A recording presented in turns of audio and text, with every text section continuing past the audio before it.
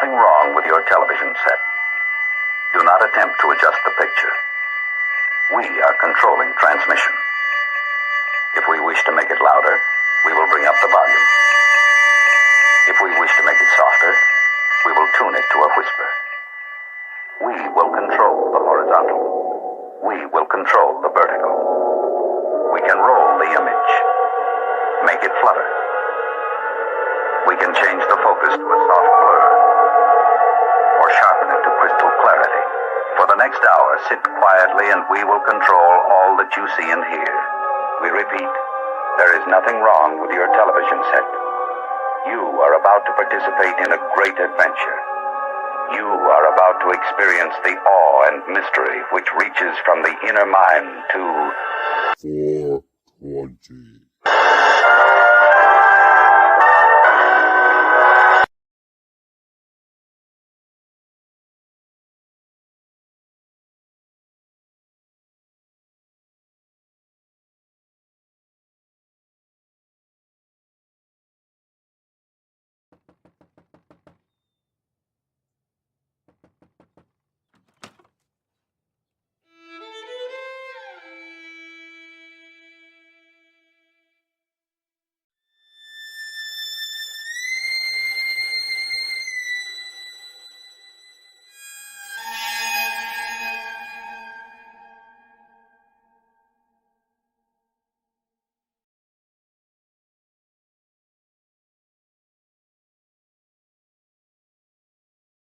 Spooky.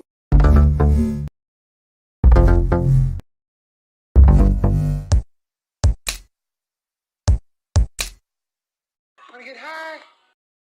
Wanna get high? Wanna get high? Wanna get high?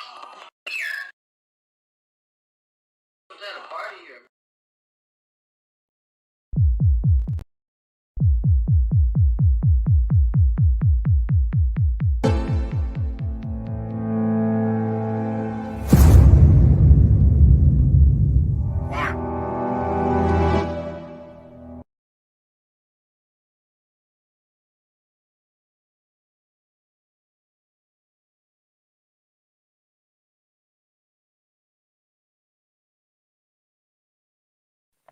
Ho, ho, ho.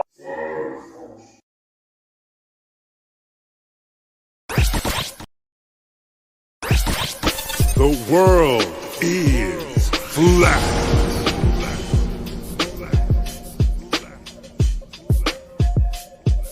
I'm here to ring the alarm with my puppet like charm, straight from the barn. I'm talking about Flat Earth Farms, cause most don't know. They think we live on a globe, a ball that floats. So listen and take notes, and take it to a higher plane. Immerse yourself in all it contains, in all its glory and flair. Flat Earth Farms can take you there. Open your mind outside the box. No more staring at NASA's Photoshop. No more moon landings, no line to ya. No more people standing backwards in Australia. Just facts and pure truth, planning straight to the roots. Flat Earth Farms help you understand. A magical place on a wondrous land. The world is flat, and that's a fact. Tell your friends next time you chat. Let them know a ball ain't that. Let's stay playing with the baseball bat. Cause we coming out the barn, a higher place, the Flat Earth Farms.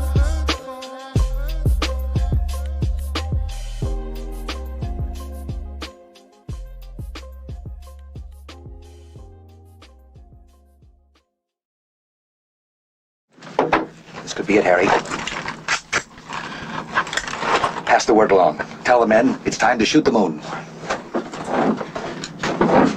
Shoot the moon! No, idiot. Not out there on the microphone. On the microphone. Shoot the moon. Shoot the moon.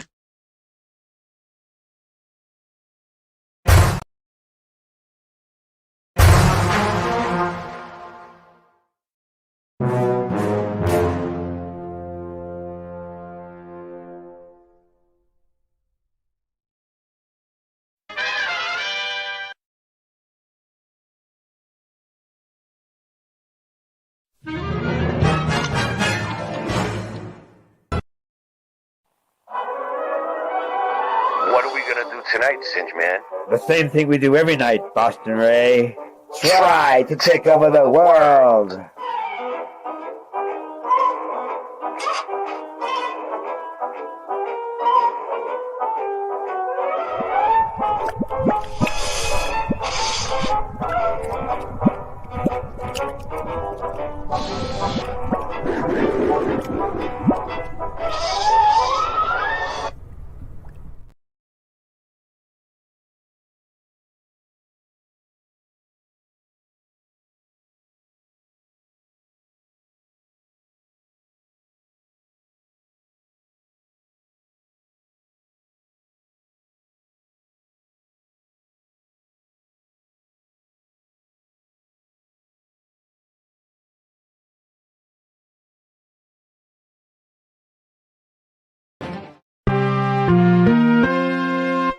The world of science cares about you.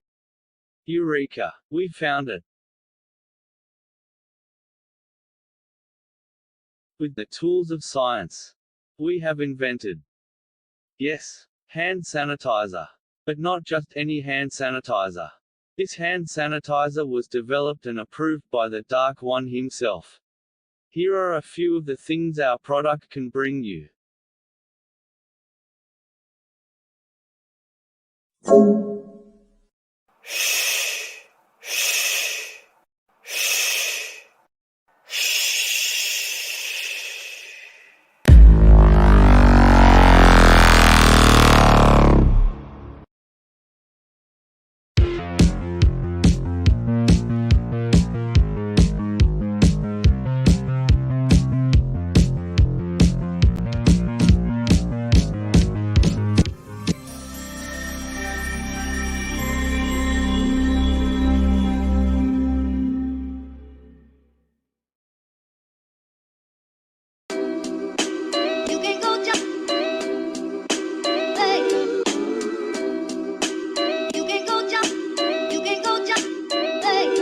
Listen, Bogey, I think it's about time we spoke that godly shit.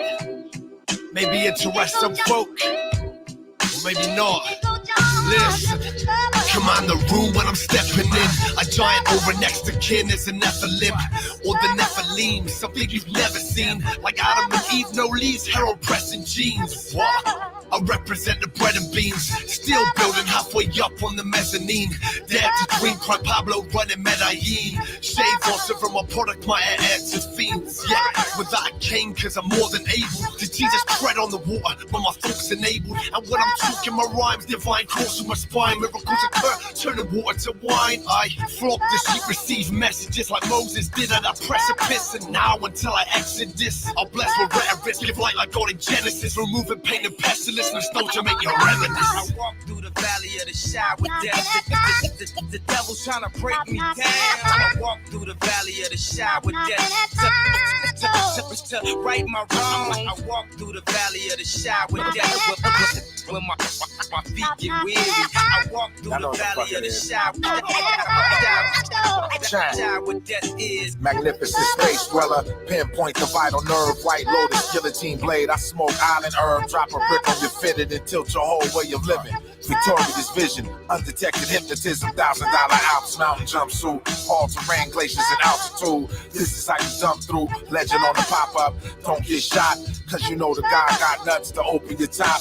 Take a number. What all the other bitter backbiters? Johnny come latelys who hate me because I'm brighter. For all the spades in my deck of cards, eat it like a broke nigga staring at a necklace hard. This the type of shit to get me charged. To make a pilgrim wanna invest 50 large, my shit's retard. Frankenstein rhyme, electrical volts. PA, you know the MO, the message is post. Toast. Godly, time to listen up and hear the God speak. Move alone, don't need a boss. Strike you down, but I like it if you cross me. When you cross streets, don't believe it, they just watch me. Even when the dark was upon me, you're more godly. I kept faith, remain godly. If we don't remove evil, the cloud swarms me. Could be costly, swap the boss, or just be marked with I walk through the valley of the shadow with death. The devil's trying to break me down. I walk through the valley of the shadow with death. To right my wrong. I walk through the valley of the shadow with death. when my feet get weary. I walk through the valley of the shadow. Shadow with death is. Stop knocking at my. Stop knocking at my. Stop knocking at my door.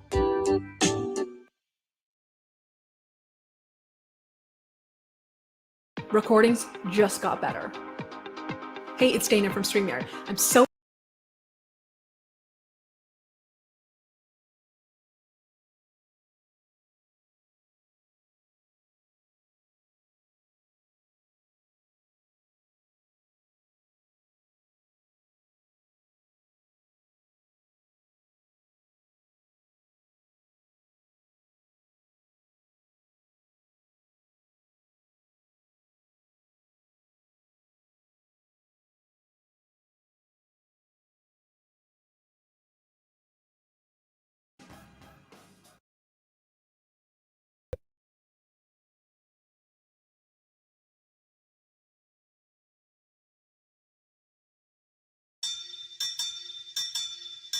Yeah.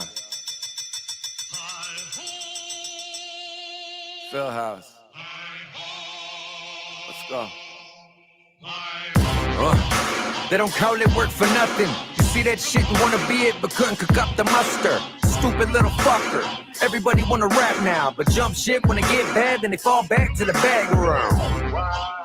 Try and spit for groupies, you ain't built for this kid, you pussy. I pick them off like Billy Zane, fuck your bitch like Billie Jean. Till she claims she caught my seed and leave your ass for bigger things. That fat lady built from the balcony. It's over for any clown that wanna challenge me. Every line's another Calvary, followed up with powder cakes. Hang them in my gallery, posterized like out in history. Eat foods like calories, vagabonds, I'm Jack the Ripper. You love that trick, dog, and I barely tip her. Fuck around and play the skipper. Fickle frauds can kiss the zipper. Skip around with a stick so big from home plate I can hit the pitcher. Every single day I'm on my grind on the business end. Every other day you in the line like you killing shit. Then there come a day when I put you out your misery. Go on, catch that fade, motherfucker. Think I'm playing with you, yeah, they acting gay for attention, that's ridiculous. You look like a lady with that choker chain like he a stripper. I'm just to chill with the aristocrats. Cop a deal from Toss and Salad, pop a pill and rocks and blasts going down like Richie Valens. I can stand on my own too, the whole truth, fuck you, pavement. Yeah. And ain't shit that you gon' do, your whole crew can catch that facelift. I tell them like, move, you better back up.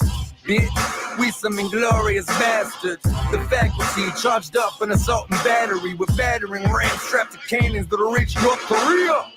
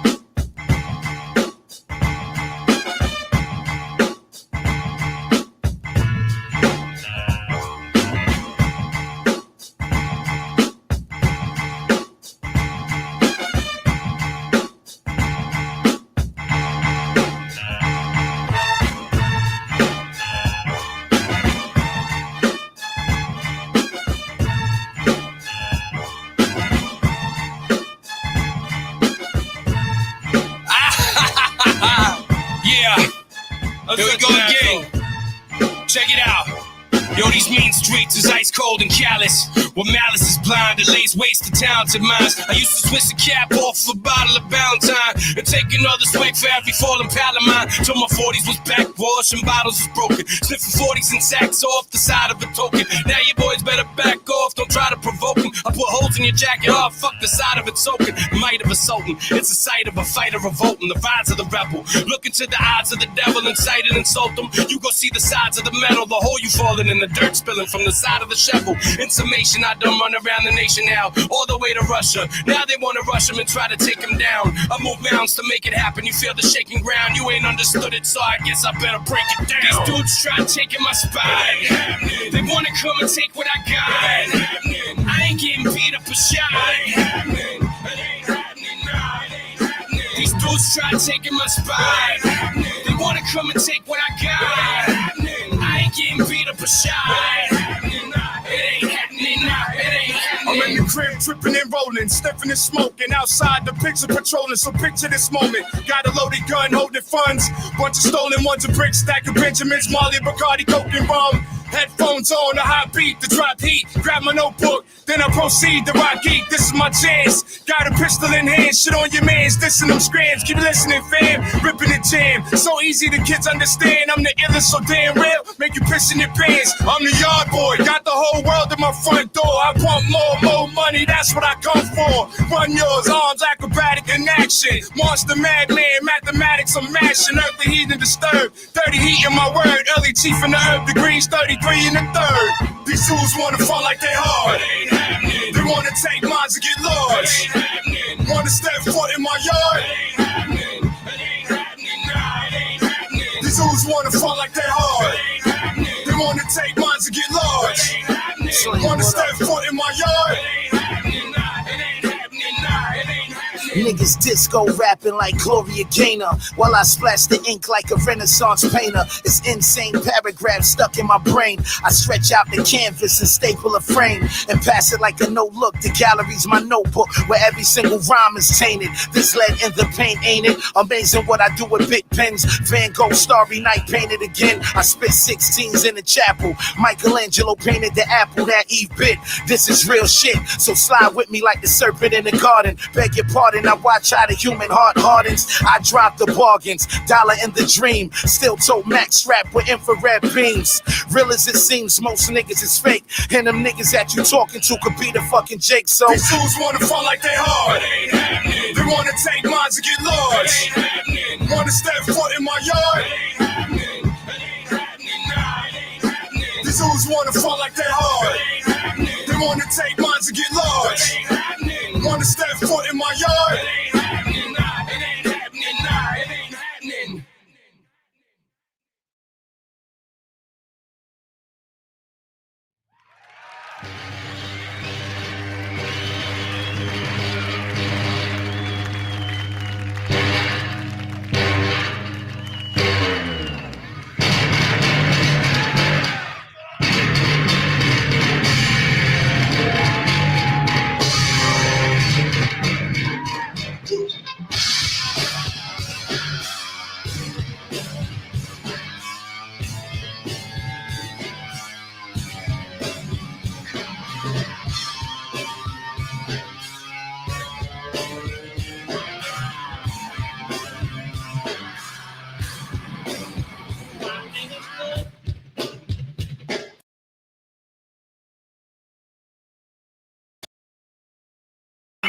And the flames of hatred in the heart of every evil menace in existence.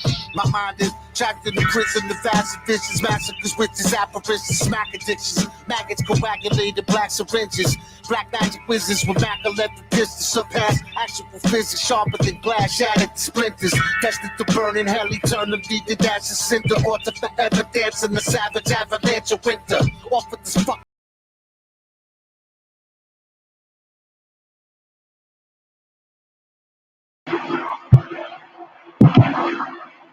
Oh, we are live. What's going on? How are we doing tonight? Oh.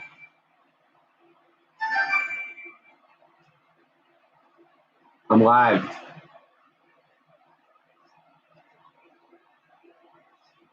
I'm live right now, dude.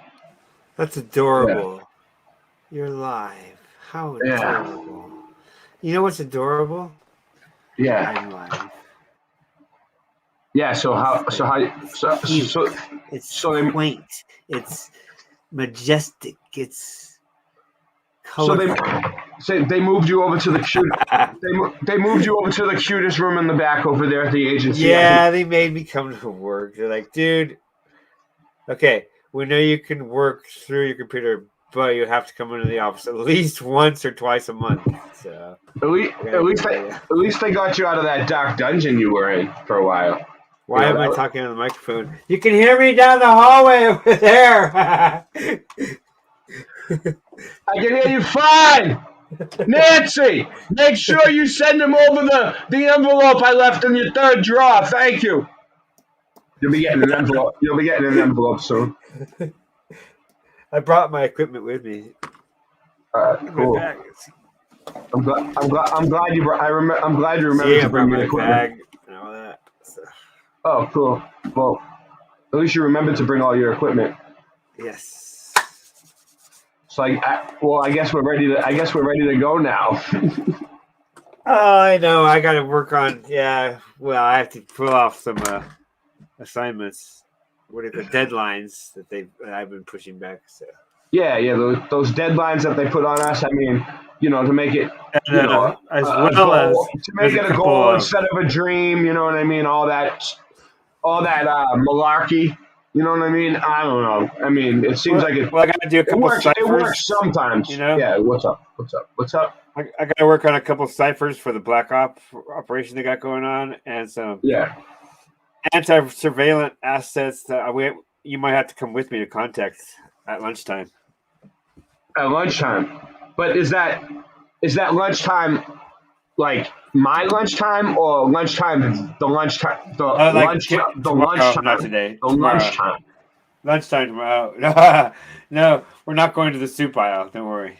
All right. Just making sure because if I had to do that, I would have to put on some boots. You know what I mean? I wouldn't wear my sneakers for that. But so anyway, at least we got that figured out. How's everybody doing tonight? We have so far we have 13 people watching, and I'm still just waking up. Grand Rising. How's everybody doing? 12:15 a.m. Grand Rising. I don't know what to do about it. JJ Organics, Random Fan, Kim Ray, Drew Duncan, Joey Cool.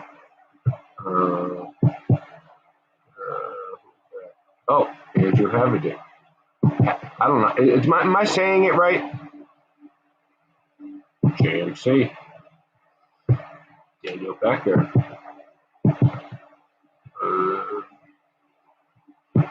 We got a lot of people here.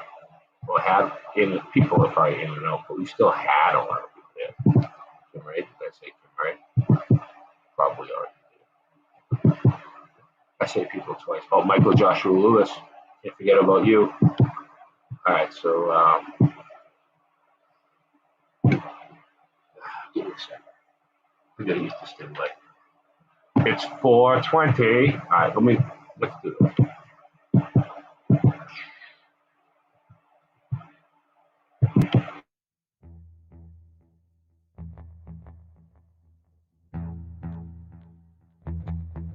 You slept.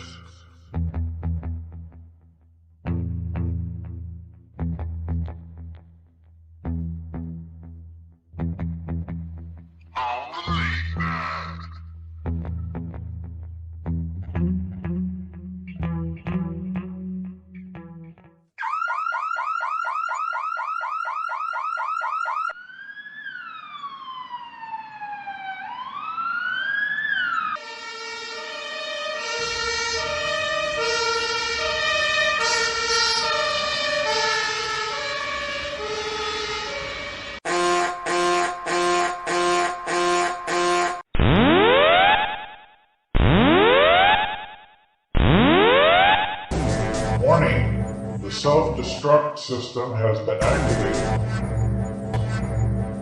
Option to override self-destruct expires in 10 minutes.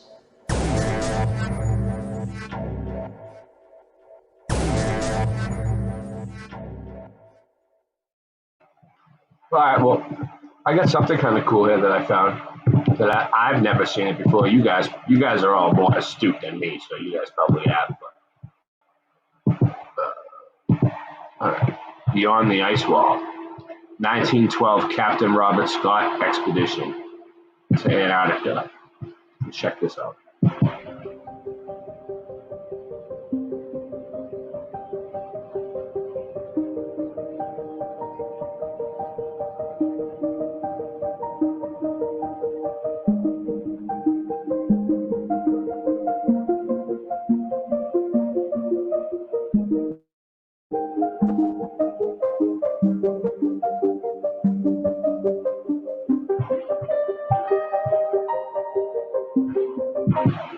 That looks like a building. Well, I don't know. Is it ruins? Or did they build it as like a fort to stay in? What do you guys think?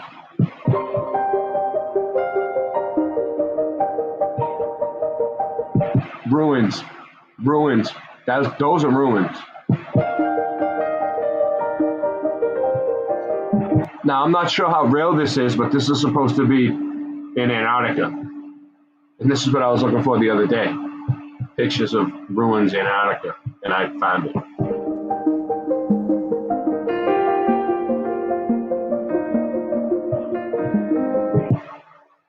Now, I'm not sure how real this is, but that looks like a pillar. There's not snow everywhere. It doesn't look like it's snow everywhere. There's snow back there. You can see it in the mountain.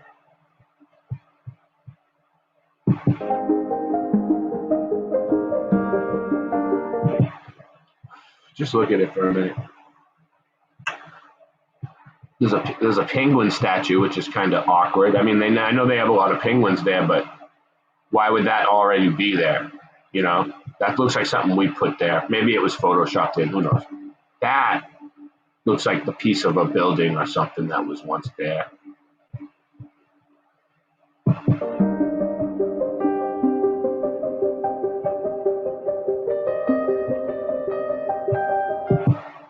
Pyramid.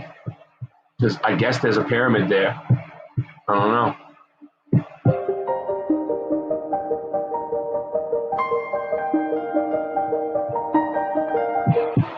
What do you guys think? CGI? Pyramids outside the ice wall. There's a photo of the dark fantasy over here. AI generated pictures. Yeah, I know.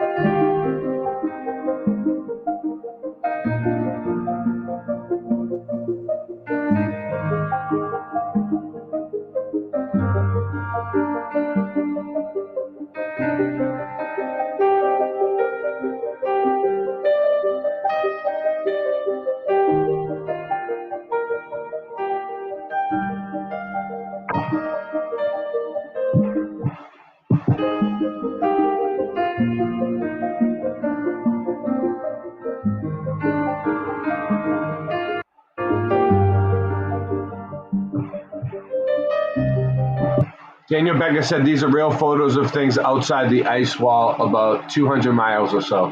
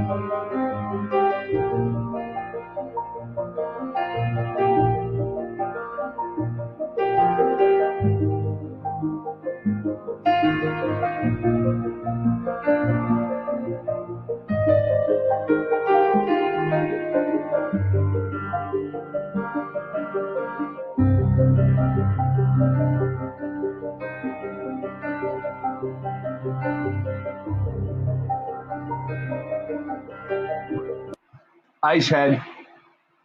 Ice Head. What do you guys think about the Ice Head? Think it's legit? Oh, Antarctica. There's the AI photos. That's what you were just talking about. Someone was just talking about that. That's not what I'm looking for. How do I get back on this thing? What was it? That's the only one. AI photo.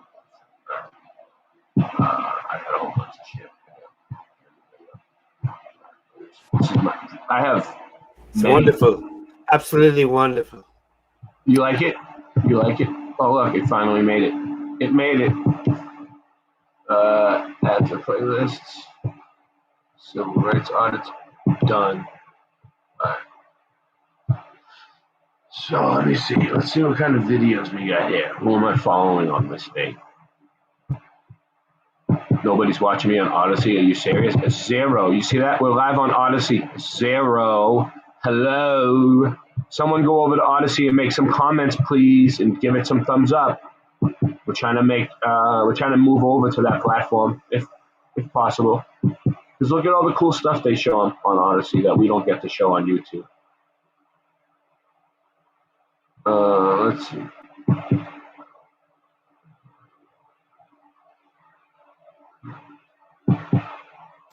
There was something I wanted to show.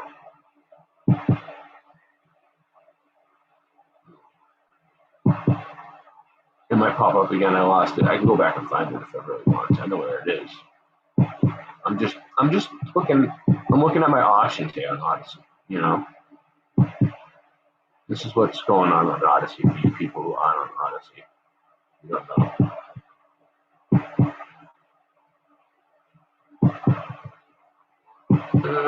Not too much.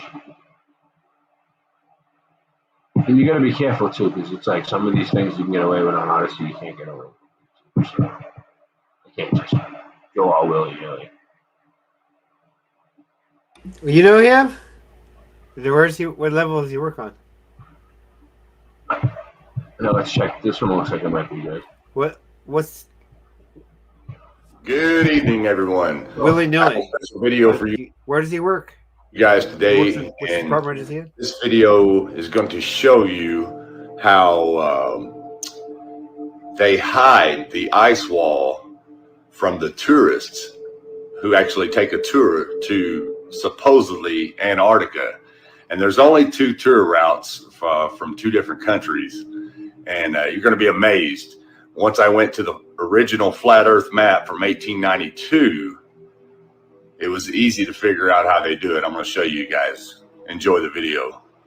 Okay, here we have the flight and cruise route for a tour to Antarctica from Planet Janet Travels. Let me zoom in on that a little better where you guys can see it. There we go. Okay. Now, let's switch over to this map of the route so you can see the names. It leaves out of Cape Horn.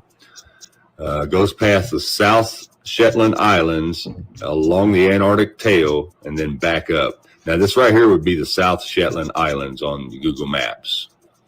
And then of course there's the little tail of Antarctica. There's a panned out view for you guys to see it a little better. But pay attention to the tail of that Antarctica. It's going to be really important in a minute. Here's another view of the route. See how it goes along the edge of that tail and then they turn around and they go back? Okay, now here's where things get interesting. Let's look at the 1892 flat Earth map. Now, this right here is South America. So let's zoom in here where you guys can see this. Now, here's the route. There's Cape Horn, where they leave from. And as you can see right down below that, you have the South Shetland Islands. Okay, and then you have the ice wall, of course. But notice this little tail right here. Well, that's the same tail that you see on the continent Antarctica that they show you on the globe, which is pretty slick. But anyways, this little part right here, this is the little area that they travel along and call it the Antarctica. which is only a tiny little bit. So the route goes this way. It goes through the Shetland Islands, comes down through here, past these little islands, then turns around and goes back to Cape Horn. And if you'll notice on this map how the ice wall looks, well, down here where they supposedly tour at, this is the only part of the little ice wall that sticks out in that area. So you'd be stationed there working or take a tour and you would never really see the ice wall. You only see that little piece of it that sticks out. Because of the rest of Antarctica is off limits. Now let's have a look at the only other tour that you can take to Antarctica, which goes from South New Zealand and back to Tasmania. Now, notice, I want you to pay attention to that little Stewart Island there as you leave New Zealand. Notice they go down here to what they call Commonwealth Bay, and then they cruise along a little bit, turn around and go back to Tasmania. Okay, now let's have a look at that route on the flat Earth map. Here we have South New Zealand. And notice right there on the other side of it, you see that little Stewart Island that I was telling you guys to look at on the Google map.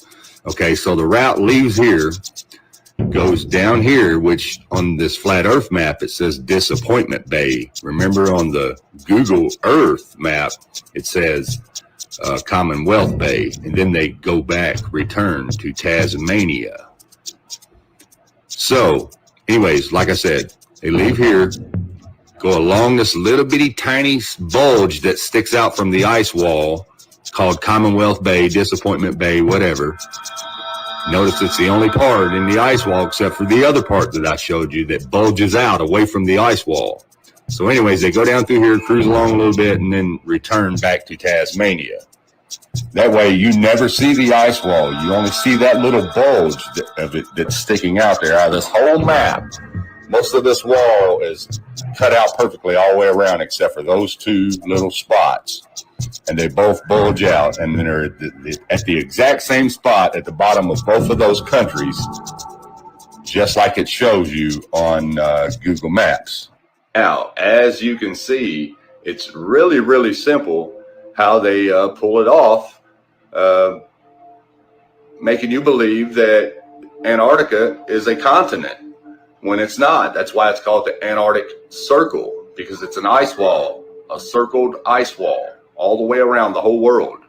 And I've had a lot of people say, well, I've had friends that worked there and they didn't see any ice wall. Well, or were stationed there actually. And I'm sure they were stationed there. And even those people just can't wander off and do what they want to. They're kind of like prisoners there. They're stationed at a base, and that's where they remain until it's time to leave. And I'll let them explain that to you themselves.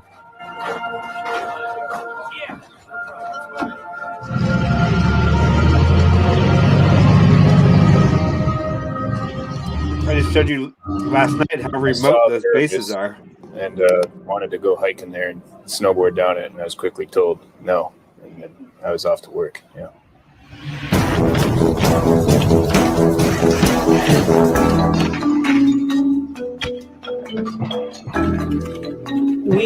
Did you see where he showed where the outer islands are right there, Singe? Down at the bottom of what was it, Argentina?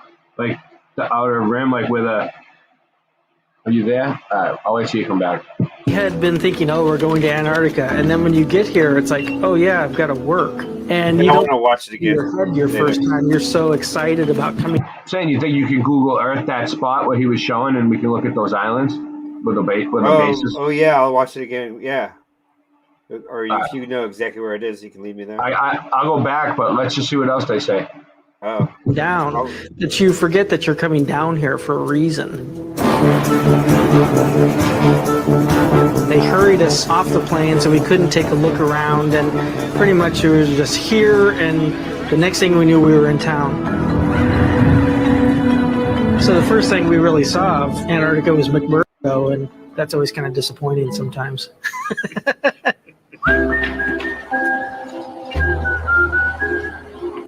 Seen a lot of different personalities. McMurdo Station, Singe, look that up. But he's come down here. The ones that seem to do the most of it are the diehards or the more grounded people. Look up, he also said Disappointment Bay or Commonwealth Bay. It used to be called Disappointment Bay, but now it's called Commonwealth Bay. Look that up too.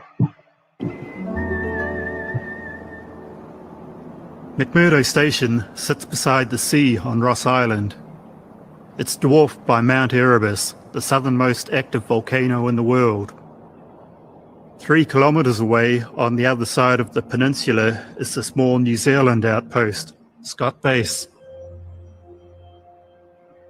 Scott Base is a lot more typical in size of the other bases dotted around Antarctica.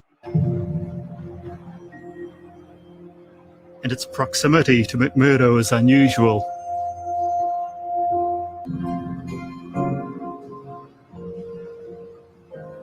At Scott Base, you have to live and work in one building.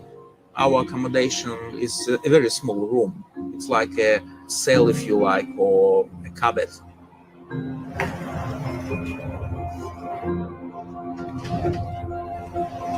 A lot of things here can get to you pretty quickly, especially in winter. And you cannot change them. You cannot argue much about them either, because this person will be in front of your eyes, you know, on the next smoker. So to be tolerant is very important.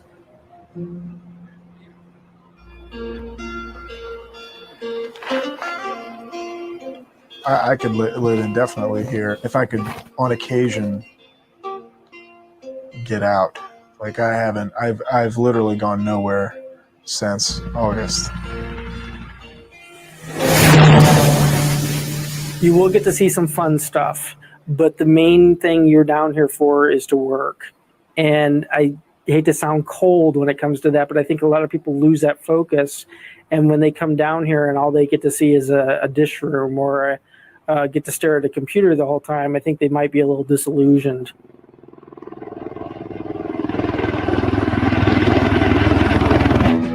We're in a box, and there's no escape from each other. You can't get away. You're forced to interact day in and day out, and that you get to know people very, very quickly. You whether those relationships be good or bad, they're going to be very, very intense.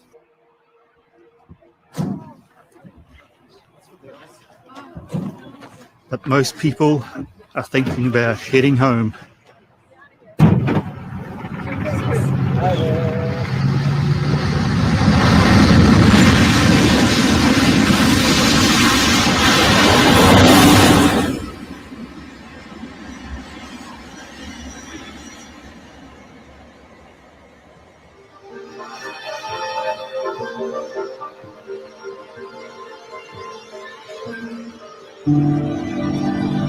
When the last plane leaves, that's it.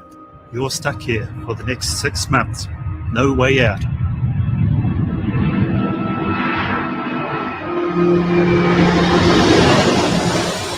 So, as you can see, you're not just allowed to roam free wherever you want to. You are to stay where you are stationed at that base. And also remembering that the only way in and the only way out is by Air Force plane, where you are guarded the whole time. And the rest of, and I say this in quote when I say Antarctica, is restricted, off limits to the public, to anybody. And that's due to the 1958 Antarctic Treaty. That's because they have something to hide. They know if you went anywhere other than those 2 spots, you would realize that you're on an ice wall. And even a lot of flat earthers, a lot of my friends of mine always wondered, well, how do they pull it off? How do people not know? And that's exactly how, the way that I just showed you. And just takes a little bit of research, especially if you have the flat earth map. Now, going back to the tourists and the people who have been... Does that say Beagle Channel? Beagle Channel.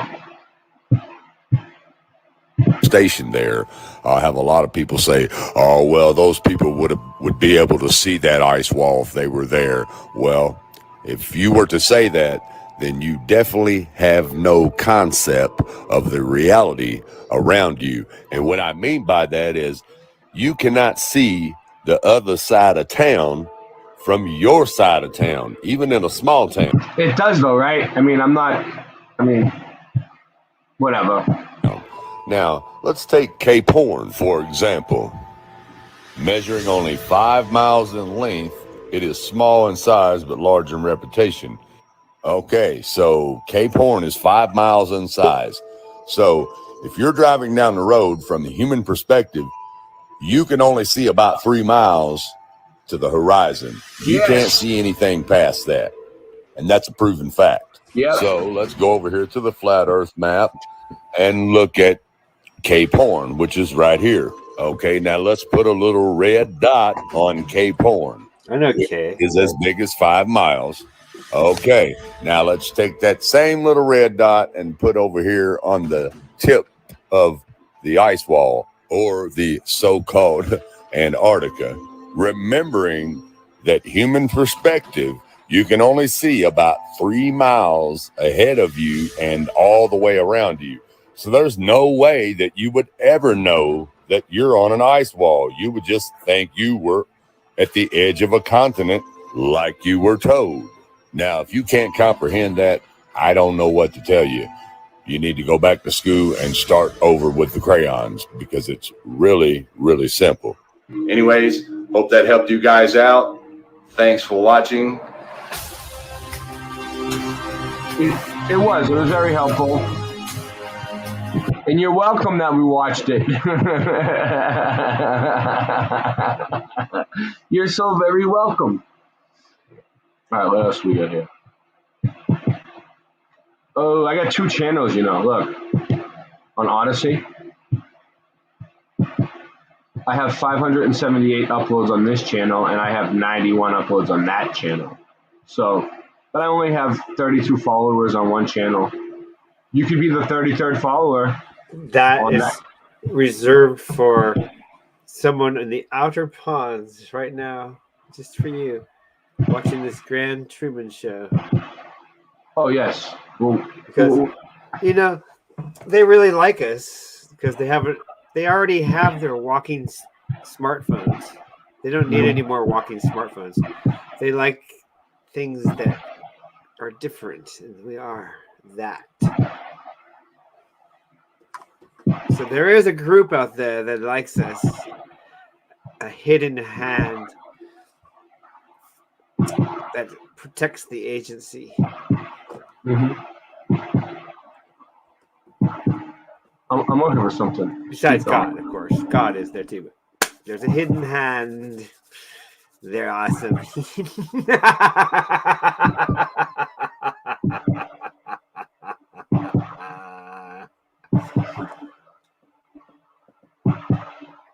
There was this channel that was showing me all this cool stuff, and I wanted to play it. And I'm trying to find the channel now. I'll find it.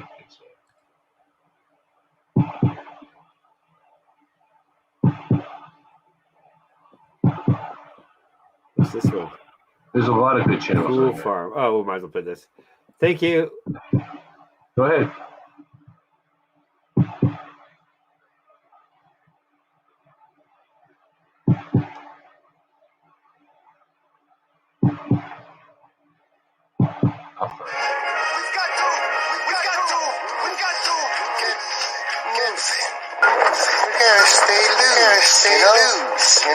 Let it cool. Coolness get into our vertebrae. Sorry, I have an internet problem. There might be weird things go on because I have an internet problem. Oh my.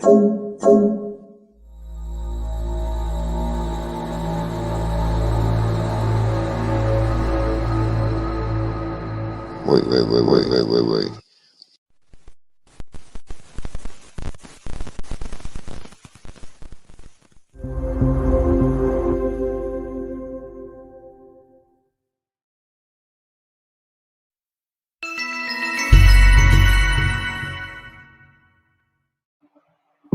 Dude, I forgot how crazy it is down here at the office. can't find I just it. went down to get some snacks. And Santiago was talking to a guy dressed in a clown suit with a midget on a leash. And they were speaking in code. And then they went back in their office. I forgot how crazy it is there. What? No.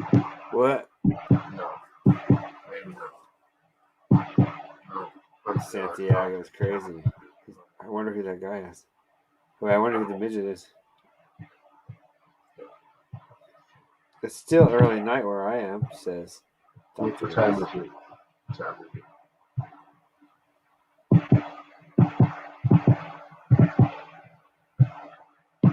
What time is it where you're at? It is the same time as you. I'm only down the hallway. What are you talking about? Oh, yeah. I'm not in my bunker. It's 9:44 in my bunker back home, though.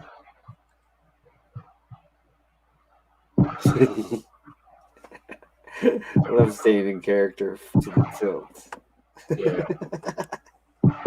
I'm just trying to see. I can always stay in character. Life is a show. Kim Ray. My picture here shows the Rocky Mountains from 120 kilometers. Boom, baby. That's right. There was something on here I want to watch. So I'll find it. And I found there's a more allegedly accurate map than Mercator and Winkel, Dave Goldberg, and Bob Vander B or Bell.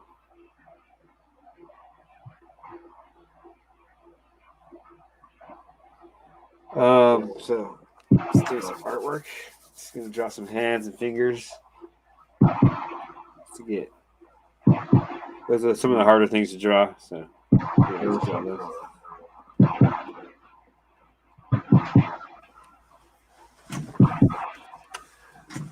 Sounds like some heartbeat over there. Every time you hit the keyboard. Yeah, it's right around the corner. There it is. We found it. All right. Yeah. Yo, baby. There is an invisible spot in the northern hemisphere that has captured the imagination of explorers and children for centuries. Invisible spot. No country owns it, although many covet it. It has no economic value. Its importance is strictly symbolic. Yet, for that reason alone, the North Pole is beyond price. Open for debate is who can claim to have been the first to stand at the top of the world, where all the lines of longitude converge. The controversy has never been settled. What is certain is that today, only a select few can sail to the North Pole aboard 50 years of victory.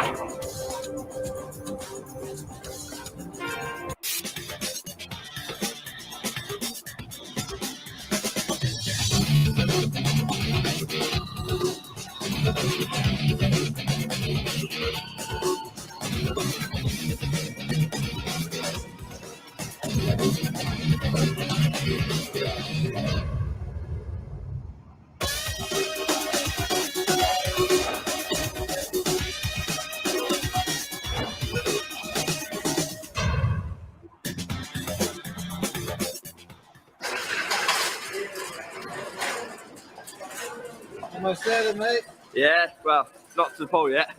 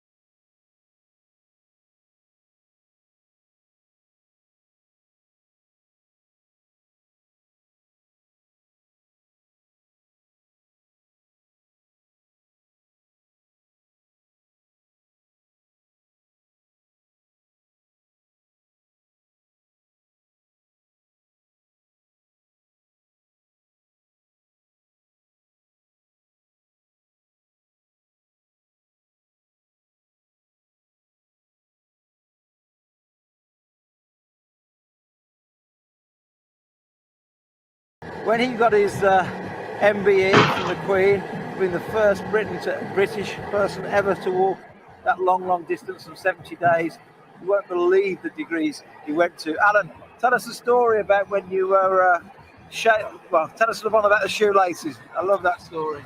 Right. For me, it's not just about starting the journey with an improvement, it's a continuous improvement. So every 12 hours, we try to improve. We didn't wait to the end of the week, the end of the month, the end of the degree north to try and reevaluate to improve every 12 hours. Some nights there were no ideas, but once we got in the tent and we got a little bit warm, we tried to be very creative and drill holes in things to lighten the load. And I think that the smallest bit of weight we got rid of was we pulled the 1 centimetre of plastic coating off the end of our shoelaces or our boot laces. We knew we didn't need them. We could melt the end of the lace. We knew it wouldn't fray, so we didn't need the 1 centimetre plastic that wraps around the boot lace.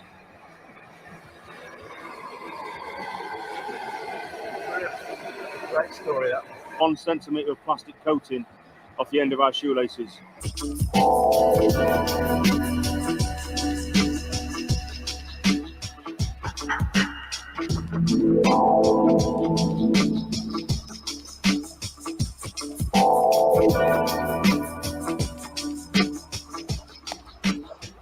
What a heartwarming story. Arriving destination 15 feet, 12, 10. Hey, Mr. Super Sad around that. Welcome. Oh, top of the world, guys. Top of the world. We'll get that in a minute, Jake.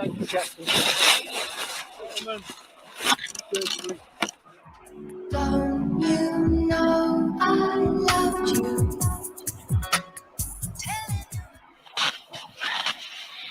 Oh, we're here.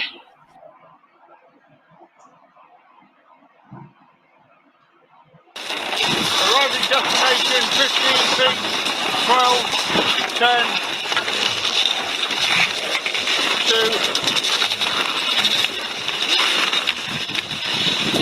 Oh, top of the world, guys.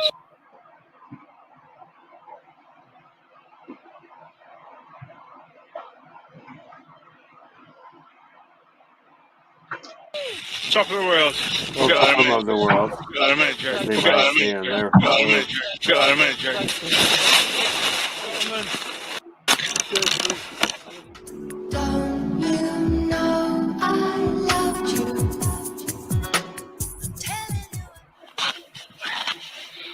Oh, we're here. Top of the world. The feeling's indescribable.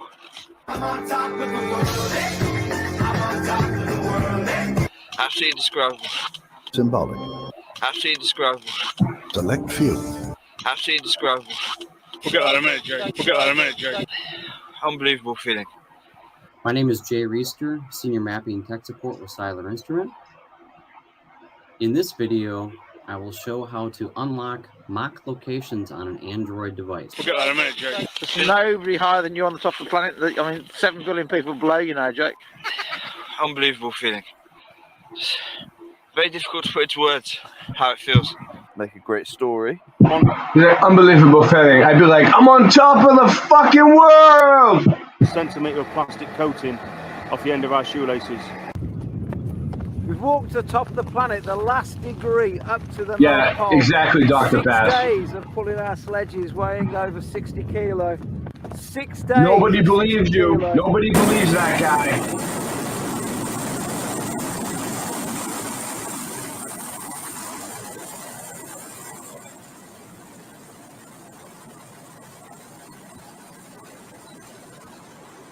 He's like, how does it feel to be on top of the world? He's like, oh, you mean when I was in the helicopter? It was great.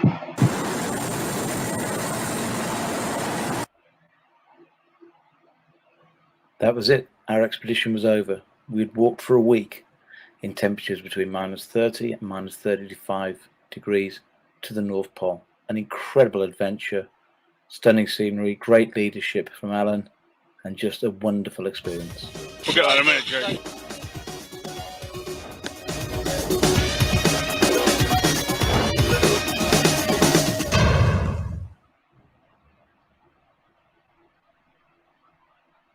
Make a great story. Hello, this is Tony Heller from RealClimateScience.com, the climate guy setting the record straight about climate. This video is about Arctic fake news. Every day we see stories in the press about Arctic sea ice disappearing, record heat in the Arctic, Greenland melting down, we're all going to drown, multi-year sea ice disappearing. Are any of these stories true? No. Let's look at the data and find out for ourselves. Let's do it. This is the current Arctic sea ice extent graph from the Danish Meteorological Institute. I dug that up myself. If we zoom in on it, we can see a lot more detail. The red dot represents current sea ice extent. The 3 lines below it represent sea ice extent in the past 3 years, 2014, 2015, and 2016. We can see that sea ice extent is higher than it's been in any of the past 3 years. Sea ice extent is also just below 2013, shown in blue, and not far below the 1981 to 2000 mean, shown in dark gray here. It's also within the 2 standard deviation light gray bands, which means that Arctic sea ice... You know, this is cool and everything, but for me, it's like, who cares? I'm not going to be here when this happens, if it happens, which it's not going to happen. I believe that the Earth is going to take care of itself. But, like, none of us are going to be here, so why why worry about the future? I mean, for our children, let them worry about it. Let them figure it out like we had to. Ice extent is normal. So perhaps climate alarmists don't trust the Danish Meteorological Institute for some reason. Let's look at what American experts show. This is the same data from the National Snow and Ice Data Center in Boulder, Colorado, and it shows pretty much the same thing. The light blue line is current sea ice extent. Yeah, it's data from wherever, but I don't, unless I go there myself, I don't know. I don't know. It's just a chart. It's the same thing as what NASA shows us, basically. 2017, which is quite a bit above the red line, which is last year, and slightly above the purple line, which was 2006. Yeah, exactly. 2006 was an important year because it had the highest summer minimum extent of the last. Let's hear what he has to say anyway. We've seen that claims of record low Arctic sea ice extent from experts in the press are untrue. Next, let's look at their claims that the Arctic has been record hot. This graph is from the Danish Meteorological Institute. It shows near polar temperatures with the red line. You can see that they're running well below normal, represented by the green line. They want us to be been cold, below I guess. normal for the entire month of May. The pattern in recent year has been for above normal temperatures in the winter, though far below freezing, but below normal temperatures during... Alright. I'm going to switch gears a little bit. I don't know what's in the name, but I think my took off on me.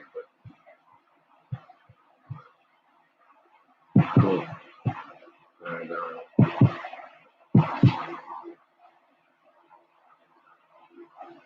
I don't know if I'm crazy or what, but we'll see.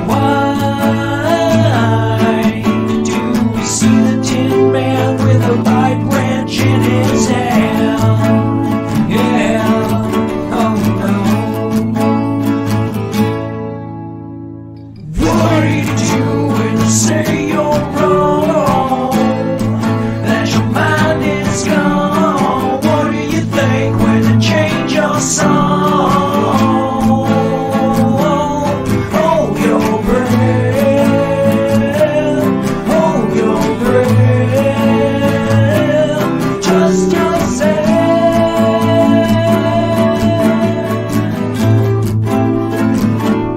Trust yourself.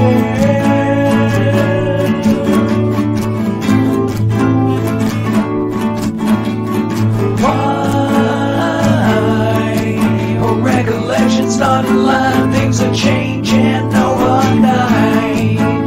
Yeah, oh no, no, no. Why did the braces fade away, but the memory remains? Yeah, oh no. What are you doing to say you're wrong? Gone. What do you think when to change this song? Hold your breath. Hold your breath. Hold your breath. Trust yourself.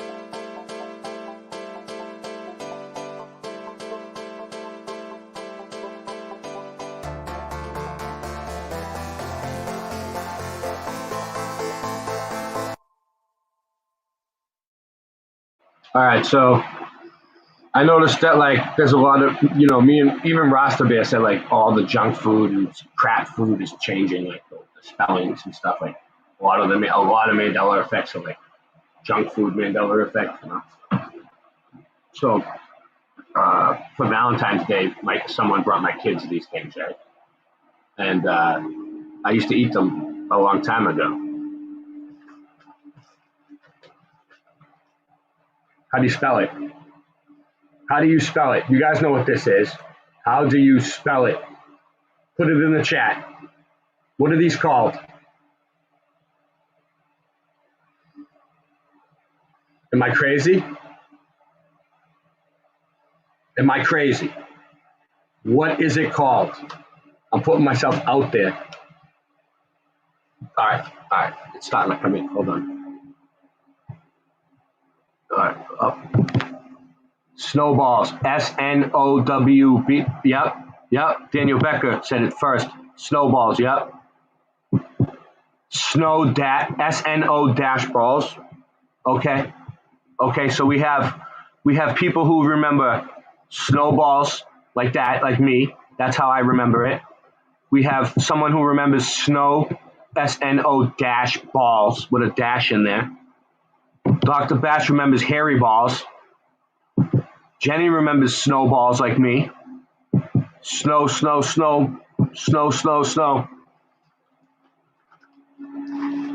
Boom, baby. It's not snowballs. It's no. Like no balls. No balls. You have no balls. You have no balls. You have no balls.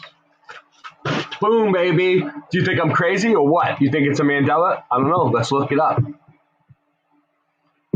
All right.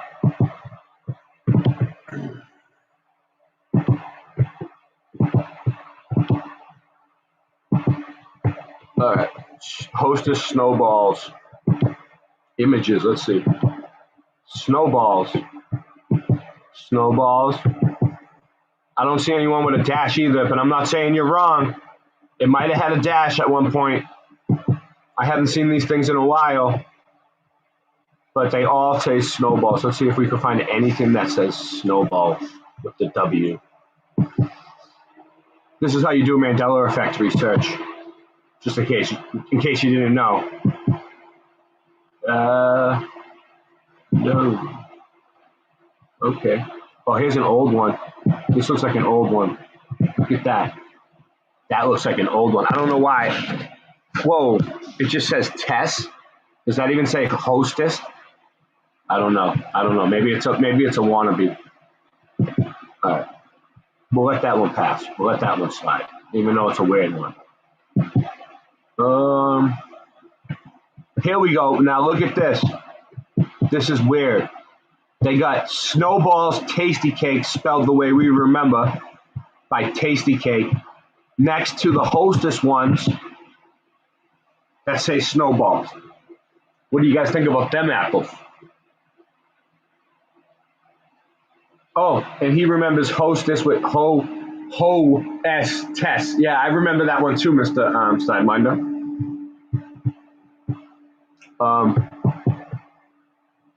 So let's see if I think I noticed this today.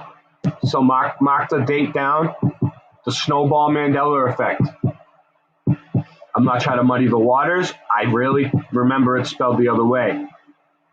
Oh look, here we go. Hostess Snowballs Bluebird. Wait up. That said Hostess on it though, and then when I click on it, it's Bluebird.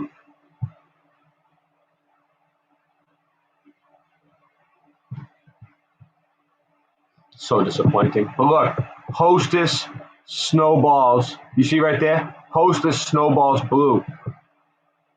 Blue balls. Hostess Blue Balls. That used to be my nickname in high school.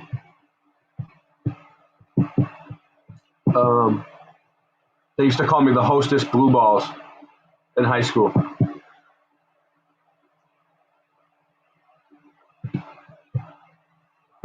Even this one doesn't say it. Snowball Limus. Come on. Show me some. Alright, so someone might say to me, well, Ray, when did they must have just changed the name. You're an idiot. It's just a stupid package. Like the company probably did it for copyright reasons or whatever. All right, let's see. Name did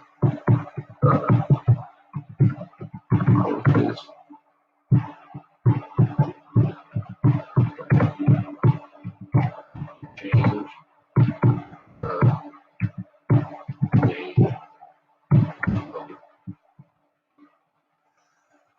I'm a little slow at typing. I'm not as fast as some of you computer people.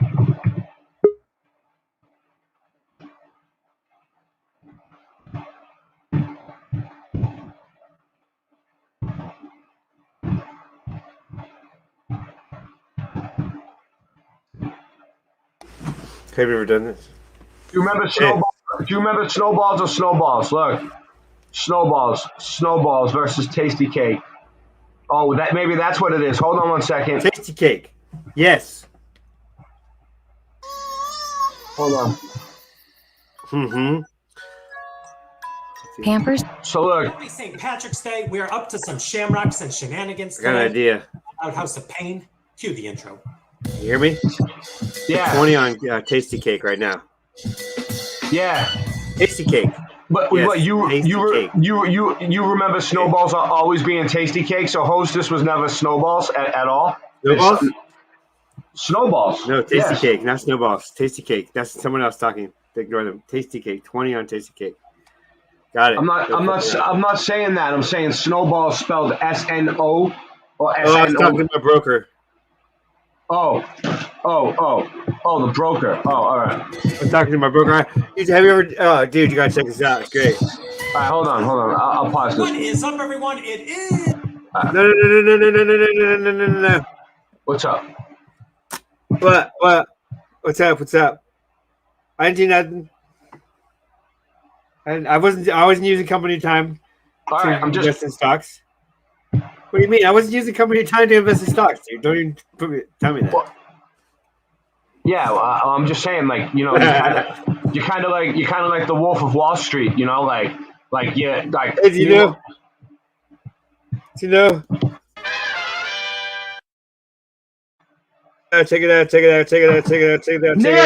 Nancy, how much did he spend on the Horizon stock today? Check it out. Look at. Dude, I can tell it for you right now. It's gonna go like this. Okay, I can just tell it for you right now. It's like.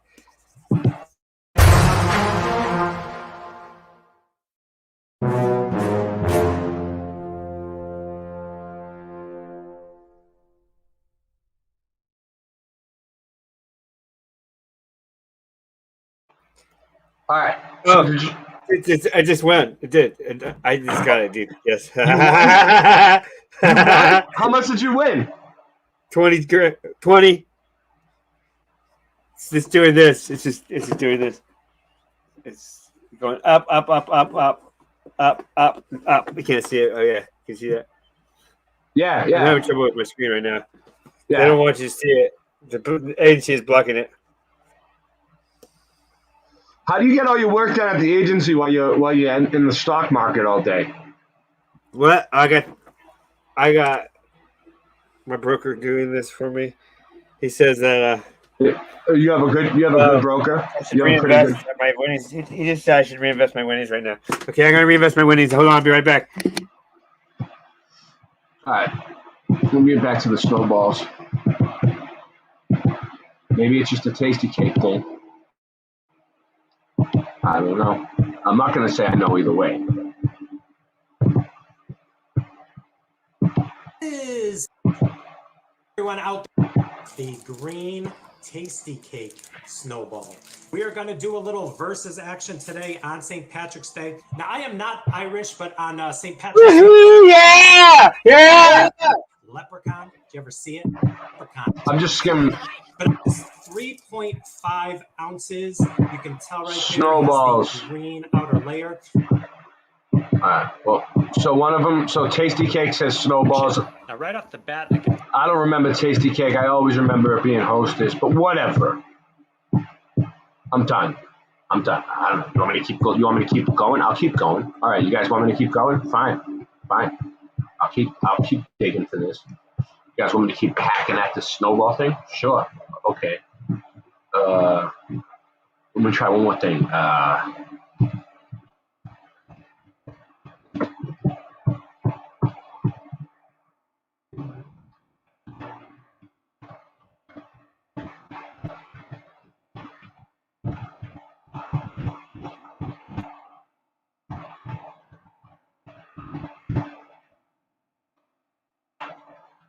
Keep going. I'll show you.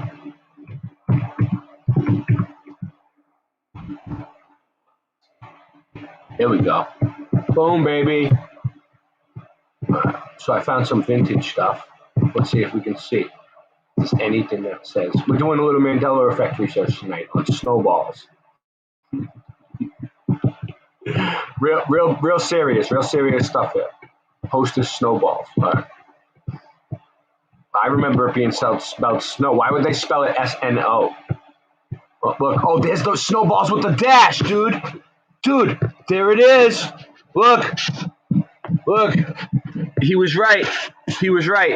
He remembers it with a dash, and there it is. There's the residue. Right there. Who was it? Dr. Bass? Dr. Bass, was that you? Paging Dr. Bass. Nancy, tell Dr. Bass that they did spell it with a dash right there. And this is from, all right, look, these well-dashed snowballs have more than sex appeal. They have sales appeal. Folks are buying them like crazy. Buy them out of the counter and watch them disappear. That's because Hostess is the cream-filled dessert with 3-flavor magic. Devil's food cake, coconut, cocoa nut. Oh, look at that. C-O, the way I remember it spelled. C-O-C-O-A. It's not spelled like that, I don't think, anymore. Coconut and marshmallow. There's a 3-star. Dude, there's so many one Mandela effect leads to the other. Continental Baking Company. But it still says Hostess, though. Hostess Snowballs. We found something. We're getting somewhere now. What, ho-hos changed too? I don't know. I don't really want to get into the ho-hos. All right, let's see. That's what she said. I don't want to get into the ho-hos. Everybody loves Hostess Twinkies. No.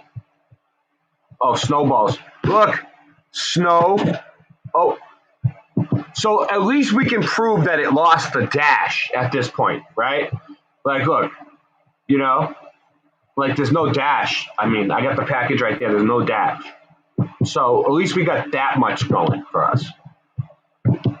Snowballs used to have a dash. Just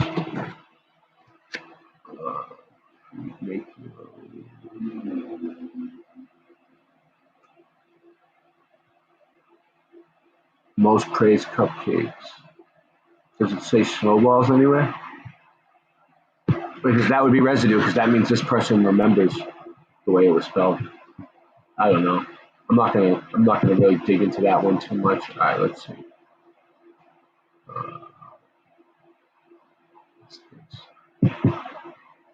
No. Snowballs. Ice cream. Snowballs. It's probably not the same thing. Now we're getting way far away. Let's see, is there any other?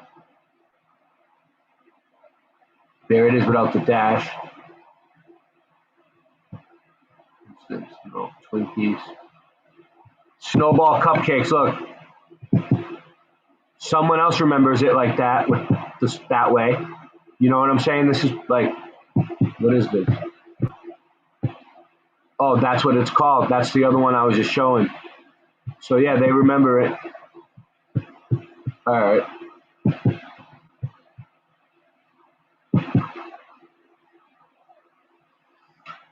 Anything look interesting?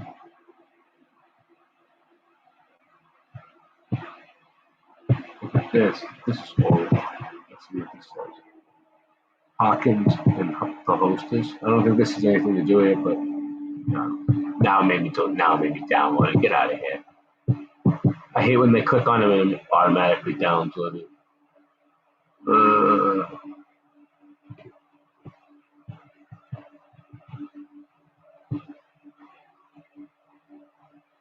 They all say they all say Snowballs. That's the same one we just looked at, but it says Snowballs with a W. So it just kind of hit me in the face when I seen it. Like, no, that wasn't the way it was. I haven't seen them in many years. I wish I could find a package of the way it used to look. It's one of those things.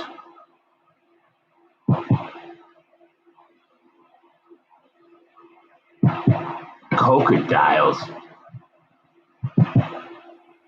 Chocodiles? Oh, Chocodiles, yeah. You remember those? Yeah.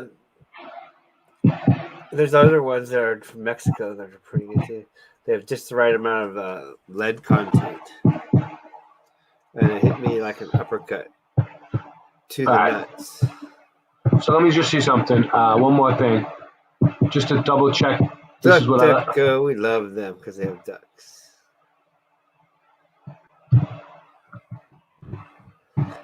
Daniel Becker, ho-hos and ding-dongs, random fan, World's Fair, hot dogs. Oh, you're making me hungry. I can't eat anymore, though. I just had lunch. Hey, I went to get lunch, and this time I saw Santiago talking to a lady dressed as the Statue of Liberty and a man dressed as a fish. I don't know. Santiago's crazy. He talks to the craziest people all day long. They're in and out. You don't seem to be fazed by it at all. I guess you're used to it. No. I'm in the zone right now. You're just used to Santiago's craziness. Look at this. Look, Snowballs, Wikipedia. Look, images for first patent. And they spelled it the way I spelled it, but hold on. That's probably not it. Oh, wait up. Hold on. There was something. Voluntary recall of hostess snowballs due to undeclared. Oh, no. All right. No. So Tasty Cake was snowballs. I don't remember them being I just Tasty invested in Cake. Tasty Cake big time. They're great. So that's why Hostess called them that, because Tasty Cake already spelled it with a W. That's gonna be it. All right, cool, great. I'm done. What's going on, Singe? Never done. Always invest again. Always add on, because you could also. I mean, if you want to take home the cold hard cash, listen, you just gotta get everyone to invest some more, and then they keep investing. They look good on paper, and I've got to get rid of cold hard cash. That's the way it goes. I pointed it out. I started the research. You guys follow through with it. You're the Mandela Effect community. Go for it. Figure it out. All right. Anyway, what's going on, Singe? Go for it. Gophers. Yes. Gophers are up like 50%, I think. Gopher bellies? Yeah. You ever have gopher bellies? No. Gopher bellies. Really? Watch. I'll bring it up and show you. Gopher bellies are up 50% right now. Oh, in the stock market, you mean? Yeah. Oh. Okay. They're these chewy, gummy claws and paws, called Claws and Paws. Gopher bellies. Never heard of them? They're so good. No. Claws and Paws, Gopher bellies. Oh, they're up right now. I just got 50 people to invest. That's excellent. There's 53 people invested now. Nice. Keep it going. Yeah. I'm looking. I'm just trying to be some cool stuff here. It's just tough to use these other platforms. I'm just not used to it.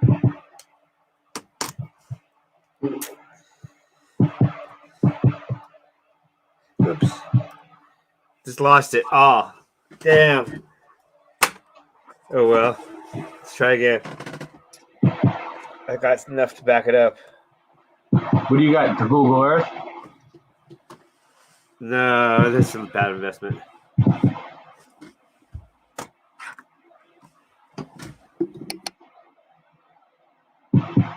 I'm almost there. I'm looking for something that I can put on YouTube without getting murdered.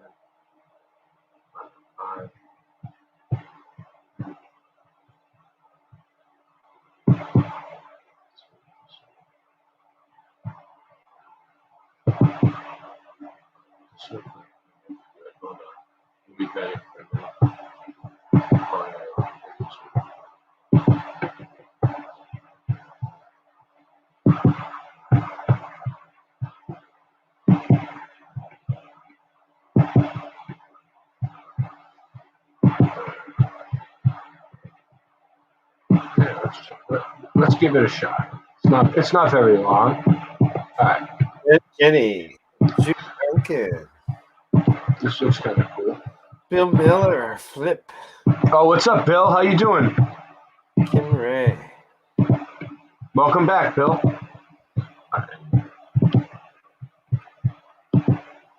Let's check this out. Can you hear it? Any sound? Yes. There are great ideas undiscovered, breakthroughs available to those who can remove one of truth's protective layers.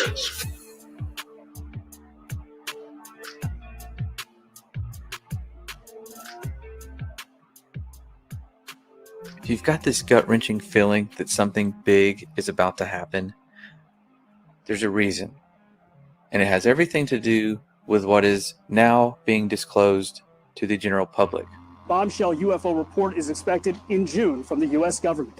Meantime, UFO sightings in New York have nearly doubled since the pandemic began, and we are getting new video from the Navy showing pyramid-shaped objects flying in the sky. We were warned by the late Wernher von Braun in the years leading up to his death in 1977 that there were going to be a certain number of cards played on humanity, all leading to a culminating event.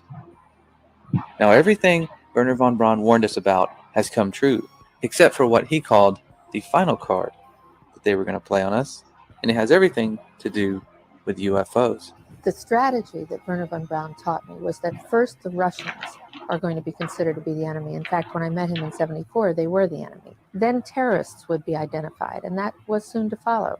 We heard a lot about terrorism. Then we were going to identify third world country crazies. We now call them nations of concern. But he said that would be the third enemy against whom we would be needing to build space-based weapons. And the next enemy was asteroids. This new one you're tracking, how big? It's what we call a global killer. Nothing would survive, not even bacteria.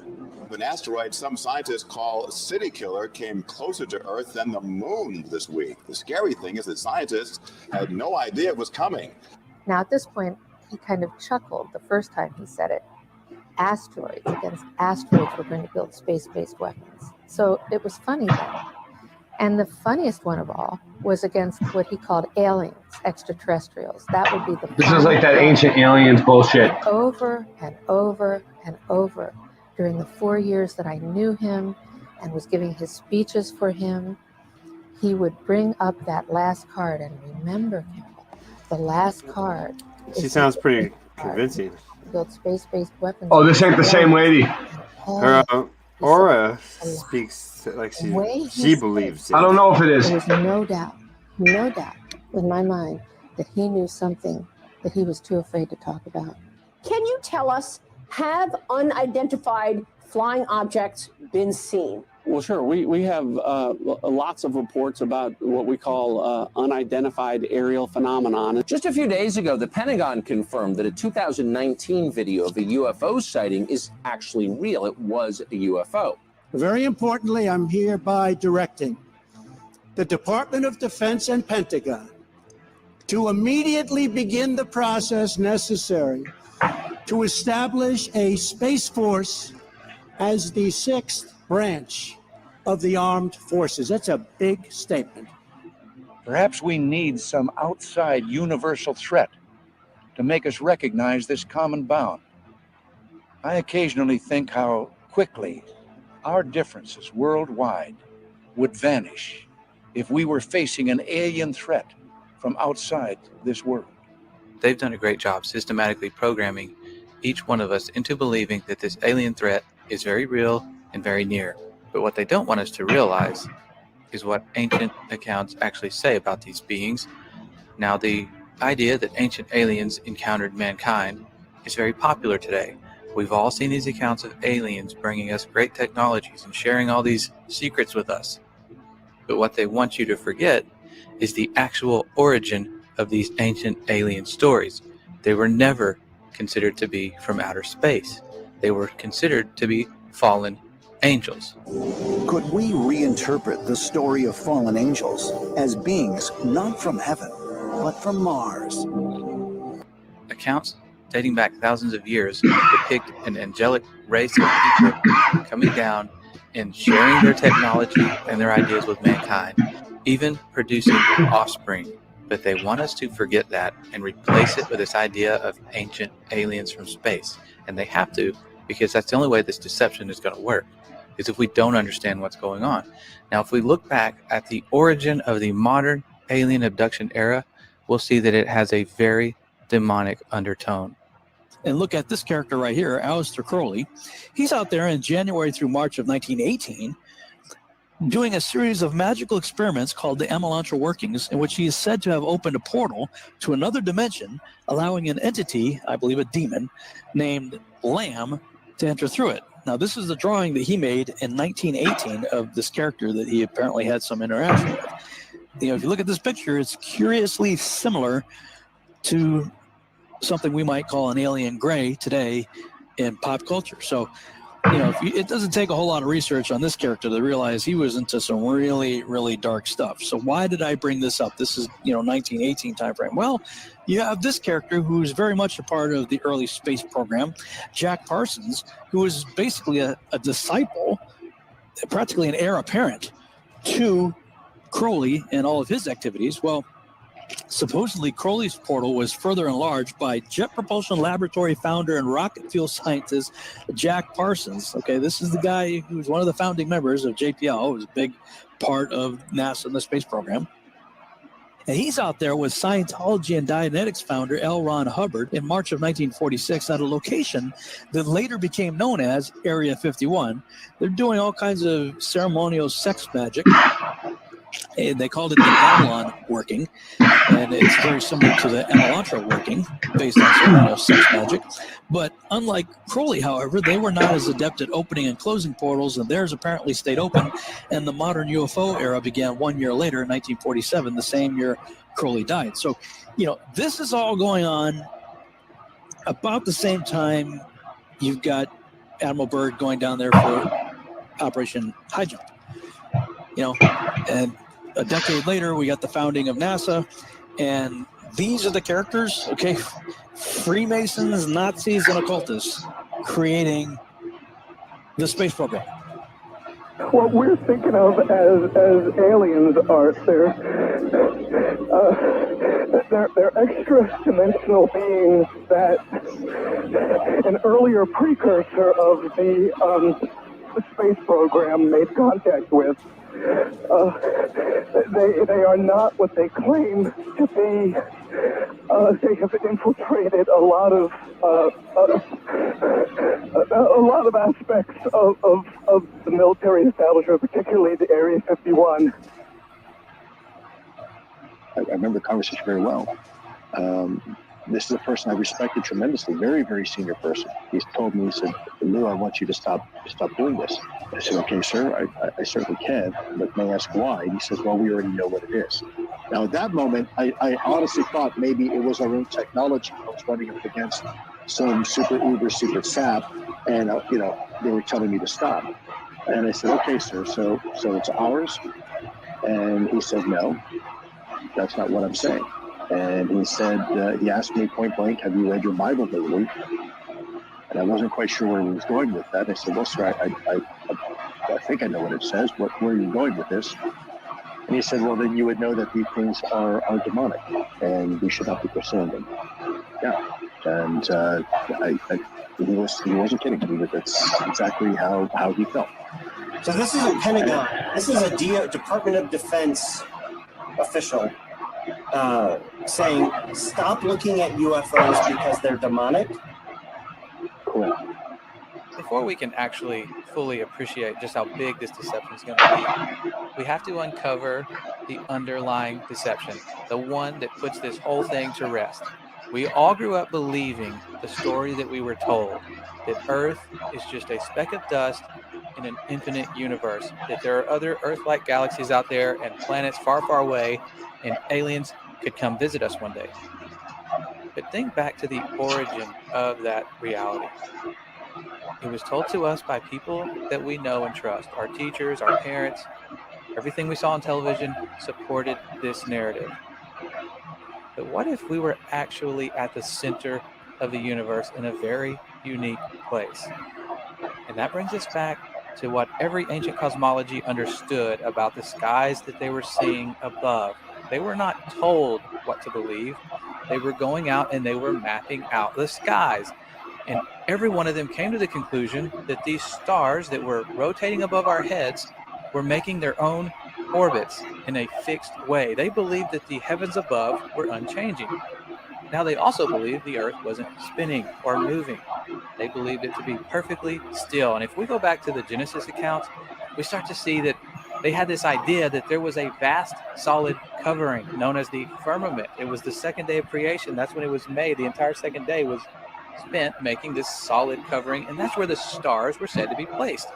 In other ancient cosmologies outside the Bible, had the same understanding that the stars were fixed and they would all continue to make the same predictable paths for thousands and thousands of years. Many of their ancient structures were built specifically to line up with constellations. And thousands of years later, here we are seeing these same structures line up with the constellations they lined up with when they were built. They were using the sky as this great timepiece above to keep track of the days, the weeks, the months, the years. And that's how they understood things to work. That the Earth was relatively flat, stationary, with a fixed A solid rope dart. Earth. Okay, now we were all taught in My school that joke. Christopher Columbus sailed in this big circle, and that proved once and for all that we live on a globe.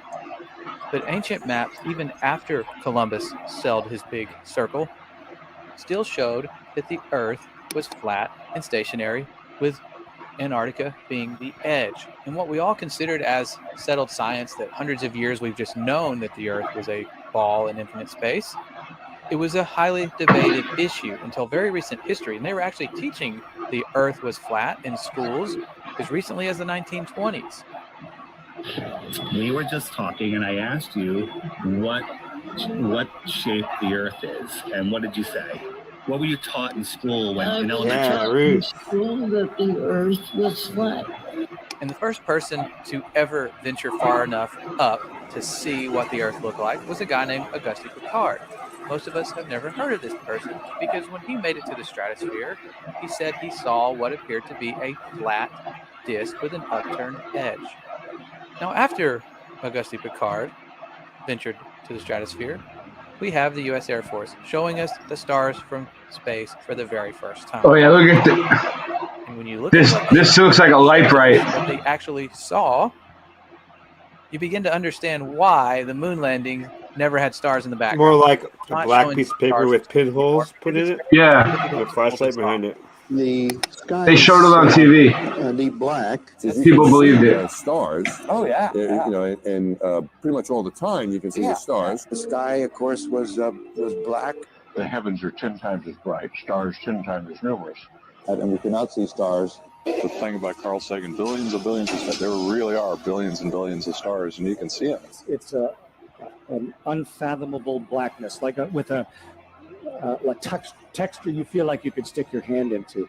And that's when things start to get weird because people have gone back and looked at declassified documents that for some reason keep mentioning a flat, non-rotating Earth over and over again. It's in their flight plans, it's in all their working models.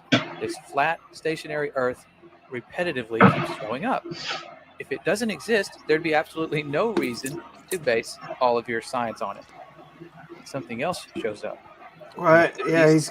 Russia What are you joking about over is there? describing the firmament. Just training videos. It's a long fly ball going back, and the ball shatters the sky, bringing the ocean itself. It's okay. Down to the sea. People are What'd you say? What'd you say? What am I smoking on? You know why? We take for granted our entire view of the universe hinges upon the Apollo moon missions. It was actually the first time we ever saw our planet as a whole. Somebody confirmed to us what we're being taught is actually real. We found a very unique reel of footage. And you want me to see this while you have me on camera? Well, and to tell us what it is. An old reel received by mistake. It contains the raw or unedited footage of the crew of Apollo 11, Michael Collins, Edwin Aldrin Jr., and Neil Armstrong, staging part of their mission for nearly an hour. I think when you see the footage, you'll see that it's very extraordinary, one of a kind, behind the scenes type of footage. Yeah. Well, if it is, why do you have access to something that no one else has seen before? Serendipity, I guess. Though the federal government would have you believe that this is a view of Earth from a distance out of the spacecraft's window as it nears the moon, it is not. What they have ingeniously done is placed the camera at the back of the spacecraft and centered the lens on a circular window in the foreground. Turn the camera off, please. As they perfected the shot, It's not ingenious. slightly into the window, the illusion of the Earth's terminator line dividing night and day. It is uncannily convincing. If you show this publicly, You're open for a lawsuit. Here is the diffused work light that they used to see Should hit mute if we're going to be coughing like that. throw light onto the spacecraft's wall. Finally, What? the iris is opened up. What's up? You can see the real location Can you of the mute camera when you and the cough? very bright I'm not on mute right now. out the window. No. You can hear me? Yes. The wrong I was guy. telling you earlier.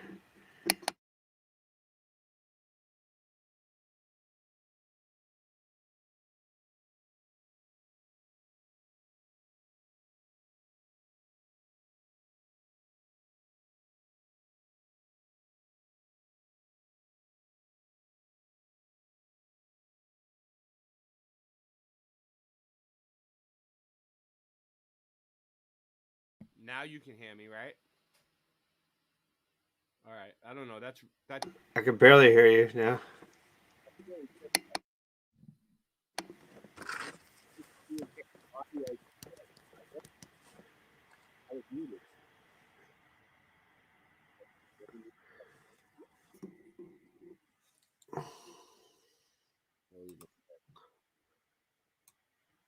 I'll try.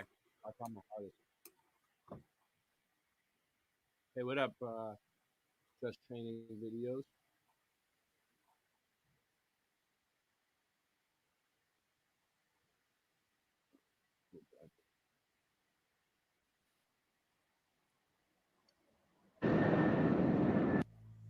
Now, maybe we could say they faked the moon landings, but what about every single space agency after this?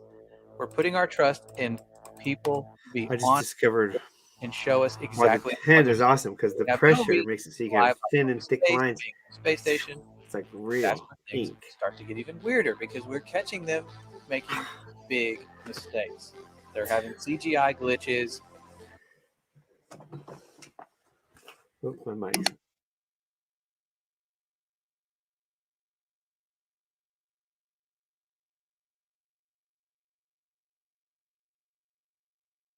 Well, Singe, you might have to just deal with the coughing, dude, because they're complaining that now the thing's muted. So it's up to you what you want to do. Oh, just don't smoke. Or just hit mute when you cough. I don't know. I did hit mute.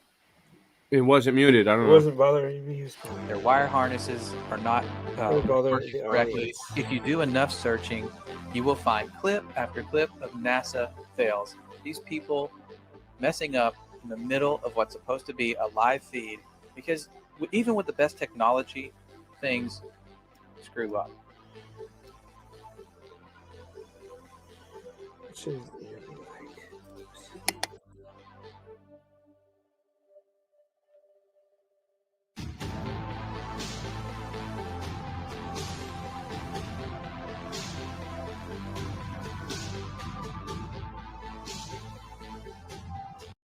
It's like it's like I'd rather end the stream than stop smoking. You know what I mean? I have you know what I mean? I have my own priorities.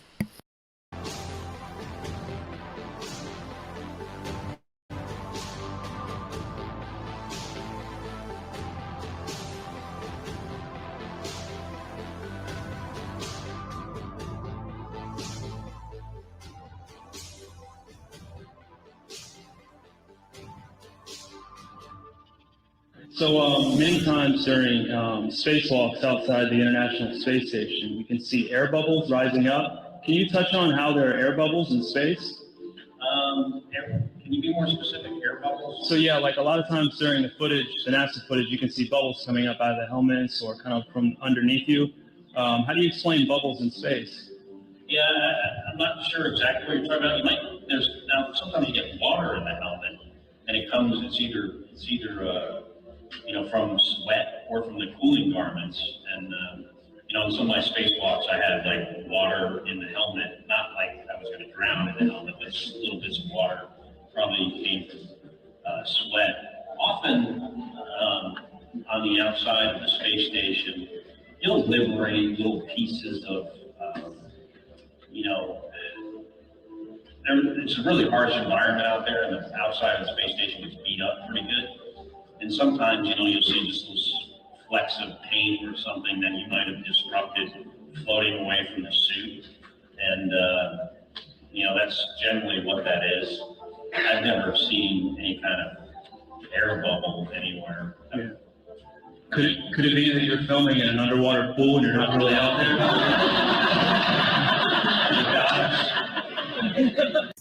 Now, you and I could put this whole thing to rest ourselves by going to space. Civilians could go to space. They've been promising us this for years. We can just take a rocket and go to space, right? They are working on it as we speak. In a year's time, in the last few months. Early next year, very few months. Sometime next year. By the end of the year, we should be taking members of the public into space. By the mid-2030s. By 2020. Early in the next decade. Before 2023. And by 2025. Most certainly in our lifetime. That's 2024. We should have a permanently occupied human base on the moon and send people to Mars. Going to grow old if we don't start flying next year. We'll return Americans to the moon for the first time since 1972, if you can believe that. With our hopes of ever going to space continually burning to the ground, we're left with no other option but to take the pictures of Earth that NASA gives us. I don't want to fool you here. Last month, for the first time since 1972, NASA released a blue marble. A single snapshot of the Earth taken from outer space. NASA's Rob Simon made this, and it had wide appeal too. For example, it ended up as the default background on the iPhone. I didn't even know until I bought an iPhone and turned it on and kind of did a little happy dance. Simon's job is... It's primarily taking data and making pictures out of it. That's what this is, a composite of data sets from several different instruments translated into a picture. A single snapshot of the Earth taken from outer space.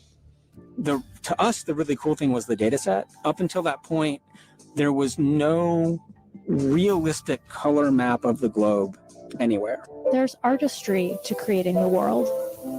What I imagine it to be. Unfortunately, I'm not an astronaut.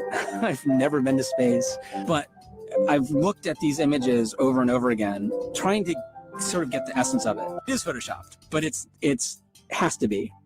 The only time we ever see curvature from any high altitude balloons or anything that was sent up, it's created using a fisheye wide angle lens effect. We saw this during the Red Bull jump.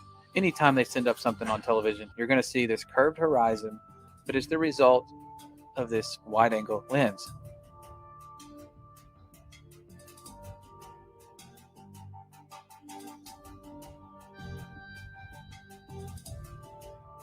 If you send up a non-fisheye lens to the highest height, no matter how high you go, the horizon always rises to your eye level, and it's always perfectly flat.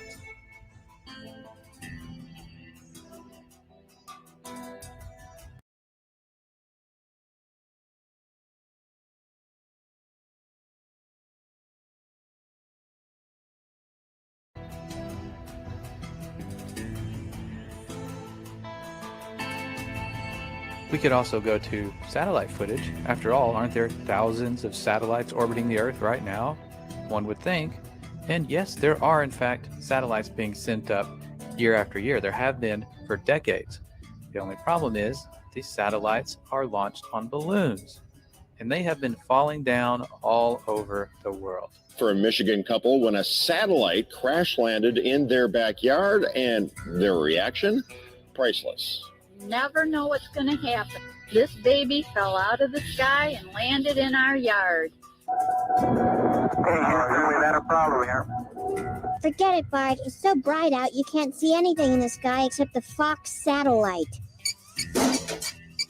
Now this brings us to our second method of proof. If we can't go to space, we could simply sail anywhere towards Antarctica, towards the southern hemisphere, and eventually we're going to hit the edge of the known universe, the firmament, or whatever's out there. Could there be more land? We don't know. But we could go prove for ourselves by circumnavigating north to south. The only problem is no one's allowed to do this. The Antarctic Treaty prevents it. You can take a guided tour. They'll take you to a fake South Pole and tell you, okay, this is where it is.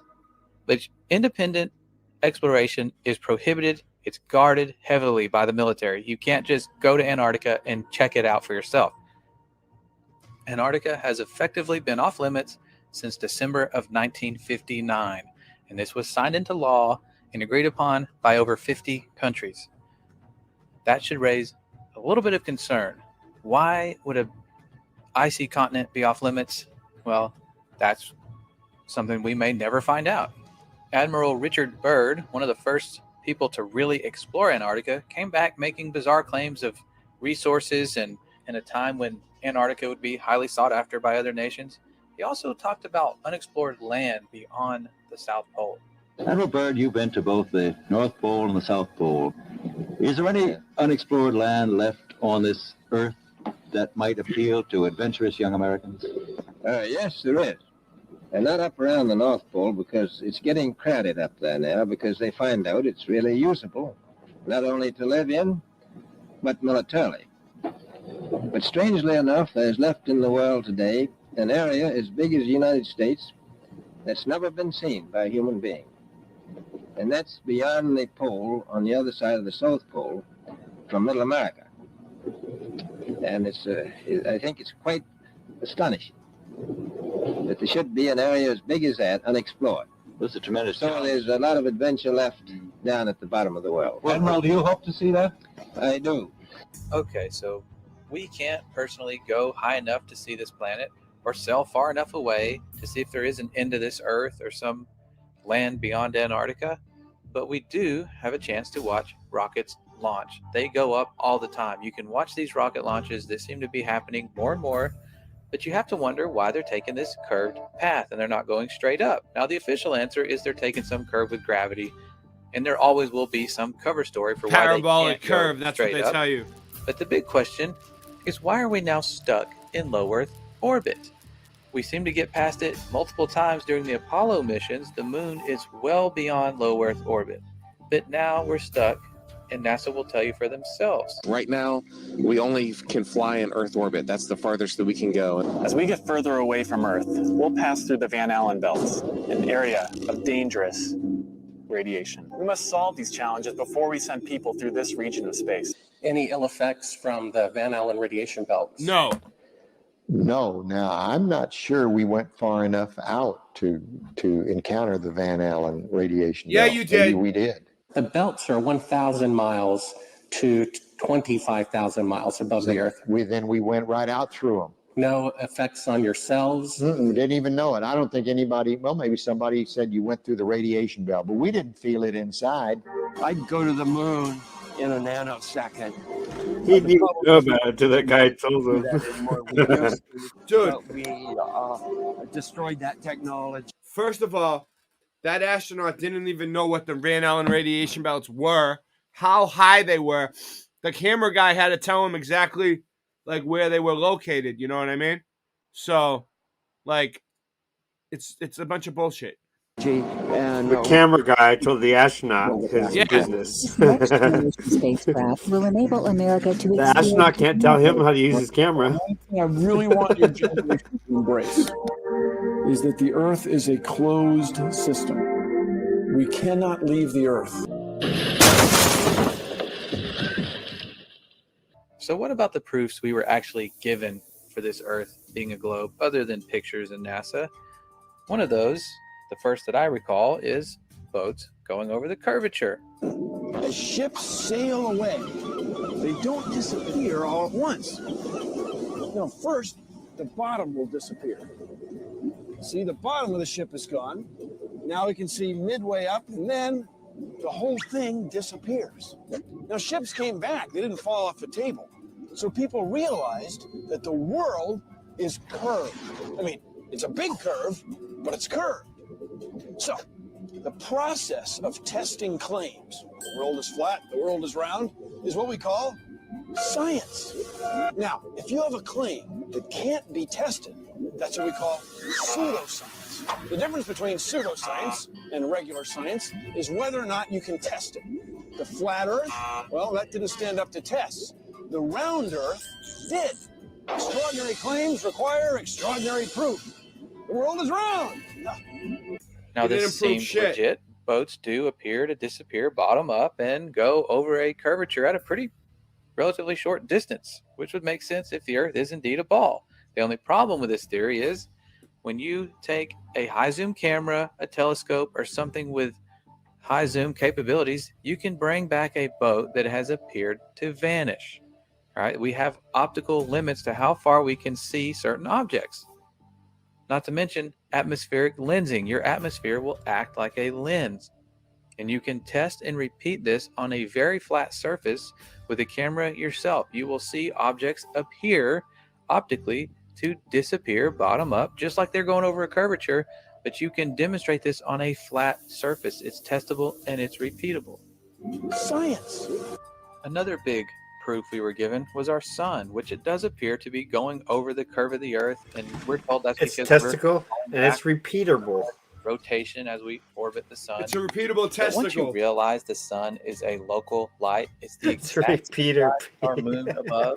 That's why they line up perfectly on an eclipse. It's not because of the coincidence that one's just 400 times larger, but also 400 times farther away.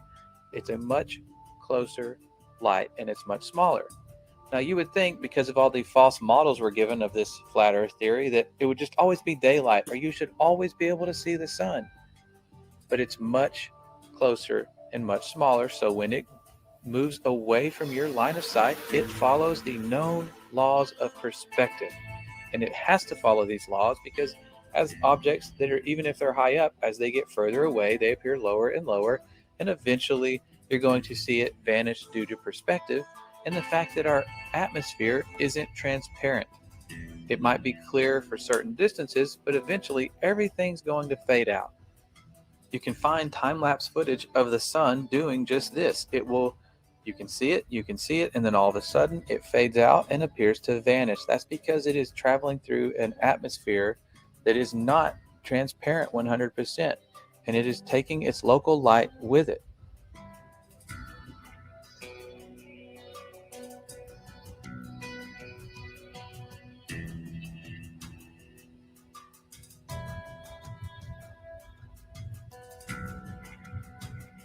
Perhaps the greatest trick of all was convincing us that we are simply another planet.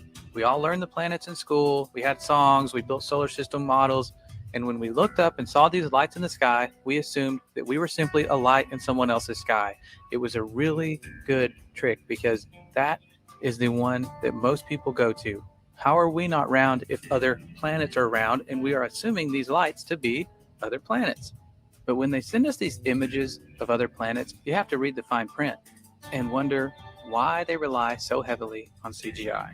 Over the years, NASA has Crepuscular rays. photos and renderings that The reveal ones a that powerful, show mysterious that it's universe. local. In a small, bright office, working side by side. Yeah, crepuscular rays prove Robert Hurt and sun Tim is Pyle close. bring the universe to life. What we're doing does have real science underlying it. Tim, once a Hollywood animator, is now a planet illustrator. Together, they produce some of NASA's most popular images. And this is sort of how it comes to me. And then Many of those images have a dark, grainy start, but color and light reveal an astonishing glimpse of how the deepest regions of space might appear to the human eye. It's a delicate blend of imagination and data. The artists meet with NASA scientists over many drafts to ensure a planet or galaxy's look lines up with the research to make each one as accurate as possible.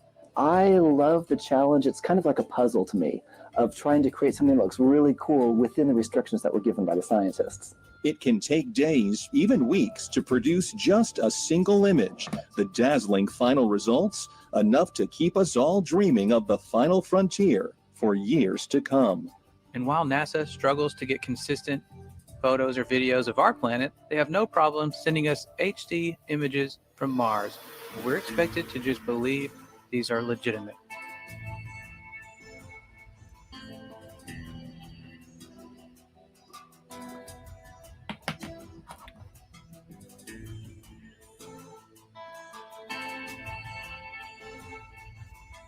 Now there is one final thing we can do. Given the known circumference of Earth, we could simply measure these things for ourselves. And people have been doing this. They have been going out over large bodies of water and large areas of land and measuring to check for curvature. And what we have found simply is that we see too far. We see far, far beyond what the globe math should allow us to see.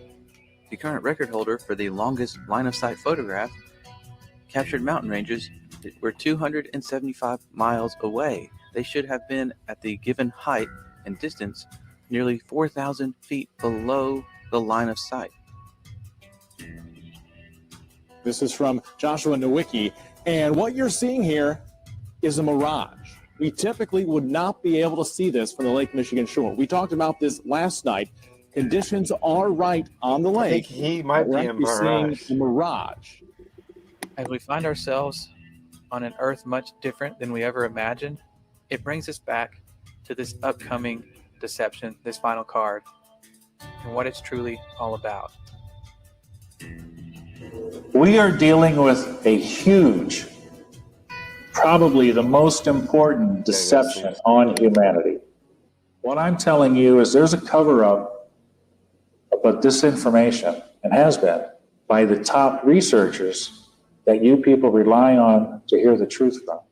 Over the next 10 years, I have now worked with over 400 cases of people that have been able to stop the abduction experience in the name and authority of Jesus Christ. These are entities masquerading as high technological aliens, but they can be defeated by one name. And I saw 3 unclean spirits like frogs come out of the mouth of the dragon, and out of the mouth of the beast, and out of the mouth of the false prophet.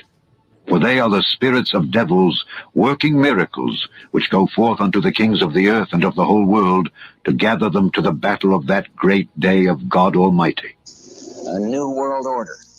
A world where the rule of law, not the law of the jungle, governs the conduct of nations.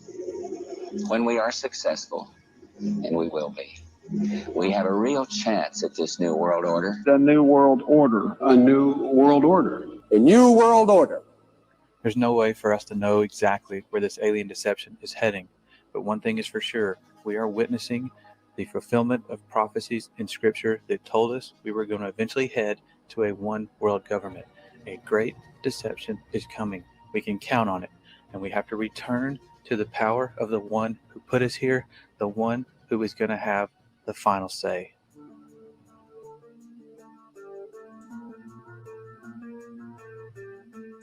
I'm amazed. I'm so happy to know it's true. It's true, and God created this world. Yes. And He's right here in the clouds above, close, not in an infinite universe. So good, right? And I can't get over it. Made me cry. Made me cry too. Yeah. Thank you. Thank you. All right, Ruth, give me a hug. Here we go. I need it. Pan tam był. Czy Ziemia rzeczywiście jest kulą zawieszoną w kosmosie? Jest płaska. Tak jak oczekują i nie spodziewałem się co prawda tego pytania, ale zapewniam pana, że jest płaska. It's the best flat earth proof right behind me. This is what you have to believe in if you believe in the ball. You have to believe that you're spinning faster than the speed of sound, that you're orbiting 66,000 miles an hour, which you can't even fathom that speed, while you're chasing the sun at 500,000 miles an hour, while the whole system is moving sideways at 1.2 miles an hour, right? And all of this is happening, okay? And how it started to happen is ridiculous, but while all of that is happening, this happens. Okay? Oh, dude, you got some great images. I love it. You can't compare. This is the Earth. This is the water at large bodies of water at rest lay flat. Yes. It's a battle between good and evil. Yep. And I've known this my entire life, but now it's coming to fruition. So then also the United States and Russia engaged in these high altitude nuclear tests, and the United States calls theirs Operation Dominic, within which we have Operation Fishball. Look up the name Dominic from the late Latin name Dominicus, meaning of the Lord. Fishball was part of Operation Dominic. It looks like they are sending high altitude nuclear bombs to test. It's Mormon too, by the way. The Lord. Mormons are huge. The firmament. Weirdos at the top. You know, your basic Mormon's good, right? But the guy at the top, You can tell it's real because it looks so fake, honestly. I was talking with a gentleman from Belcom, and we were discussing the lie. Everything he was telling me was different from what we were being told was the truth. And at one point I asked him, I said, man, you guys, you lied about a lot, didn't you? And instantly he said, no, we didn't lie about certain things. We lied about everything. None of it was true. And also, when we, against the orders of President Truman, when Allen Dulles brought in all the Nazi scientists and so forth, they went to two places. They went to CIA and they went to the National Aeronautics and Space Administration, which in our world we call it not a space agency. And as Kathy O'Brien has said so clearly, that's where the bulk of the mind control has been done. The spacesuit has replaced the cowboy outfit of an earlier year. And the dream of a rocket trip to some distant planet has outdated the old-fashioned desire to fly a plane around the world. So you spin. I can make that costume. Kind of flattens out. Gets wider in the middle, and so Earth, throughout its life, even so when it was spinning, and it got a little wider at the equator than it does at the poles. So it's not actually a sphere; it's oblate, and officially it's an oblate. See, can you see that he's lying there? I mean, he doesn't think he's telling the truth. You can tell he knows he's lying. Look at his eyes. A little chubbier. He knows he's lying. Chubby's a good word. It's like pear-shaped. Check this out. This is from Taiwan to Los Angeles, and Hawaii's out there kind of in the middle. Right about here, there was a medical emergency. Where would you land if you were the pilot? Hawaii. Right. Or maybe go to Los Angeles. Instead, they went all the way up to Alaska. What? Why did they go to Alaska? The answer is because this is the route. Taiwan, Oh, shit. emergency, Alaska. Hawaii is all the way out here. This is the actual route that they take. He has called them the Galactic Federation of Aliens, and he says President Trump is aware of the existence of these aliens and had been on the verge of revealing their secrets, he claims, but was asked not to do so by the Federation in order to prevent what he calls mass hysteria.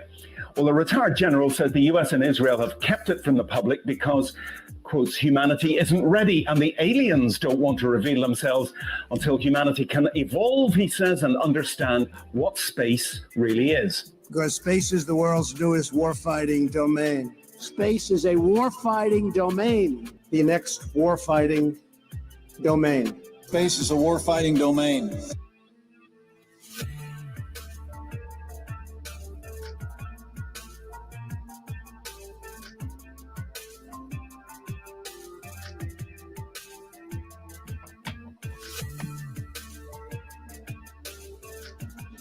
Finally, my brethren, be strong in the Lord and in the power of his might. Put on the whole armor of God, that ye may be able to stand against the wiles of the devil. For we wrestle not against flesh and blood, but against principalities, against powers, against the rulers of the darkness of this world, against spiritual wickedness in high places.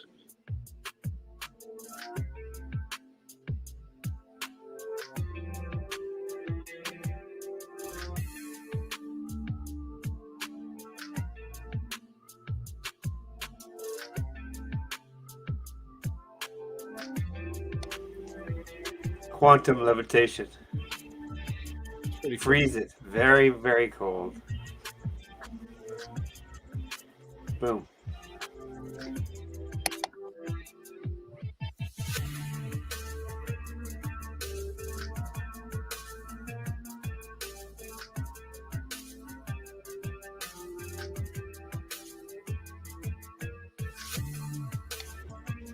Let's see some you know what I really need is What's up? I need UFOs with purple lasers raking The stars of heaven shall fall, and the powers that are in heaven shall be shaken.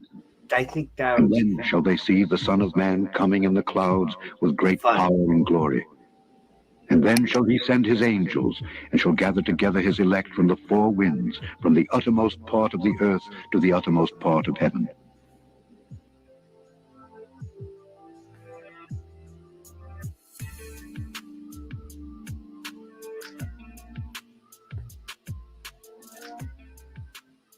All right, that was pretty good. So where are we at now? We got 18 people watching. Wow. Let's give a shout out. Random fan, Daniel Becker, Dean HD, Joe Cool, Just Training Videos. Random fan, did I say you? Maybe. Mr. Super Sidewinder.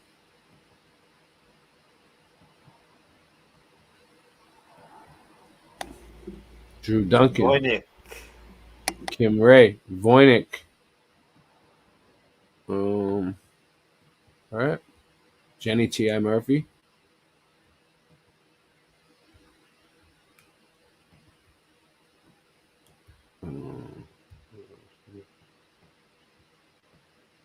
Voynick. L.A. Young, who's probably watching. L.A. Young, who's And her watching son. right now. And her son. Binger. This cool motherfucker. All right. Well, let me see what else I got here. Give me a break. Give me a break.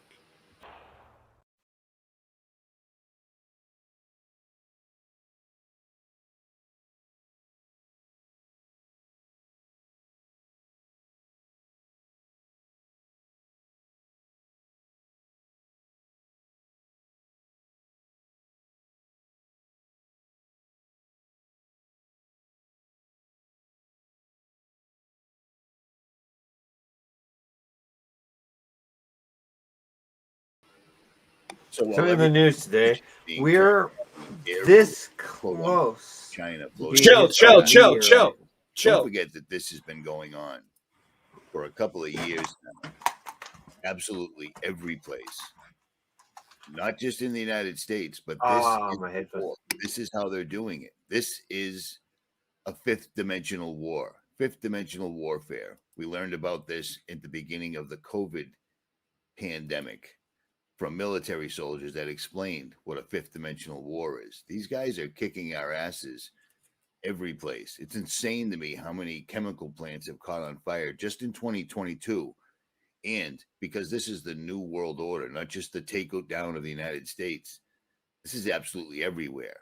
It's in every country. It's all over the place. Do you see what I'm saying?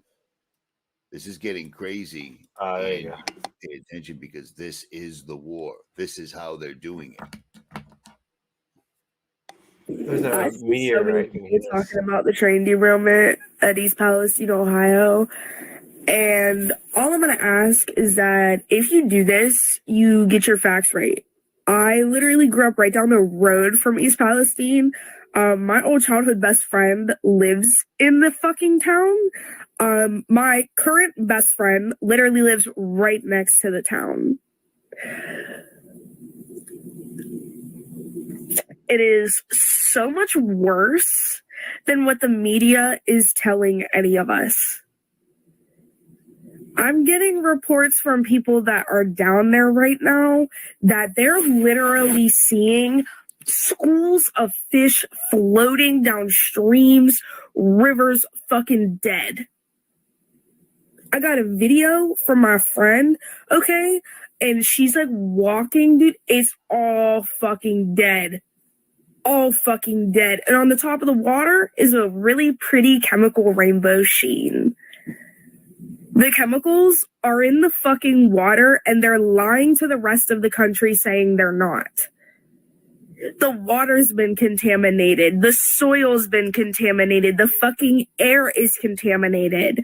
You literally are about to see some of the worst fucking health side effects coming out of people in that town. It's not even funny. And y'all want to know something even more fucked up? The restaurant that I work at in a whole different state had to donate food to them because we had people from the churches calling to tell us that Red Cross never fucking came, FEMA never fucking came, the environmental conservationists still have yet to fucking come, and nobody's fucking helping them. Meaning all of the fucking firefighters that were working get no food, have nothing to help them, nothing. Okay, all the people that were displaced have no food, water, a place to stay, none of that shit. It is so much worse than what they're telling you, and TikTok probably won't even let me post this video, but if this video gets posted, please save it and repost it everywhere you fucking can, because I'm telling y'all, they are covering this shit up. They are covering this shit up because they don't want to get out how bad it actually was. This was not good. This was the worst fucking thing that's happened probably in the past 8 years. Well, I disagree. They're not covering it up. They're just allowing it to spread. They want maximum damage out of this thing. And just like everything else, this is how you know this is part of their warfare plan. Just like everything else. They told us about it before it happened. Good evening. Super light buzz today. Definitely no anxiety over here. This story is one of the weirdest coincidences ever. People living in eastern Ohio evacuated their homes last week following a train derailment and chemical spill that sent toxic chemicals into the air. The crazy thing is, they did the same thing for a fictional disaster film a year ago. Something that could actually kill someone. Let's watch a sitcom or something. Evacuate all places of residence. All right, I'm going to break this down here. Today, the EPA said the train that derailed and caught fire in East Palestine, Ohio, was carrying and actually released more toxic chemicals than was first reported. That major train derailment in Ohio, hundreds were forced to evacuate, and now they're complaining of headaches and sore throats. And what's even worse, some animals are dying. People say their animals have become sick. Don't tell me it's safe. Something's going on if the fish are floating in the creek. The movie is called White Noise. It came out on Netflix in November. It stars Adam Driver. The premise of the movie is this: a freight train derails and explodes, and families have to flee the toxic fallout. The film was shot all over Ohio. It features extras in vacation scenes, including a family from New Palestine. Ben Ratner and a family and his family filmed a scene where they were sitting in a traffic jam of people who were trying to evacuate. Then last week's train derailment in real life and fire happened less than a mile from their home. They had to leave for real. Yeah. Isn't this wild? Yes. What? Yeah, the simulation is not even good. It's crazy. They stayed in town over a while authorities conducted a controlled burn to get rid of those chemicals. The EPA says there's no longer a risk to people in that area, but the family is not so sure. They told CNN they are not thinking that they're ever going to go back. Man, at least they weren't in Don't Look Up. That's true. Could have ended a little bit differently. Could have been that well, one. you said you saw this movie. Don't Look Up is kind of coming true right now. I mean, with the 4 different objects in the sky. 50 cars went off the track near the Pennsylvania border, causing a day-long fire in that area. It looked like there was a mushroom fire, which was quite concerning in that area. It's been 12 days since the fiery derailment of a train carrying hazardous chemicals through East Palestine, Ohio. Ohio officials confirming some 3,500 fish died in local waters in the days after the derailment. This train apparently was not considered a high hazardous material train. Therefore, the railroad was not required to notify anyone here in Ohio about what was in the rail cars coming through our state. So this wasn't a hazardous train whatsoever at all. But let's take a look at the chemicals that were in here. This was basically a recipe to take out an entire town, community, and all the neighboring area and destroy the water. It's a test. It's no joke. Next, the chemicals that were on that train, there wasn't just vinyl chloride. There was 150 rail cars. 20 of them had chemicals, and I believe only 4 or 5 of them were vinyl chloride. So what was it that they were carrying that they burned into the atmosphere, you ask? According to a letter from the EPA, Southern Train comprised of roughly 150 rail cars derailed. Approximately 20 rail cars were listed as carrying hazardous materials. Cars containing vinyl chloride, butyl acrylate, ethyl hexyl acrylate, and ethylene glycol monobutyl ether are known to have been and continue to be released to the air, surface soils, and surface waters. Now, when you burn vinyl chloride, it becomes hydrogen chloride. Hydrogen chloride likes to bind to water, whether that's liquid water or water vapor. When it does that, it becomes hydrochloric acid, okay?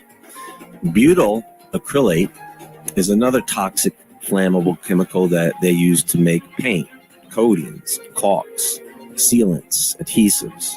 The vapors from this stuff can form explosive mixtures in the air. What's up, Forever Love? And it's heavier than other chemicals, so it settles quickly into the soil and water, leaving a slick film on water surfaces. It gets into the sewer systems where it can be a fire hazard because it's flammable, and that it could ignite in the sewer systems or in basements. With ethyl hexyl acrylate, the vapors cause drowsiness and convulsions. Of course, all these chemicals irritate the eyes, burn the lungs, and irritate and burn the skin. They use this chemical again to make paints and plastics. And this is another acidic chemical that will react well with butyl acrylate. Now, ethylene glycol monobutyl ether Buying some water filters right now. is a lot like butyl acrylate. It's used in varnishes and paints and solvents. It reacts with bases, aluminum, and oxidizing. It forms peroxides when exposed to air and light, and it will eat away at some plastics and rubber. It's also a heavy chemical, so it settles in sewers and basements as well. You know, there are a couple of waterways, Leslie's Run and Sulphur Run. It's a strange name. And these two water systems flow from East Palestine. It flows from Pennsylvania to the Ohio River and all. He's talking too slow for me. Basically, all of this is going to go right from Ohio straight down the Mississippi River, and it's going to contaminate everything right down to the ocean, all the way down to Louisiana all over again. These guys have been doing this and blowing stuff up since 2019. I'm not even going to go back before that, but I mean, it's just nonstop, never ending. And let's not forget the food plants, but that's a whole different tentacle of the octopus, we'll call it. How about that? It's early, all right? These guys have been burning down absolutely everything. So this is all going into the water. This is going into the air, and this is worldwide. It's not just the United States, because there is no China against the U.S. It's the New World Order against us, and they're winning big time because they're not stopping. They're not stopping. They're not stopping. This is happening. This is war right here. This is how they're going to do it. They're going to use all these quote-unquote accidents. They're going to use the quote-unquote weather and quote-unquote food shortages. Do you see what I'm saying? This is happening. This is happening. This is happening. I don't know how else to say it. At any rate, Richie from Boston. Sorry about the girl swearing at the beginning, but you know what? She's pissed off because this is happening. I'm out. Thanks, Richie. So how we doing, Singe? You still there? Excellent. All right, so fluoride experiment time.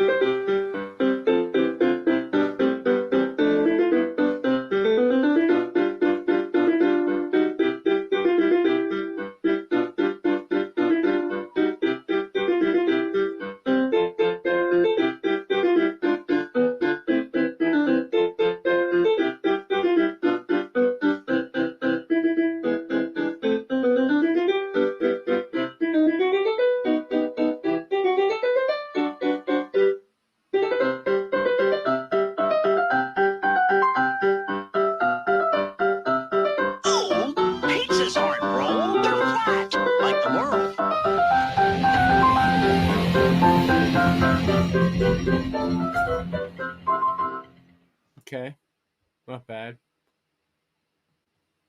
And I got one more. Let's try this. This is Feed Your Mind. So a few years ago, I came across this information about what they're calling a sky stone. And people were saying this was actually part of the firmament. And I was thinking, okay, that's interesting, but that might be a bit of a reach. I was kind of wondering. So I actually dismissed the story and moved on to other topics for a while, but then I came across some more information and details about this sky stone, and it turns out it's much more interesting than I initially thought because, first of all, this sky stone is literally called a sky stone. That's the official name of it. And so there's something to the information. I started thinking when I realized that. I thought it was just people calling it that at first.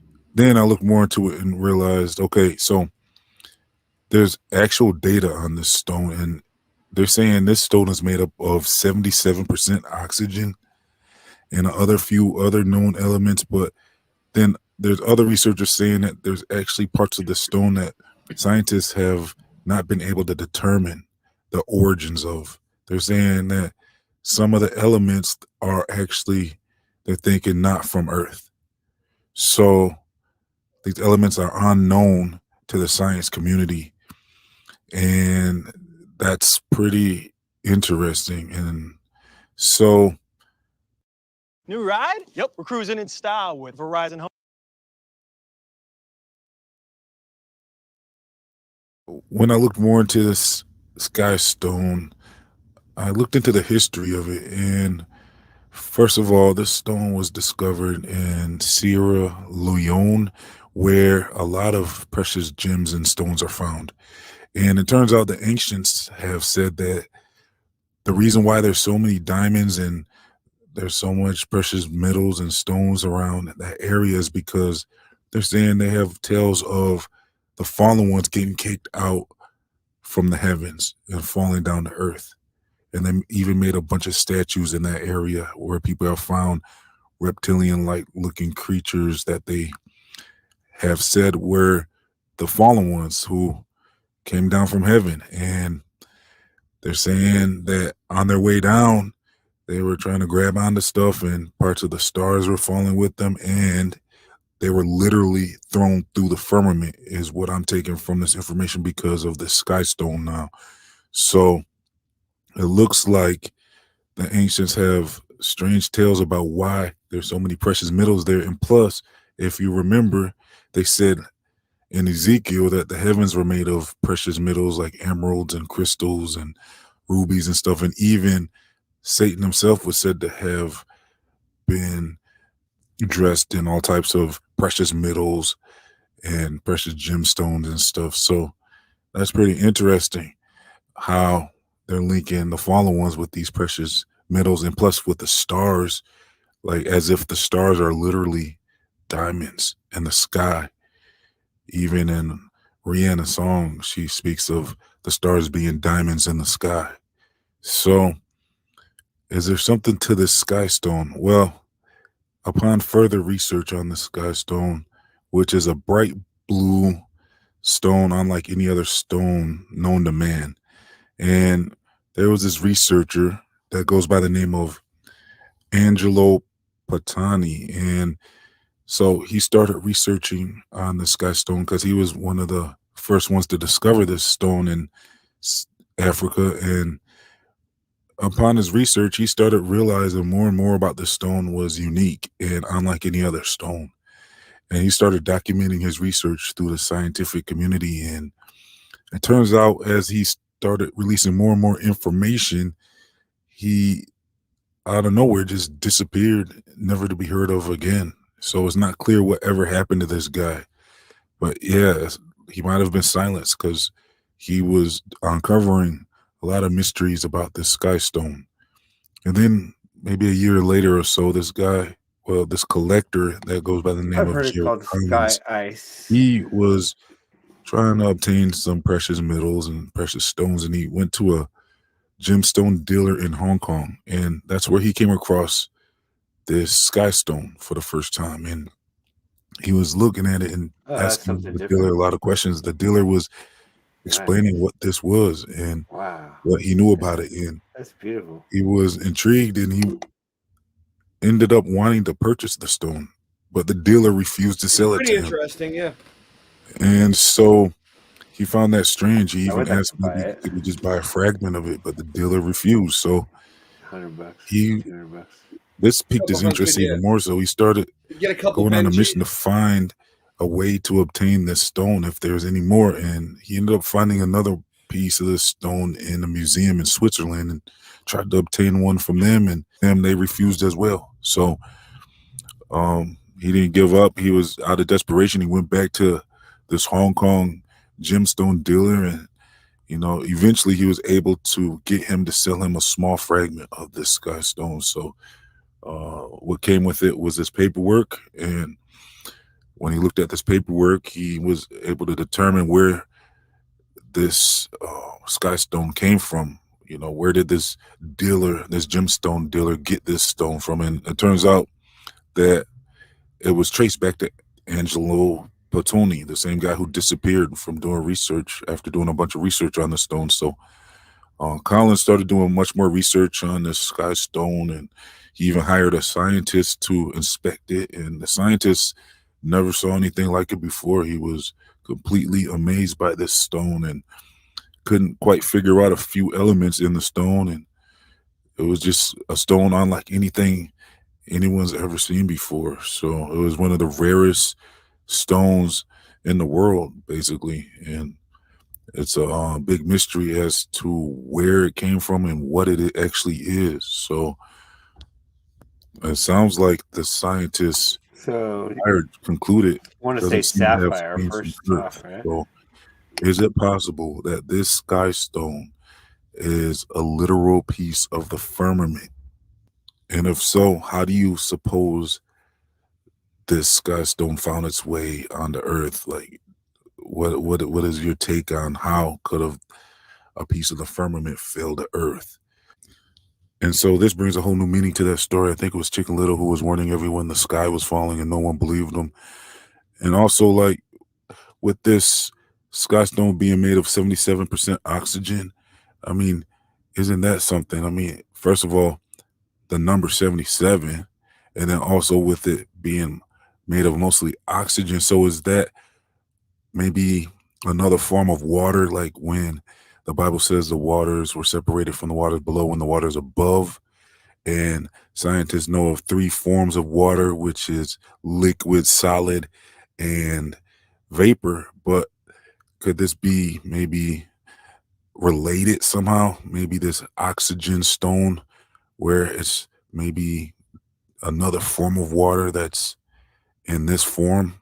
It's not ice, but it's not, I mean, it's more like air, it seems Wow, like. it made me think of something Oxygen completely is- opposite of that. It's like a solid piece of air. But anyways, like, even the scientists admit, they're saying they're thinking gold comes from above, because they're saying it's coming from meteors. But with what we discussed earlier, Yes, we with all do. Right, that. could diamonds be possibly stars? So maybe gold is a similar thing where maybe it did come from above.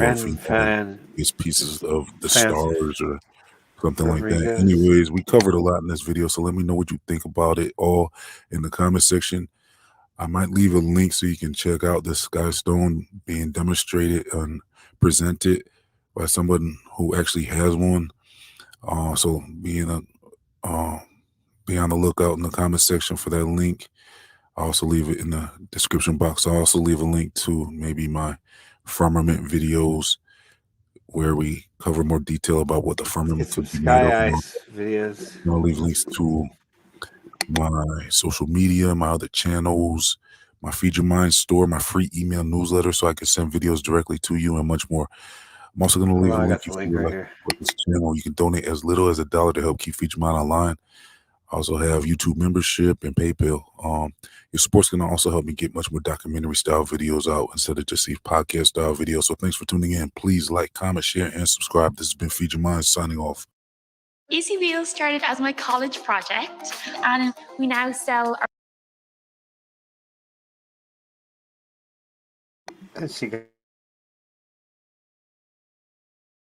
Did you say you got the link, Singeman, of what he was talking about?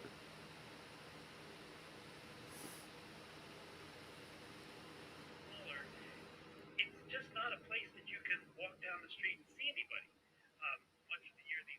Hold on. I think I found something. Maybe. I don't know.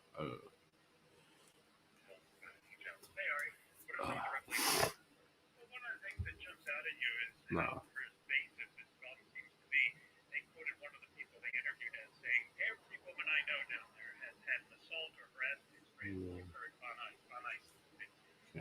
No. Can't do that. So how we doing? Singe Man, what were you saying? You got a link that you were going to bring up or what? All right. Yeah, give me a couple minutes here. All right, so you need a break too? All right, cool. We'll take a break then.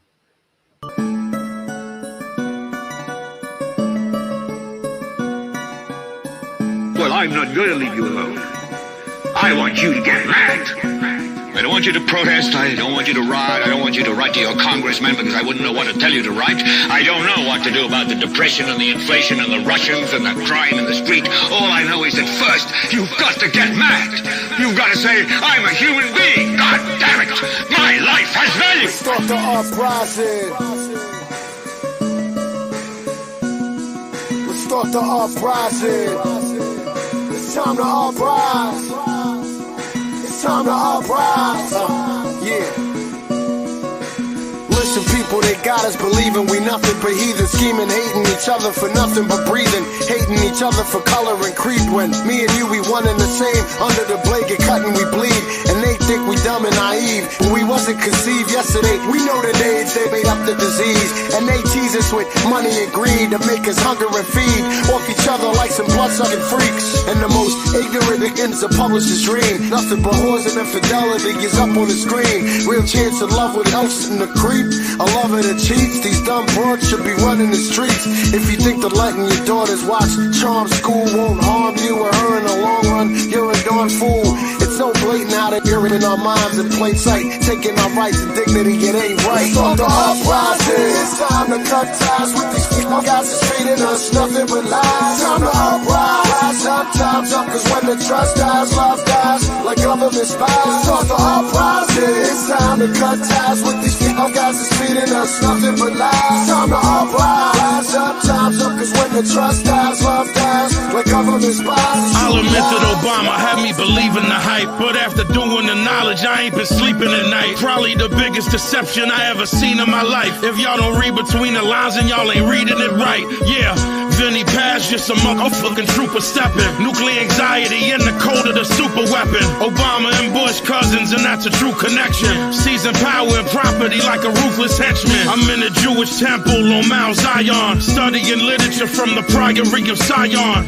Nothing safe, no cars, no planes to fly on. I got a few bulletproof vests to try on. Yeah, but y'all can just remain the machine. It's true lies, but I decide to stay on my ding. You a sucker if you think that the economy killed. Barack Obama 666 finally revealed. Let's start the uprising. It's time to cut ties with these people. Guys is feeding us nothing but lies. Time to uprise. Sometimes up, cause when the trust dies, love dies like government spies. Let's start the uprising. It's time to cut ties with these people. Guys is feeding us nothing but lies. Time to uprise. Sometimes up, cause when the trust dies, love dies like government spies. This means more to me than 16s and 8-ball hooks. So many behind bars before they hit 16. A departed, just look at what the graveyard took. 16 in the clip, one mark for St. Pete's book. It's the hook line, it's sick, live fast and die quicker. Replace brother with the end, so we fire nines quicker. To tell our vision, keep the mind's eye tripping. And the school systems built on brainwashing God's children.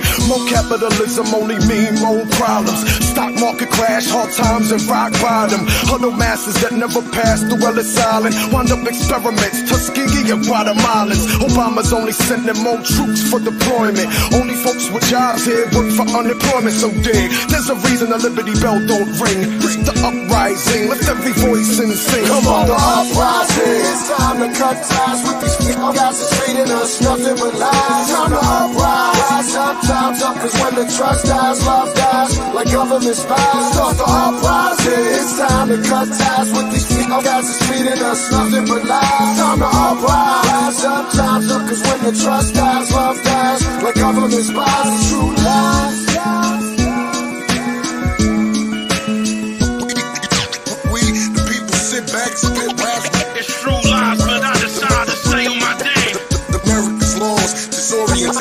If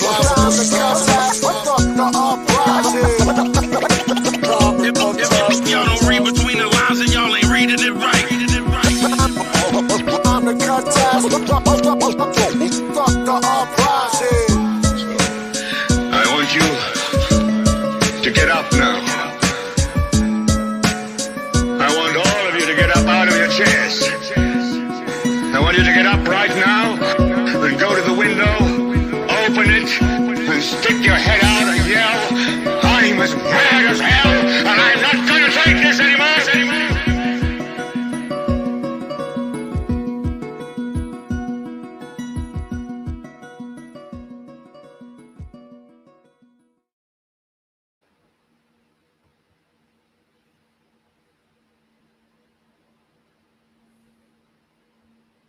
I'm almost there, guys. I'm still looking.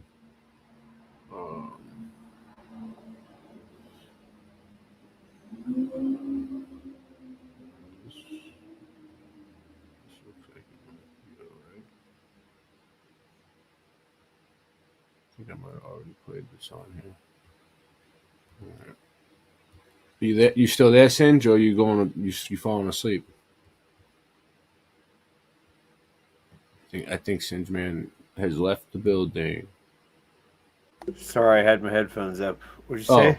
I was saying, what are you doing, man? I'm looking. You got anything you want to? Do you got anything you want to bring up? I put a link in. Did you want to watch that one? Oh, you put a link in? All right, hold on. Or I can find another more. I found something too. All right, hold on. Something I'll go to your. Something for the uprising. You can screen share it if you want, right? Can you, or do you need me to? I'm doing a couple of things right now. All right. The agency has me running back and forth with these files. All right. They're out of alphabetical order, basic stupid stuff, and people's life on the line, and it's out of order. What? All right, here we go.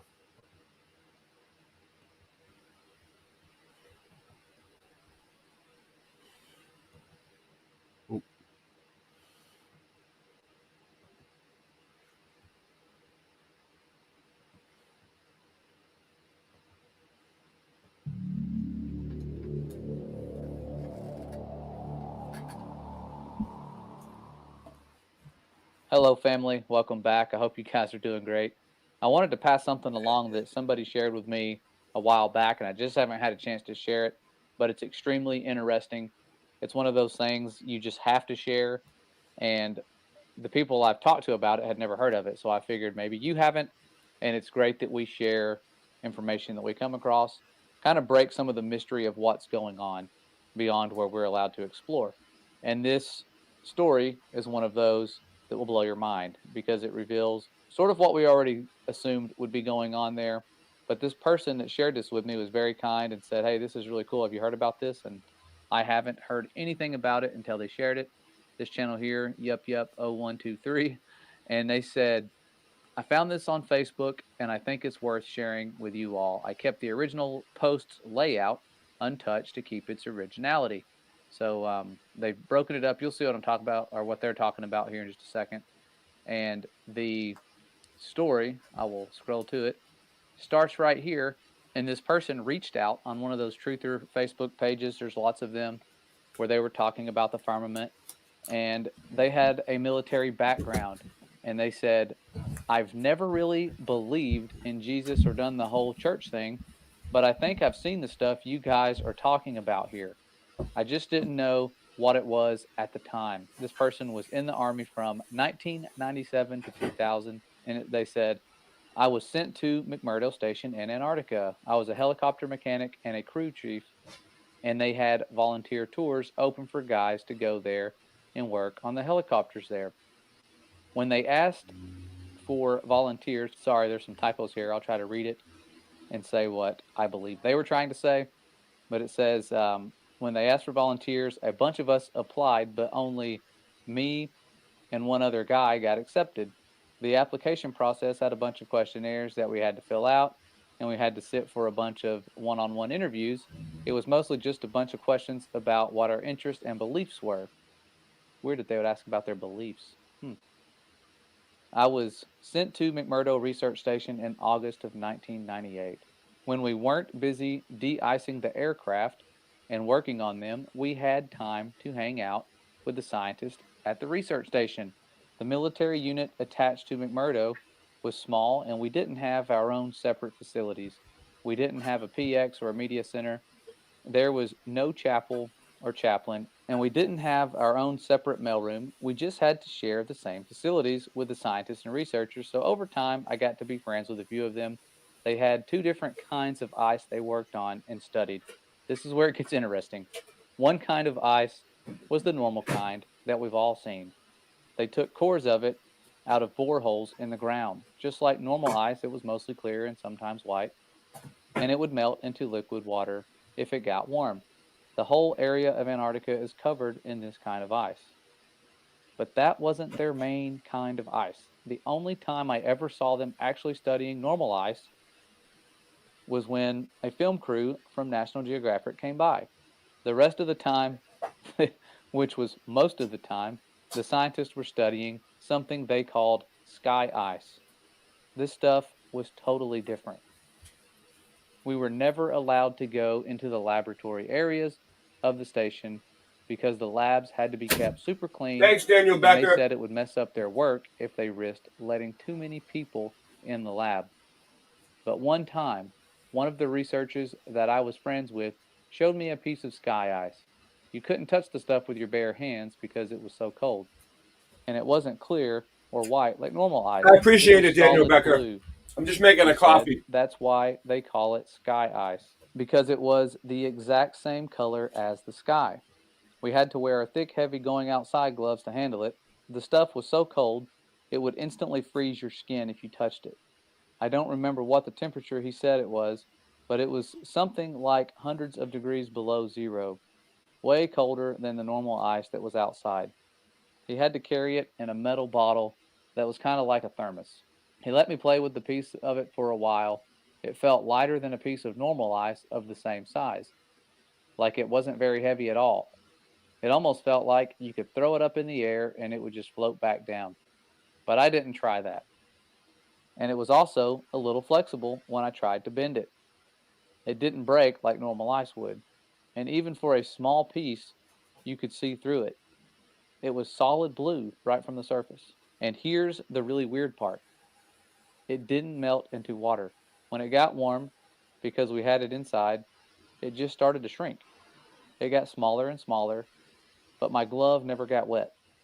And there was no water on the floor. The stuff just turned into thin air when it got warm and vaporized. He said that was the reason why they had to study the stuff right there in Antarctica. You couldn't take the sky ice back to America to study it because it was almost impossible to keep it cold enough during transit.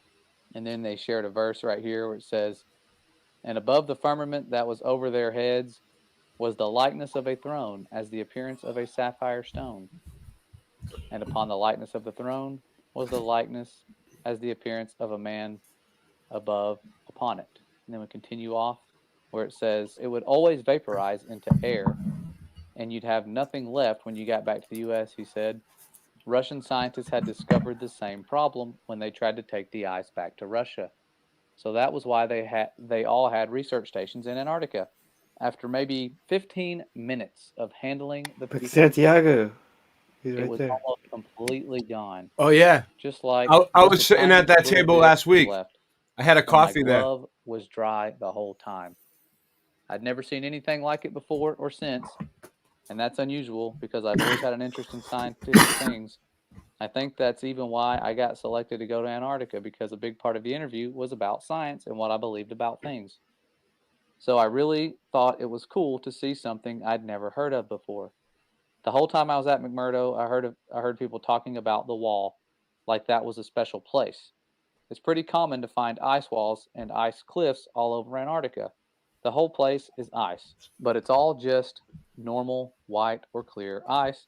So I asked my friend where they get the sky ice from, and he said it comes from the wall. I don't remember exactly how he described it, But apparently there's a huge wall of sky ice in Antarctica. He said it was hundreds of miles inland from the coast. I never got to see it myself because I was only, and then I'm going to skip forward, stationed to McMurdo.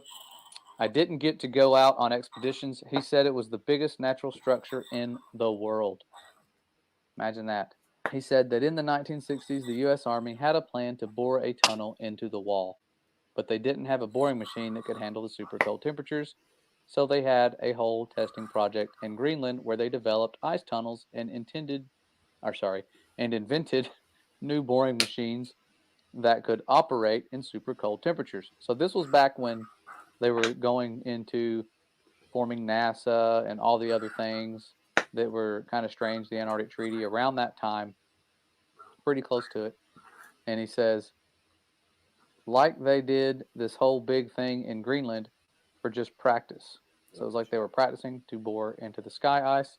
I'm not an expert on that, but that's just what he told me. Then once they had the new boring machine figured out, they brought it to the ice wall, or to the wall in Antarctica. He said that the machine bored a tunnel. I don't remember exactly, it was like 5 or 10 miles into the wall, but that they never broke through the other side of the wall, and that they still don't know how thick the wall is even to this day. And I'm probably not remembering this part correctly, but I think he said that at first the floor of the tunnel was solid rock, but after a mile or two in, the floor was sky ice, like it was sky ice underneath after a certain point or something like that. And apparently the wall slowly builds itself back up. So it slowly builds itself back up after you cut it, because after a year or so, the tunnel had shrunk smaller all by itself, like a self-healing wound. It starts closing up. They had to leave the boring machine inside the wall because the tunnel shrunk too small to get it back out. And after a few decades, the tunnel was completely gone. Like the part of the wall was solid again. He said that now the scientists were trying to use technology to figure out how thick the wall is. He said something about putting earthquake sensors all along the wall, and that somehow you could measure the signal from an earthquake to see how thick the wall is. But he kind of lost me on that part. I never really thought about any of that after I left. It was really weird stuff, but I didn't think it was a big deal at the time. But then a few weeks ago, I saw a map of the wall in Antarctica, except the map was all flat and crazy looking, and it showed the wall going all the way up over the whole Earth. So since then, I've been trying to learn more about the sky ice that I saw and the wall that I heard about, but I can't find anything at all. So now I'm really wondering if there could be a connection here. And that's how I found this group. So I hope that maybe some part of my experience will help someone figure something out. Well, thankful to that person. If they were telling the truth, that is some very interesting information given what we know surrounds us. We know that the firmament's not just made out of ice. It's something special. That could just be something near the foundation to prevent you from going all the way to it. The Father's design is very complex, and he has foreknowledge. He knows what mankind's going to try to do. Those little nuclear bombs they shot at the firmament was nothing to the firmament. They can't break it. They've tried. If they could, they would, but they can't. And this is just one of those stories that confirms a lot of what I had assumed would be going on. I always thought, man, if they are out there and they can go to it, they're probably trying to drill through it. And if they are, how have they not gotten through it already? And that would answer the question for you, because it closes up as you go through it. But this was back in the 60s. There's no telling what they're trying now, mostly guarding it. I'm sure that's the biggest job they have, is keeping us from going there. And if you do go there, you can only go to certain places. It is tens of thousands of dollars for a one-way ticket. Otherwise, many of us would have already gone there, tried to do some sneaking around and investigating. But this video here, it only had like 300 views. But really cool stuff. Wanted to pass this along. I know the days of censorship have it to where you can't find stuff like this anymore. And I remembered putting it in my firmament playlist. I just wasn't sure if you guys had heard about this and wanted to pass it along to you. Answers some questions that Nancy, add it to our firmament playlist. Thank you.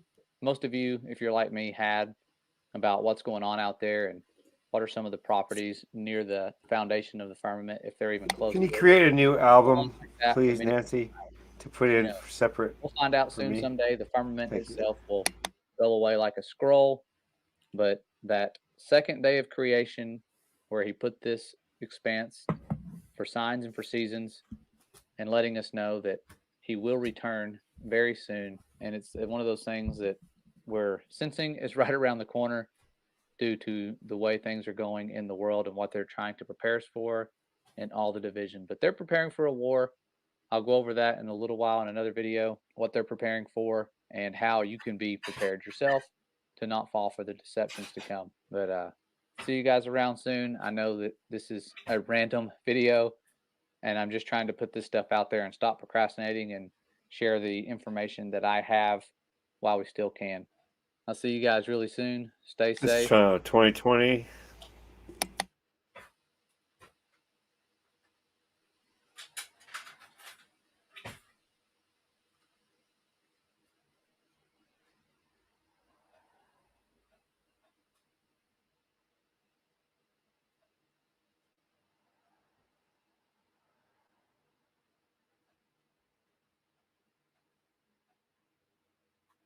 I have some UFO pictures that I saved. I'm going to show you in a minute. All right. Pictures that I took in 2000. First order of business, bagel time. Yes, I made myself a bagel. So what? What are you going to do about it? All right, I got something for you. Emergency landings of airplanes proves the flat earth. Okay? This is a good one. This is a good one while I eat my bagel. Oh, hold on. Let me shut my camera off. I don't want all you creeps looking at me eating a bagel. But I'm still here.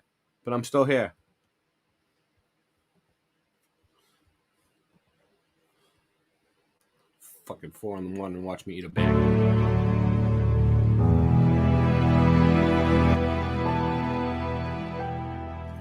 I have had many people sending me questions and ask my opinion about flight paths and emergency landings, how these flight paths prove that the shape of the Earth is not a globe. Strawberry I have since decided to make this video where I will present 5 emergency landings proving flat Earth. And I will show by comparing the flight paths side by side on the globe model and on the flat Earth map that the paths of these flights on the flat Earth map make more sense over a ball Earth model. I will also present evidences of a flat stationary Earth through the wind and ocean currents with the sun and the moon and the seasons. The flat Earth map I will be using in this video is the one which has come to be known as the Gleason's map, the new standard map of the world by Alex Gleason. There isn't a map that's 100% accurate. The Gleason's map may or may not have its flaws, but for comparing flight paths, wind and ocean currents, the sun and the moon and the seasons, it's a perfect tool. Yeah, it is good. Strawberry is good.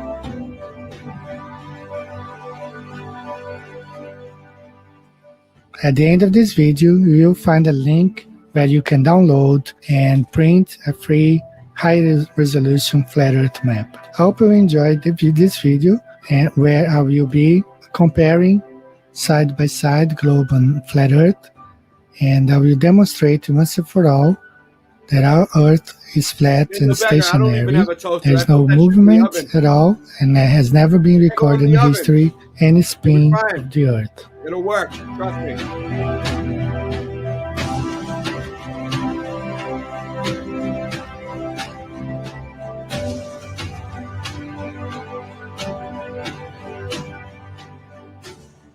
The first parts of this video we will be talking about flight paths and emergency landings.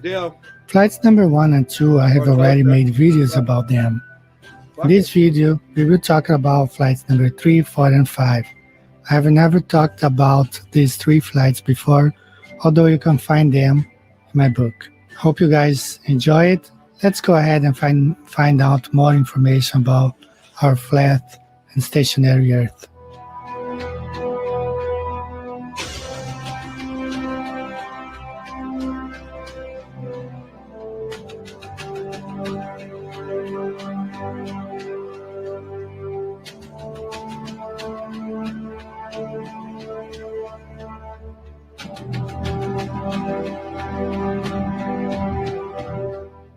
Lufthansa flight LH543 with 191 passengers on board. The crew of 13 members departed Bogota on July 26, 2017 towards Frankfurt, Germany. Among the 191 passengers, a pregnant woman, originally from Bulgaria, boarded the plane with no major problems. But something quite unusual for the crew of 13 happened during the flight over the Atlantic. Somewhere over the Atlantic, maybe. the woman gave Remember Bogota baby incident? boy being assisted by the That flight was attendants. hilarious. Reports say that the passengers had to move seats and the back of the plane was converted into a delivery room. The captain also decided to make an emergency landing for the well-being of the child. What doesn't make sense. Well, they said it was. I was there. They said it was for the well-being of the child, but he really just had to take a piss. The captain. He just had to take a urine break. He told me, he was like, I'm landing because I got to take a leak. I was like, he's like, we're just blaming on the child. I was like, okay. I just went along with his story, but whatever. Sweet. And it became history. So I guess I aided to the covering up of history here, falsifying This is history. the city where the plane landed. Lufthansa flights LH543 with an emergency landing, Manchester, in England. According to the flight path, Lufthansa LH543 flies just south of Portugal in Spain.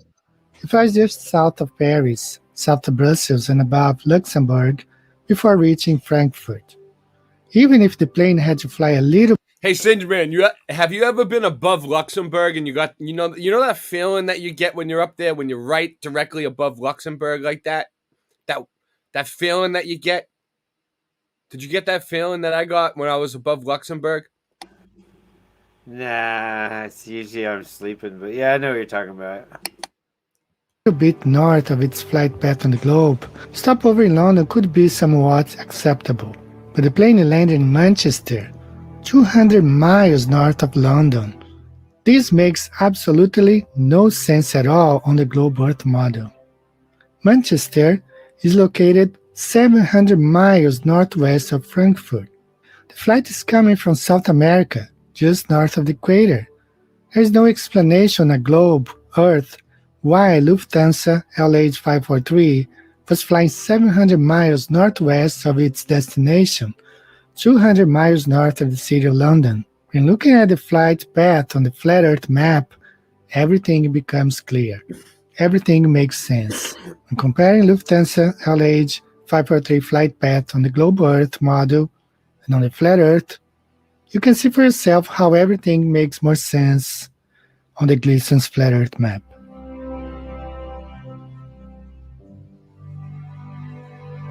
Qatar Airways flights QR725 made an emergency landing in Moscow in April of 2016. A teenager from Saudi Arabia fell in coma aboard Qatar Airways flight QR725, which departed from Chicago towards Doha, Qatar. The online news website Express UK reported that a teenager from Saudi Arabia on board flight QR725 had toxic shock syndrome and hypothermia.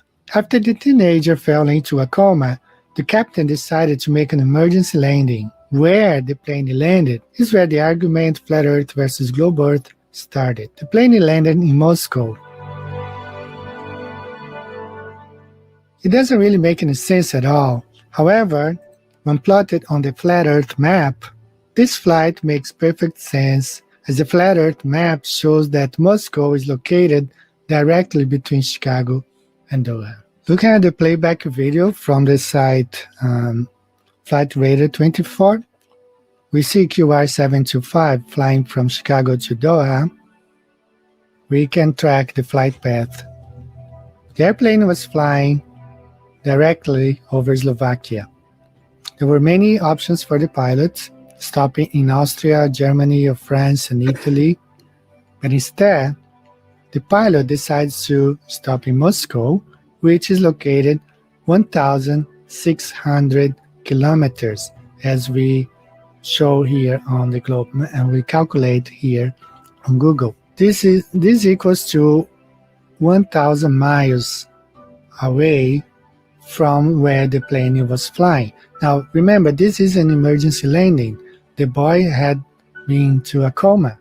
Why would the pilot fly another 1,000 miles or 1,600 kilometers to stop in Moscow? It makes no sense on the globe Earth. But when we look at the flat Earth map, we understand why the pilot stopped in Moscow for this emergency landing, because he was flying directly above Moscow when you fly from Chicago to Doha.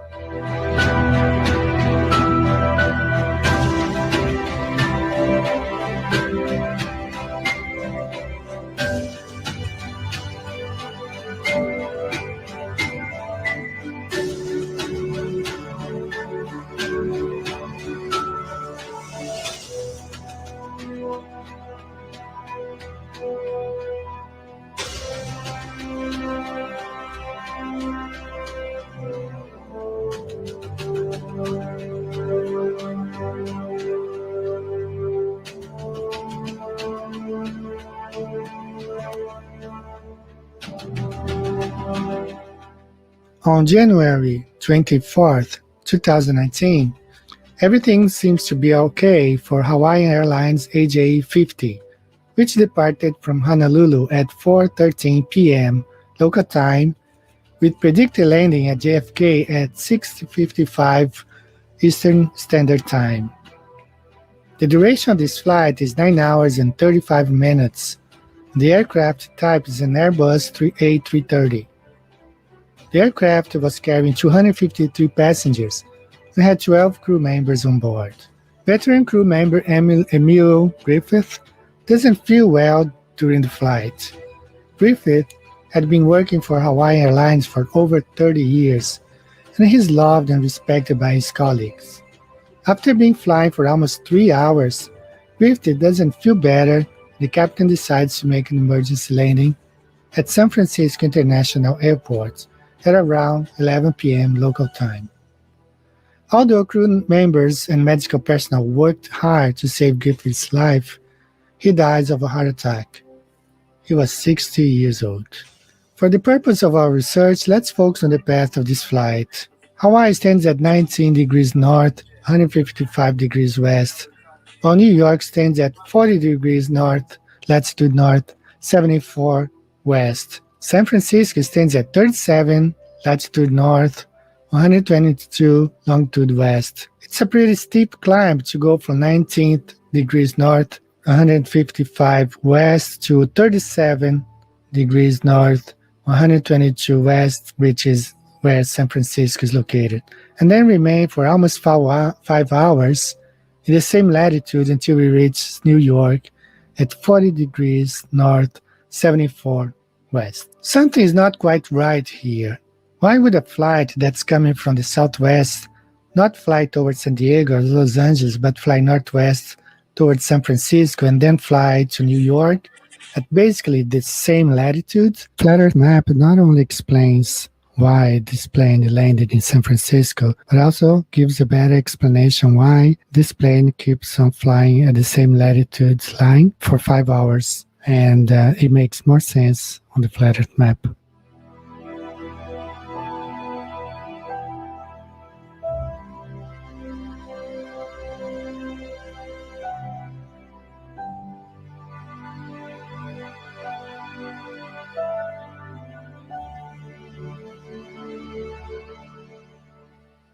We have just seen the strange emergency landing of a flight coming from Hawaii and landing in San Francisco. We can interpret this as being an isolated case due to a death in midair, and considering it was one of the crew members, they may have been advised to head to San Francisco by Hawaiian Airlines.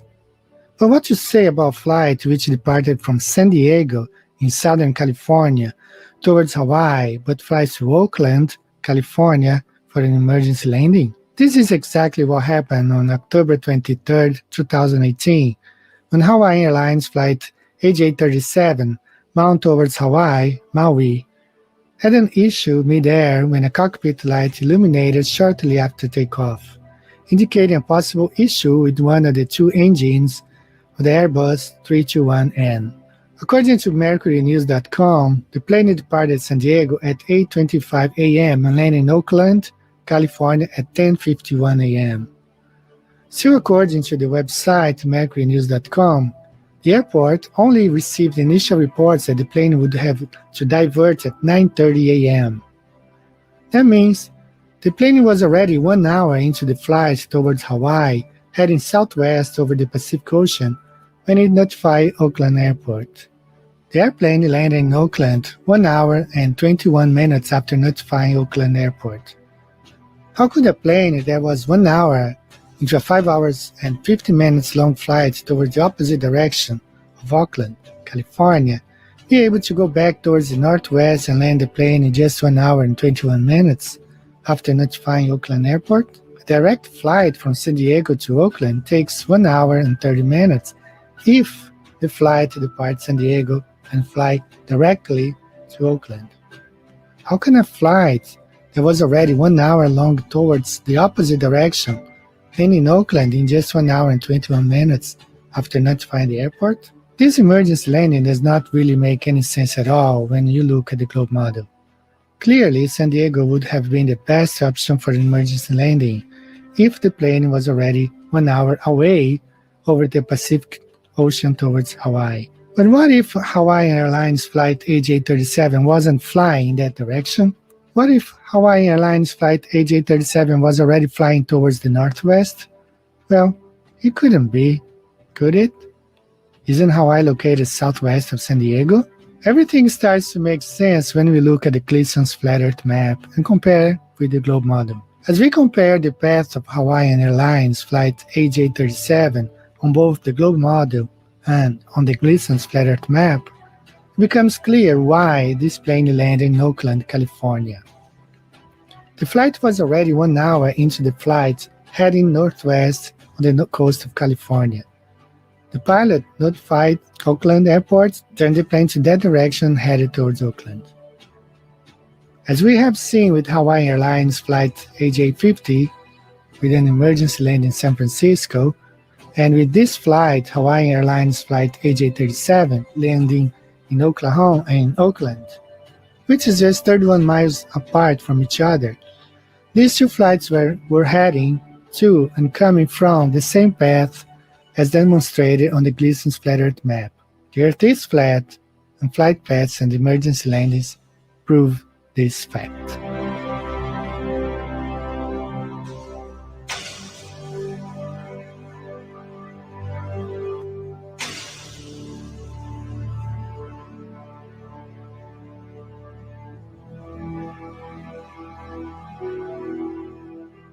According to Flight Radar 24, Hawaii Airlines Flight AJ51 was flying south of Salt Lake City over Utah when it abruptly changed its path towards the northwest to make an emergency landing in Seattle. The flight was being tracked live, and the flight path being presented here is in accord with the Globe Earth model and Google Maps.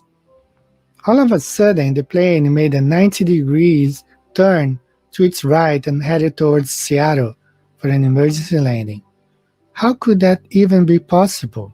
As with Hawaiian Airlines Flight AJ50 make an emergency landing in the northwest region of the United States, San Francisco, and Hawaiian Airlines Flight AJ37 also make an emergency landing in Oakland, California, 31 miles northeast of San Francisco, in the northwest region of the United States, I was not surprised in learning this plane made an emergency landing in Seattle.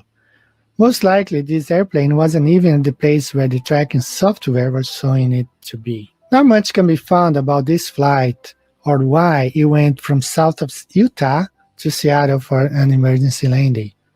Nevertheless, we still have to compare the path of this flight as shown in the screenshot with the Gleason's Flat Earth map and see what conclusion we get. As compared here, the flight path of Hawaiian Airlines Flight AJ51 on the Gleason's Flat Earth map is a straight line from New York JFK to Honolulu, Hawaii, having Seattle exactly along its path. We conclude that this emergency landing in Seattle makes more sense when we look at the Flat Earth map and makes no sense at all when it's looked at on the Globe Earth model. The path of these flights on the screenshot showing the plane making an abrupt right turn and heading northwest towards Seattle leaves a trail of questions. Why didn't this plane land in Salt Lake City since it was flying south of Utah? How about Las Vegas? Why didn't this flight keep going until we reached Los Angeles or San Diego? What's wrong with Los Angeles? That these flights coming from the southwest always land in the northwest region of the United States? Same thing happens when these flights go from New York towards Hawaii. Just a reminder to you that according to the screenshot, Hawaii Airlines flight AJ51 was flying at least 200 miles south of Salt Lake City. When we compare all these three flights, AJ50, AJ37, and AJ51, this is the conclusion we get. All three emergency lanes discovered in this video favor the Gleason's flat Earth map over the globe Earth spinning ball model. All three emergency landings took place on the path of the flights as demonstrated on the Gleason's flat Earth map. All three emergency landings show to be evident that all these flights fly over the northwest region of the United States. And these three emergency landings were no three consecutive coincidences. All three emergency landings demonstrated that what is being shown in flight tracking websites, seatback screen of airplanes, and flight tracking applications is a simulation of a globe Earth, another reality of a flat, non-rotating Earth. All three emergency landings demonstrated that what we have known for quite some time, that official agencies hide the true shape of the Earth. Comparing all three flights on the Gleason's flat Earth map, we arrive at the conclusion that these three flights prove when flying straight and directly to or from Hawaii, to or from the northeast of the United States, they all fly above the northwest region of the United States, and emergency landing in cities along the way like Seattle, Oakland, and San Francisco make more sense when we look at the flat Earth map. There are no coincidences here. The Earth is flat and stationary, and we've been all lied to.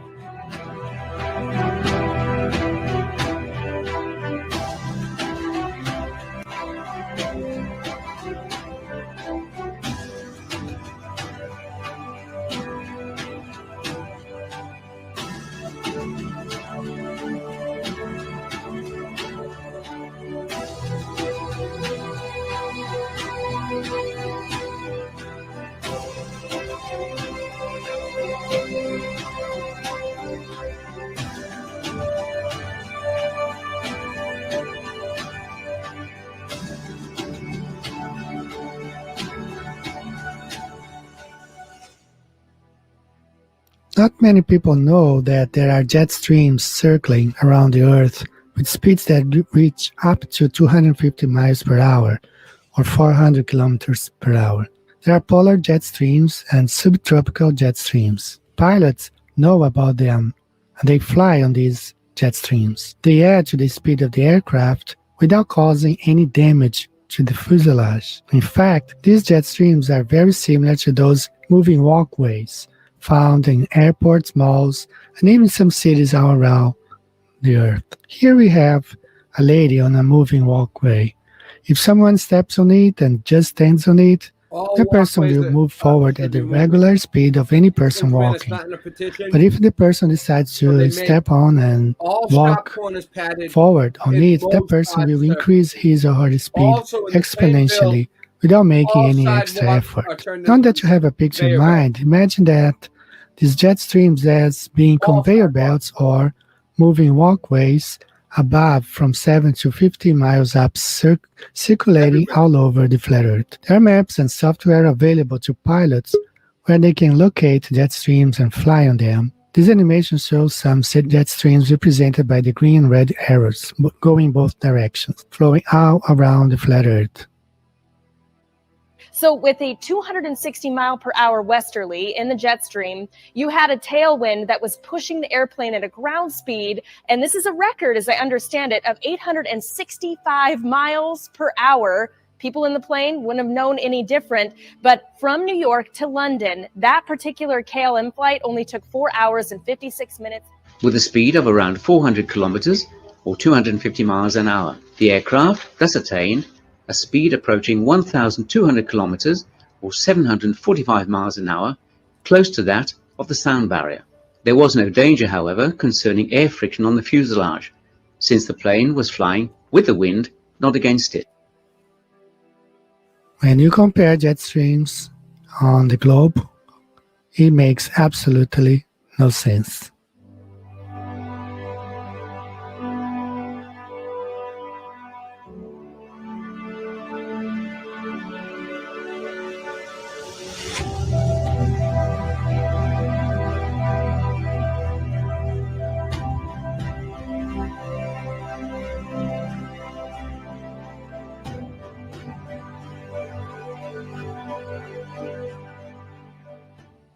Ocean currents, as seen in this animation, are explained better when looked at the flat Earth map.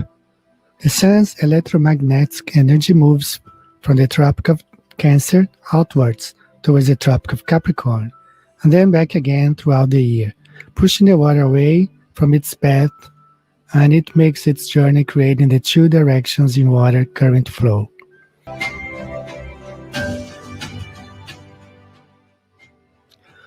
The Sun and the Moon are also better explained on the flat Earth map.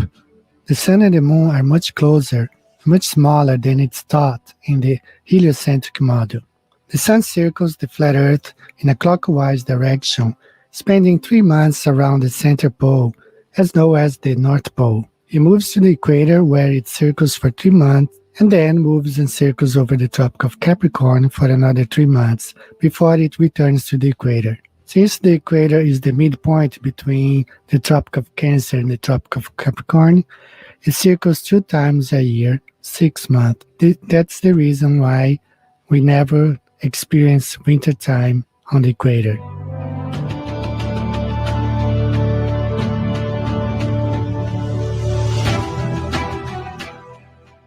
The seasons are also better explained on the flat Earth map. Midpoint between the Tropic of Cancer and the Tropic of Capricorn, the Sun circles around the area 2 times in a year, causing the temperatures to be higher in that region than around the center and around the edge close to the South Circle or Antarctic Circle. In this animation, the yellow-reddish colors demonstrate where the Sun circles 2 times in a year, while the blue parts of the map demonstrate where the Sun circles only once in a year. We can certainly say that temperatures on Earth are better understood on the flat Earth map. When the Sun is circling over the Tropic of Cancer, it's summertime in the Northern Hemisphere. Kids play during a hot summer day in Brooklyn, New York.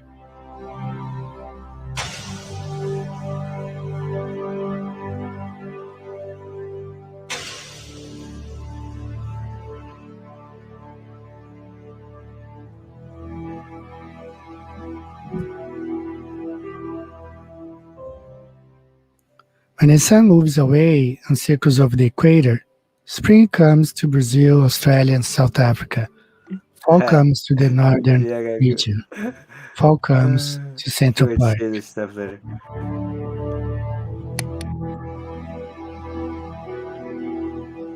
The agency just sent me something. I'll show you here. It's cool. Later. 'Cause I get some stuff too, and then whatever. So it's almost done. Yeah, This is like. I'll probably show you tomorrow. When the Sun is circling over the Tropic of Capricorn, it's summertime in Brazil, Australia, and South Africa. It's wintertime in the center region. It's wintertime in Central Park, New York City.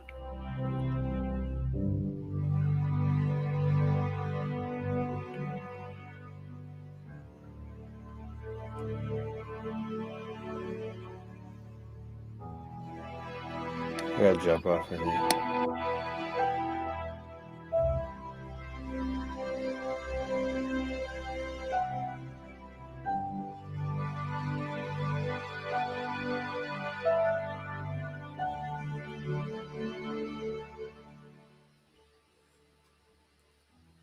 Time zones are also better explained on the flat Earth map. As seen here, the Sun goes around the flat Earth in 24 hours. Each hour represents one time zone.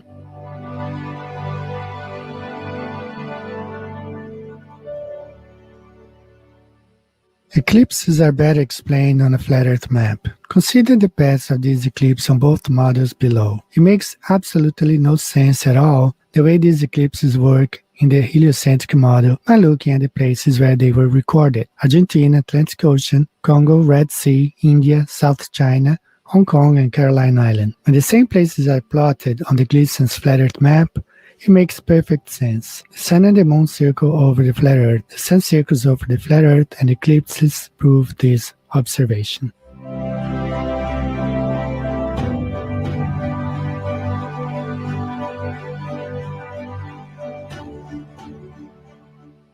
The extensive laying out of cables on the sea bed for communication purposes not only is explained better on the flat Earth map, but also reinforced the notion that satellites are a hoax. If there were the amount of satellites it's said to exist orbiting the supposed globe Earth, it wouldn't be necessary to lay out cables which are as thin as 5 inches to as thick as 15 inches or 30 centimeters.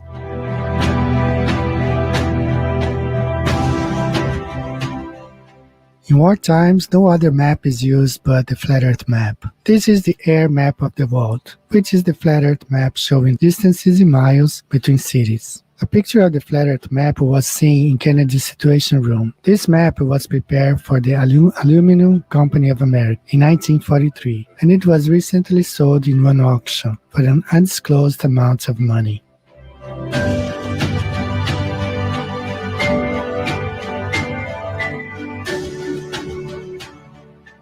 Radars wouldn't work if Earth were a globe. Radar is a detection system that uses radio waves to determine the range, angle, or velocity of objects. These radio waves can't curve.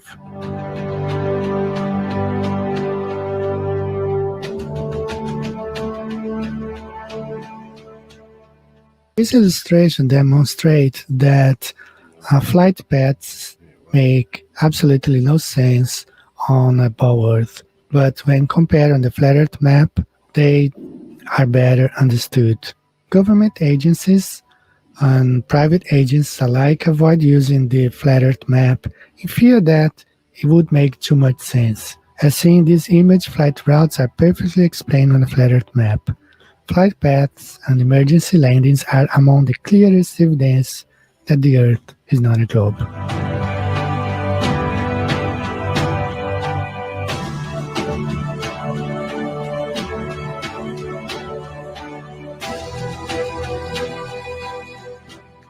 In Chinese culture, the yin-yang symbol is nothing but the flat Earth map showing the moon illuminating the night, represented by the black half of the, and the sun illuminating the day, represented by the white half, circulating from east to west, just as we observe in our day-to-day lives.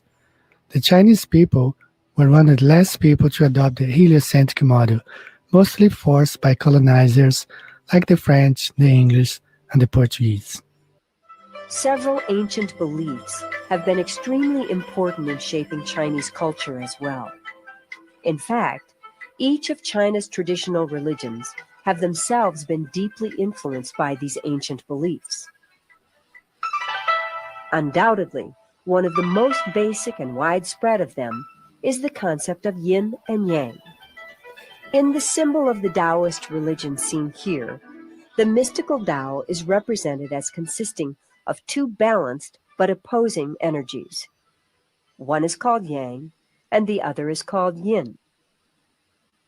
Yin is the energy associated with femininity, the earth, the night, the moon, and softness. While in contrast, Yang is the energy associated with masculinity, heaven, the daytime, the sun, and strength. Each morning in the parks and public places of China, older people are always seen practicing Tai Chi, an ancient art that seeks to balance yin and yang energies while building strength and agility. And the approach of balancing energy is employed in traditional Chinese medicine as well. The Bible also states that the earth is flat and stationary, with a small sun and moon circulating over its face, as we see in this passage in Genesis 1:16. And God said, Let there be lights in the firmament of the heaven to divide the day from the night, and let them be for signs and for seasons and for days and years. And God made two great lights, the greater light to rule the day and the lesser light to rule the night. He made the stars also. And God set them in the firmament of the heaven to give light upon the earth, and to rule over the day and over the night, and to divide the light from the darkness.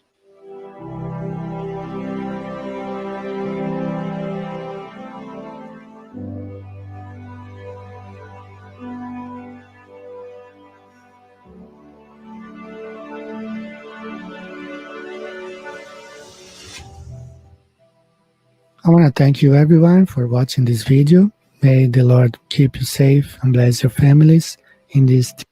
All right. So that was nice. I'm about to end the stream soon, real quick. All right. Let me do this. So tonight was a pretty kick-ass stream. I would agree. All right. You agree? I agree. All right, cool. So our channel is lacking in support lately. We haven't been getting any donations at all. I haven't been asking for donations because I don't really like to ask, but like we do need them to survive and keep this show running, and just give us an incentive to make us want to do a quality stream like this every night, you know? I mean, so Singeman has a Cash App. I have a PayPal, a Cash App. You go to my About Me section. It's also in the pinned comment. I also just had the Nightbot put it in. My Venmo. If you don't use PayPal, use Venmo. If you don't use Cash App, use PayPal. If you don't use PayPal, use Cash App. If you don't use any of them, go to Buy Me a Coffee. Yeah, you got to be 18 years or older. Look at it. It's got music and everything.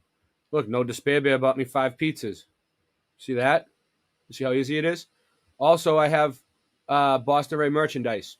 Nobody even knows about my merchandise. Singeman designs all the most of the designs. Some of them were done by Latter-day Saints. You get it in any color you want. We got the COVID Commander. Dr. Fauci is COVID Commander. The Retro Sun design. The Boston Ray Mud Flood. The flat flops. We got everything. We got Late Night Live T-shirts. We got Late Night Live glasses. We got fucky ducky stuff. Cell phone cases, sweatshirts, anything you could possibly want to wear, we have here, except for pants. I'm still working on that, and shorts. But tops, hats, you can get it in any color you want. We have band practice. Like every single show we do, we have our cartoon characters. We have Voice to Skull technology, Masonic the Hedgehog gear. I mean, Flat Earth Ninjas. You know, support us. We need the help. This shirt is really cool. The new Boston Ray Mud Flood design. The Flat Earth Rock Ninja. and roll, Daryl. What up? Yeah. Why, Daryl's here? What up, Daryl? Yeah. So we got, but the coolest thing is that nobody has gotten yet, which I'm still working on getting to myself, is the hats, dude. We got all kinds of hats now. Look at this. We got Late Night Live hats, Boston Ray Mud Flood, Flat Earth Ninja hats, flat or flat. Fucky ducky hats. Look, you can get them in all different colors. I'm getting the Fucky Ducky mug. They're pretty neat. I got some more stuff. I haven't been doing other stuff. Well, we haven't really. Nobody really knows about the store too much, so we haven't really been moving a lot of merch lately. I haven't really sold anything, but we have winter hats. We have everything's here. I mean, I don't want to go on too much about it because this isn't the Home Shopping Network. You know what I'm saying? It's just we need support for the channel. Other than that, I'm gonna play something for you people. All right, let's see. What's this? Hold on 1 second. I got a few things I'm gonna play, and then we'll get out of here. Let me see what I get. All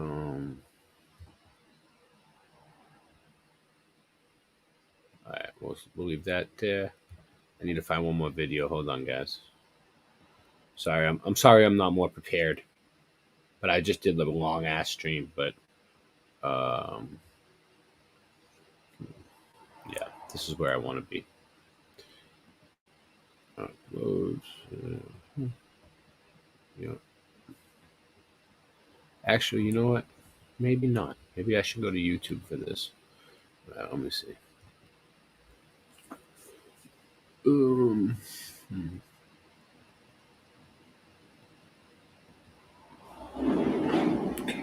All right.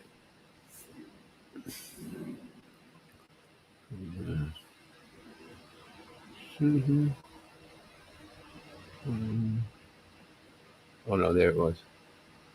Okay. Playlists kind of do make life easier, huh? Let me see.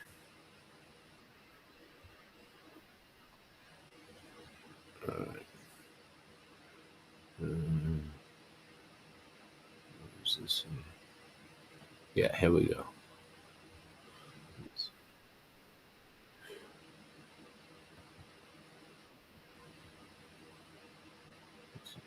All right. Don't worry, I'm setting this up right. I know what I'm doing.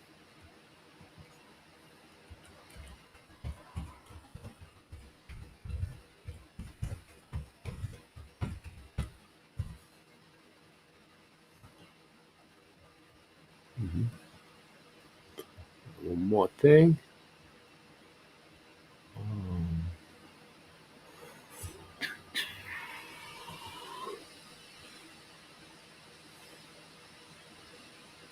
right. Just bear with me for another second. Okay. All set.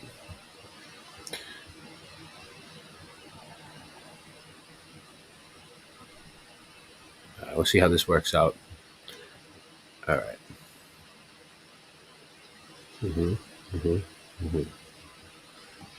Perfect. Put me over here. All right. Well, just want to say thank you, everybody. It's been a successful stream. Share it, thumb it up, post it. There's been a lot of people here. We did a good job tonight. I couldn't have done it without you. I couldn't have done it without Singeman. I couldn't have done it without Voynich. I couldn't have done it without Random Fan. I couldn't have done it without Forever Love. I couldn't have done it without Drew Duncan. I can't do this without you, Daniel Becker. Where are you? I cannot do this without you, Daniel Becker. Mr. Super Sidewinder. I can't do it without you. Forever Love. Without you. That's true. Forever Love. Yes. What would I do without Daryl? What would Daryl, honestly, who's better than you? Who's better than you? Who else do we got? I don't want to forget anybody. Daniel Becker, I can't live without you. I love you all. I mean, I love you all. If I missed you, I can't live without you. All right, none of you. I'm a Bobby Marley. Bobby Marley. I can't live without you. It's the weirdest world. Voynich. Yes. Voynich. Don't drop the soap. Who else do we got? Voynich.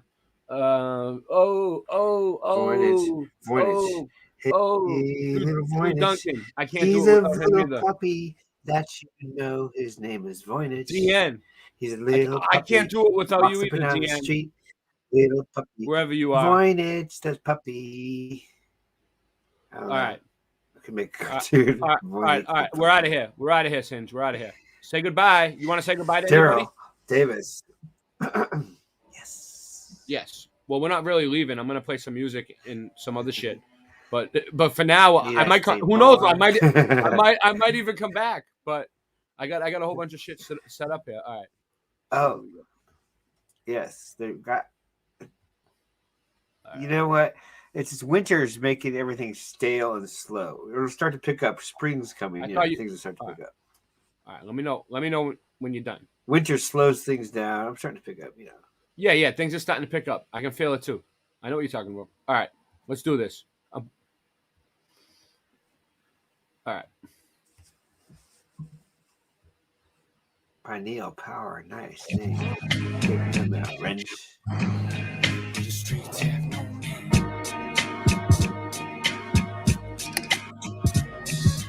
Let's take a trip in the mind of a rhyme king. Look at the Crooks book, find what you're finding. Look at a sick fuck hooked on a crime thing. Fucked up with $6 with a silver lining.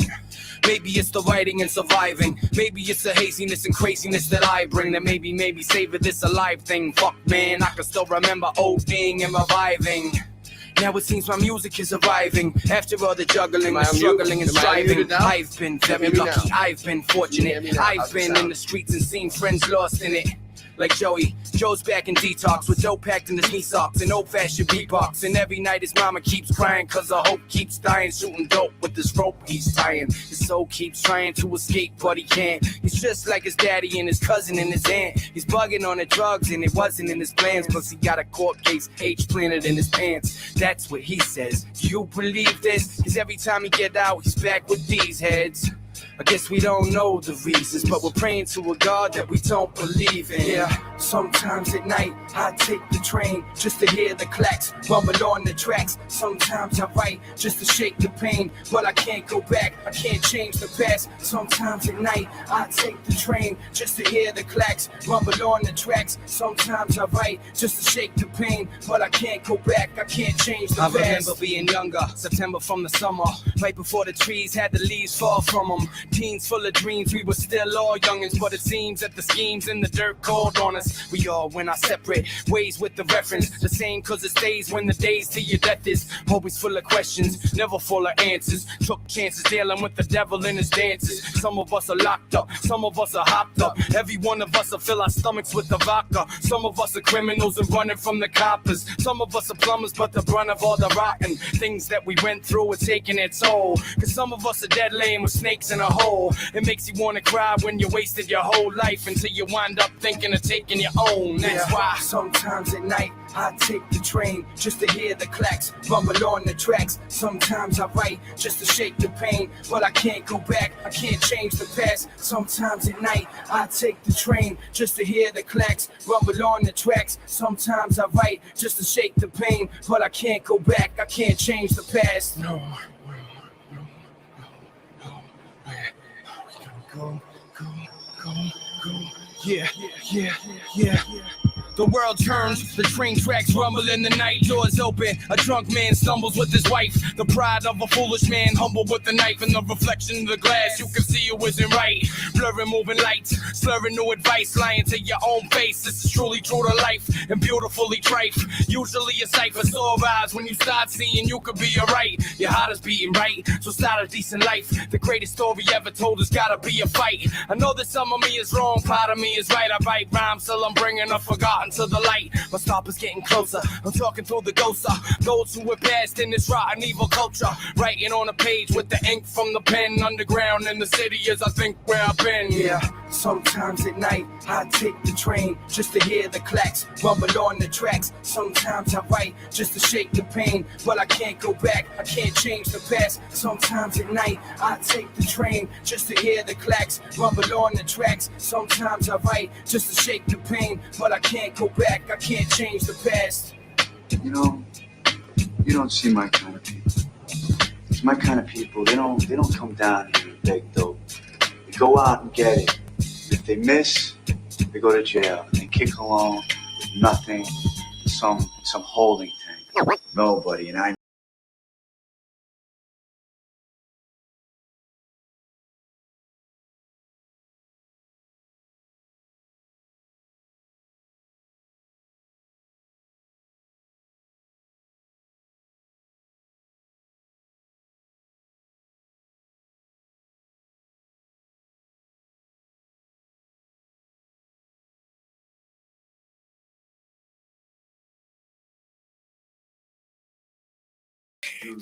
can't take this shit anymore.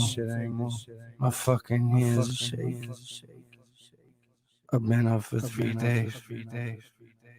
I don't want to face nobody ever again. I need help. I need to get out of here. I gotta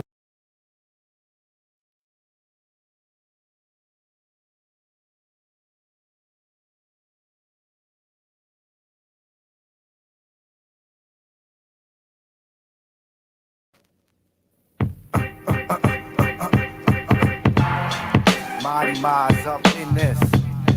The Alchemist is up in this. Illagel is up in this. NYC, where you be? Mr. E is who I be. The high and the mighty. Getting by like this. Eastern Conference style. Over blunts and tea, I write the dope rhymes easily. Love my G's, half virgin, half sleazy. See, I'm always wasted like my college diploma. Striving for Dutch masters instead of the master's degree. Agree with me to smoke stacks instead of book stacks. Compelled with ill facts. Obsessed with quarterback sacks and girls' backs. As well as being a fiend for new tracks. With Shanna Jameson was the babe I was in. Buzz nuts to my testy. Turn the raisins, I'll be the Donna Cron. Coming with more heat than Juan Guzman. Sipping on wonton, I be that kid eating cheeseburgers at Temple. Cause it's earth, wind, fire, eon, elemental. Your mic is all rental, well mine is toxic. Mr. Shapeshifter, squash the conflict. The conflict is man versus man. Don't know if I'm the protagonist or antagonist, but I'll be mad at the strap shit. The bad habits be the catalyst to these fantastics. The conflict is man versus man. Don't know if I'm the protagonist or antagonist, but I'll be mad at the strap shit. The bad habit be the catalyst to these fantastics. Now bet on me like the Sixers in the lottery, like the media portrays a hip-hop rockery. You never thought of this, plus I love Nautilus. It's Mr. Eon, live from the fortress. See, I illuminate and try to destroy the void. Hip-hop scientist, no rap decoy. From B-boy document, the shit is dominant. From popping, the body rocking, to head nodding. While I swimming is like Aquaman, saw the plan, longitude and latitude equals altitude. The laboratory is a whole different story. The conflict invade your visual and auditory. From Madison Square to core states elevate, conflict escalate, diaphragm dilate. Now the mic device is the vice. Plus I'm nice, parasites will be gone quick, running through the conflict. The conflict is man versus man. Don't know if I'm the protagonist or antagonist, but I'll be mad at the strap shit. The bad habit be the catalyst to these fantastics. The conflict is man versus man. Don't know if I'm the protagonist or antagonist, but I'll be mad at the strap shit. The bad habit be the catalyst to these fantastics. Do I want a Rolex on my wrist or just a Timex? Do I want to hold that girl to one climax? Now you see I want it all, but I don't want shit. I'm considered a buffoon when I get up at noon, but I swoon to the pen, the ink well. I think, tell me what the fuck to do with no parental guidance. How the hell you gonna ask me who's the highest? And how the hell you gonna ask me who's the mightiest? You see, I appear, but no special guesting. Dick Starbuck, now you can start the session. Someone who don't care, you got no question. You just don't get the lesson. Fuck your blessing. You think the Holy Ghost is cold comatose? You think he can't see you and the bliss we breathe through? So I smile to the heaven, chose to else so we can see. Identify the lies, the conflict, I bomb quick. The conflict is man versus man. Don't know if I'm the protagonist or antagonist, but I'll be mad at the strap shit. The bad habit be the catalyst to these fantastics. The conflict is man versus man. Don't know if I'm the protagonist or antagonist, but I'll be mad at the strap shit. The bad habit be the catalyst to these fantastics. It's the conference. The alchemist touches it, turns to gold. Mighty Mind touches it, it turns to gold. Mr. E touches it, it turns to gold. Eastern Conference touches it, it turns to gold. Never fold it.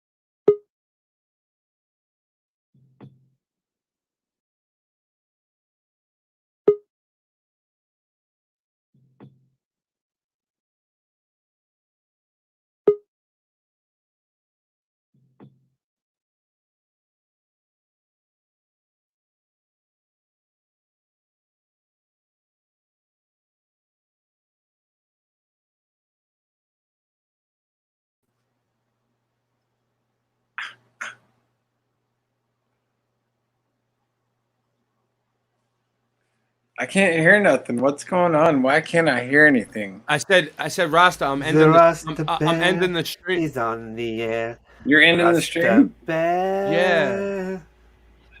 What You just messed up my whole stream. When you see I'm sorry. the Rasta Bear, he's coming your way. I'm sorry. You say Rasta Bear.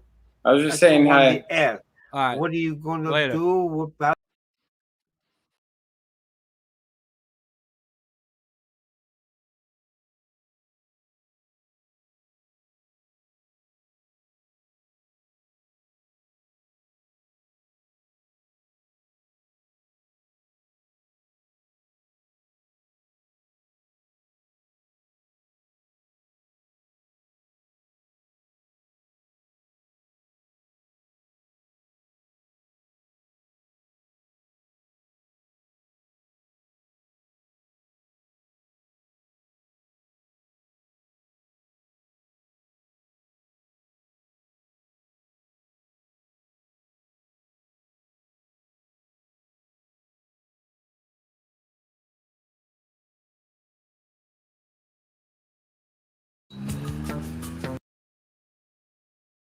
Recordings just got.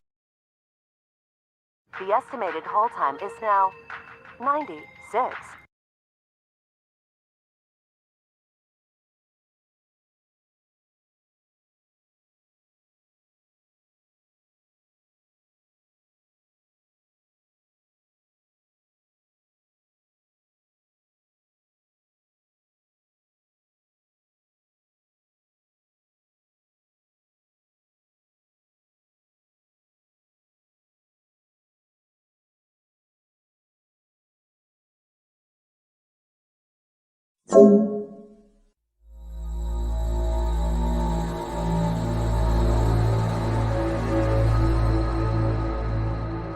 Wait.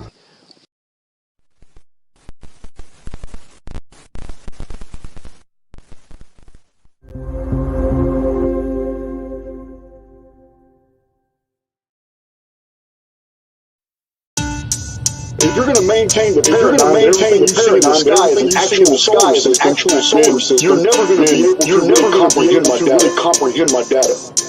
What I believe is that our entire sky is simulated. And the sky is going to perpetuate the illusion that the sun is 93 million miles away. I don't believe any of that. I don't believe any of that. This illusion of stars, the illusion of stars over us, believing that there is freedom up there when it's not. We're in a contained area. The simulacrum is based on quantum principles.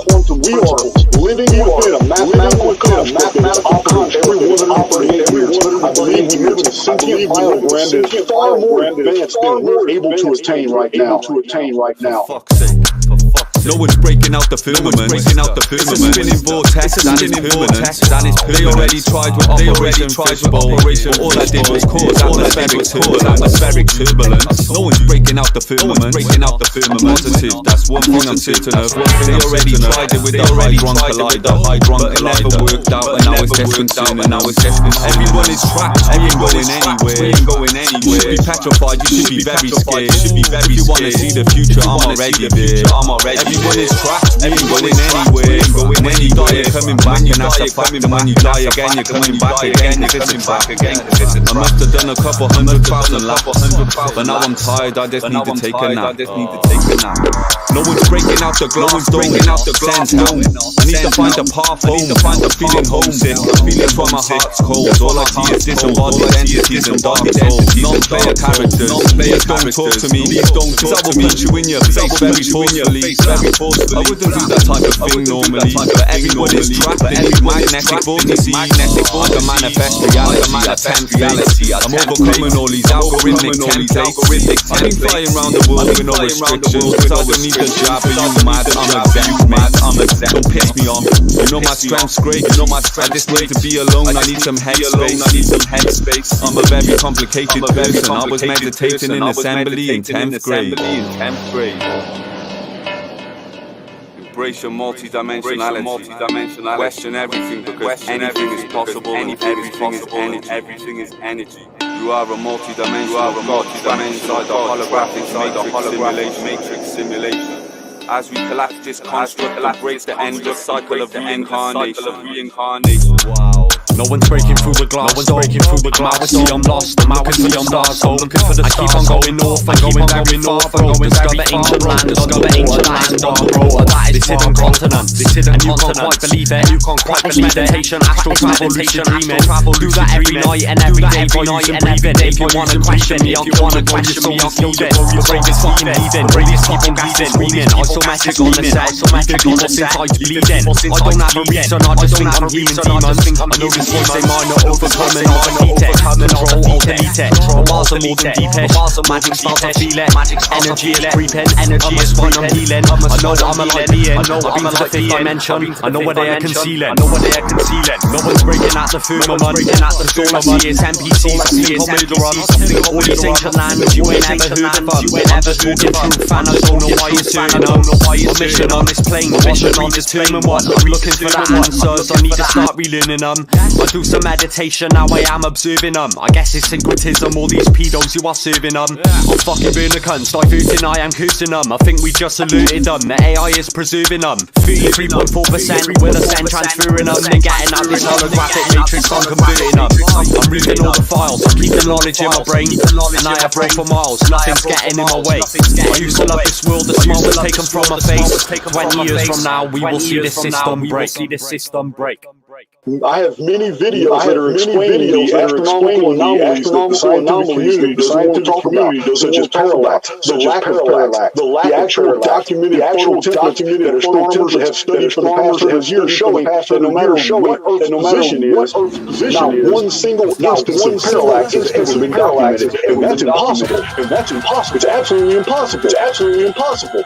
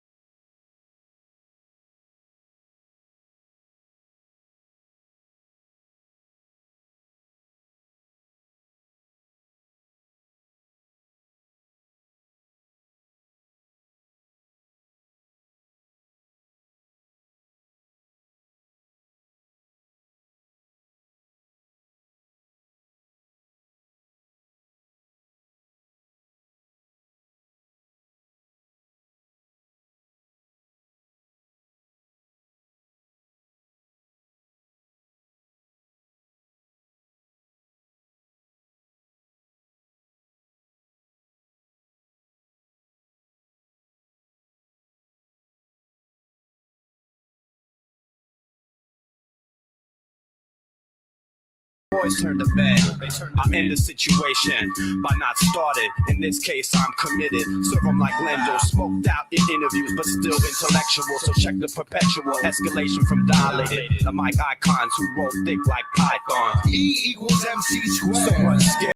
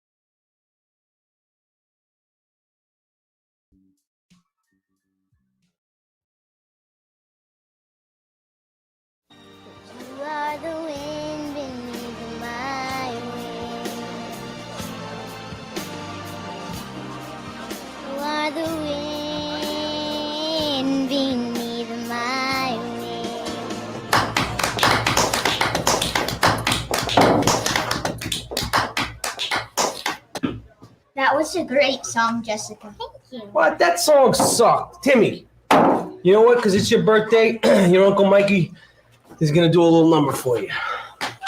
Happy birthday, kid.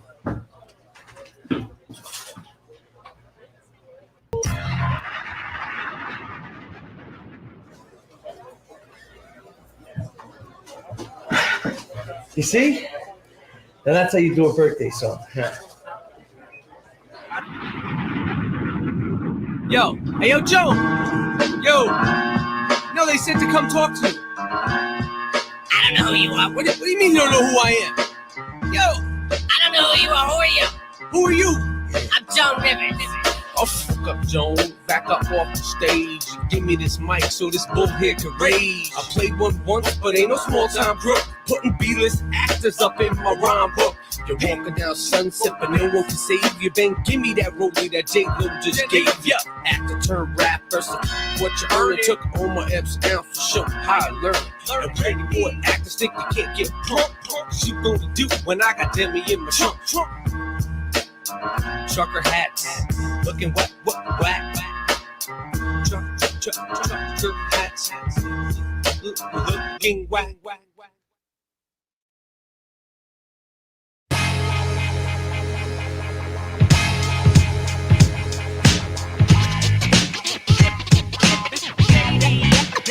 That's me.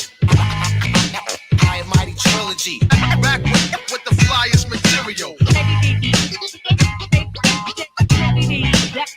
That's me. I am Mighty Trilogy. Back with the funky beats. Back in this third eye, versus a cyclops. They traded they high tops for nice sized white rocks. Words in my right, then past my left ear. Your starlets ass out like the Bulls of next year. Fear this veneer, you guess none like virgins. Who that cat splurging instead of rehearsing? Tough guys, degentrify your high rise. Looking more like Barlow than the fucking Fry Guys. Go on uptown, fucking senoritas. In Taco Bell screaming, Viva Gordite! Bring all your dogs, I give them rabies. They never had a chance like my two aborted babies. Got Pope John Paul II, brain of Satan. Have your vegan girlfriend cooking up bacon. Off barbiturates with that shit that you hit. Smoke my spliff with your correspondent bifida. My 9 is lifting you 6 feet when I spray rounds. Hit you with 12 shots in midair and 4 more on the way down. A day strays grace through a kid's hair on the playground. You lay down on a stretcher. Don't get carried away now. No pun intended. Top out of your whip and leave it unintended. Before I whip out this gun and end it. Unless you want it in it with bullet holes any minute. Cause I can leave your infinite full of those even if someone's in it. Snatch the airbag, hit the corner and park it. Corner to market, I got it tied up in a chair and gag. Bitches get smacked and grabbed by the hair and drag like cave women while I'm grave digging with Marilyn Manson. If you got a bowl of hash, better cash it. Got a satchel flash it, I'ma take your last hit. And if you spitting wax shit on the microphone, I'ma snatch it out of your hand so fast I'ma detach it. So if you got a bowl of hash, you better cash it. Got a satchel flash it, I'ma take your last hit. I'm flabbergasted on 2 taps of acid. Threw my baby's mother in the hatchback and latched it. John Eon's whack now, how you think that? Couldn't get on my record if you a straight rap. Desecrate a rate with these rhymes I'll be toting. Let's go back online and jerk off on your motor. My God, stupid mucus from these loose lips. My loose leaf leave your whole persona weak. To the point that you stand up on your feet, best retreat. Let's go back in time and steal my whole steed. The quickening, did a brisk at the christening. I'm exercising, doing liftings and twistings. This thing's the nicest. I keep telling you, what the fuck this guy on the corner been selling you? I'm emailing you at the wrong website, misspelling you. Pranking would put the fear of hell in you.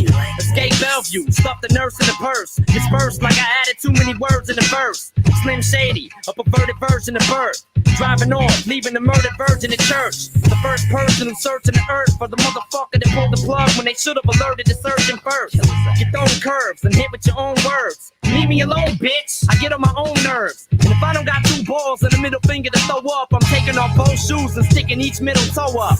If you got a bowl of hash, better cash it. Got a satchel flash it, I'ma take your last hit. Give me that. And if you spitting wax shit on the microphone, I'ma snatch it out of your hand so fast I'ma detach it. So if you got a bowl of hash, you better cash it. Got a satchel flash it, I'ma take your last hit. I'm flabbergasted on 2 taps of acid. Threw my baby's mother in the hatchback and latched it. Any disease out there, I'm willing to catch it. Slim Shady, all praises to the high and mighty. Slim Shady, you know what he right?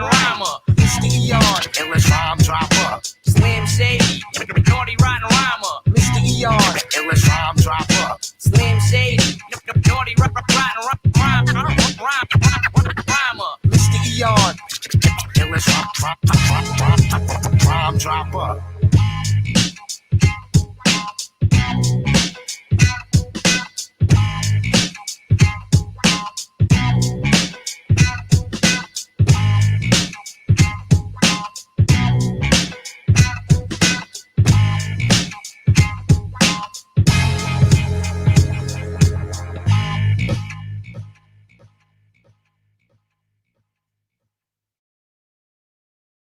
I represent through mind, soul, and body.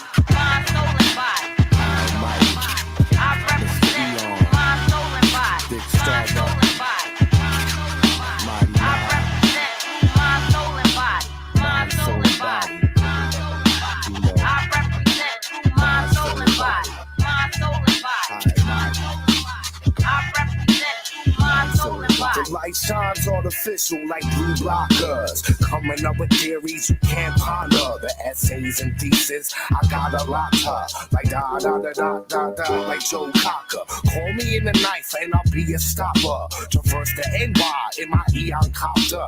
Fucking with the Starbucks, don't even bother. You be flirting with death like playing Frogger. Now a beat ain't a beat without a kick like soccer. I keep a bag of chronic. When the BK, welcome back Carter. If I robbed in the 50s, Brooklyn Dodger.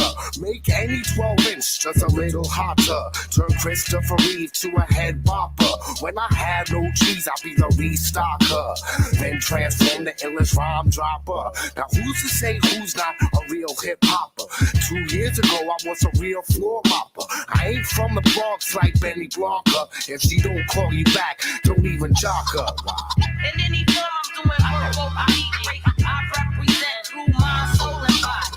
In any form, I'm doing work over I represent through mind, soul, and body. In any form, I'm doing work over I represent through mind, soul, and body. In any form, I'm doing work over now even cheapskates is peeping my tape release. You be mistaken, like Russian 8 men that Aikman. I hate them fucking industry vagrants, claiming that they be pounding the pavement. When just last night I seen them raving. Mr. E, give you lyrics you craving. NYLES is where I'm staying. In this world, my microphone is my haven. Now keep your ears clear when I be playing. Top 10 coaches cold is how I'm rating. I take ball hits till I be fainting. I wish I saw loot, you think I'm raking. Shorty in the back commence to ass shaking. When in Portland, I'll be trailblazing. What is this fake rap crown you be chasing? I see that rat trap that kids be baiting. Coming on your kids depends where I'm aiming. Star buckle keep you wet like days it's raining. Where all these hip hop kids were saving. Remember whipping me must be the tabs you wait when. It didn't happen like blacks voting for Reagan. Inhalation, check how much remaining. Hip hop Hall of Fame, Eon, you're engraving. In any form, I'm doing work over I represent through mind, soul, and body. In any form, I'm doing work over I represent through mind, soul, and body. In any form, I'm doing work over I represent through mind, soul, and body. In any form, I'm doing work over I represent through mind, soul, and body. In any form, I'm doing work over I represent through mind, soul, and body. In any form, I'm doing work over I represent through mind, soul, and body. In any form, I'm doing work over now even cheapskates is peeping my tape release. In any form, I represent. In any form, I represent. In any form, I represent. I represent through mind, soul, and body. In any form, I represent. In any form, I represent. In any form, I represent. I represent through mind, soul, and body. Mind, soul, and body. Mind, soul, and body. Mind, soul, and body. Mind, soul, and body. In any form, I represent.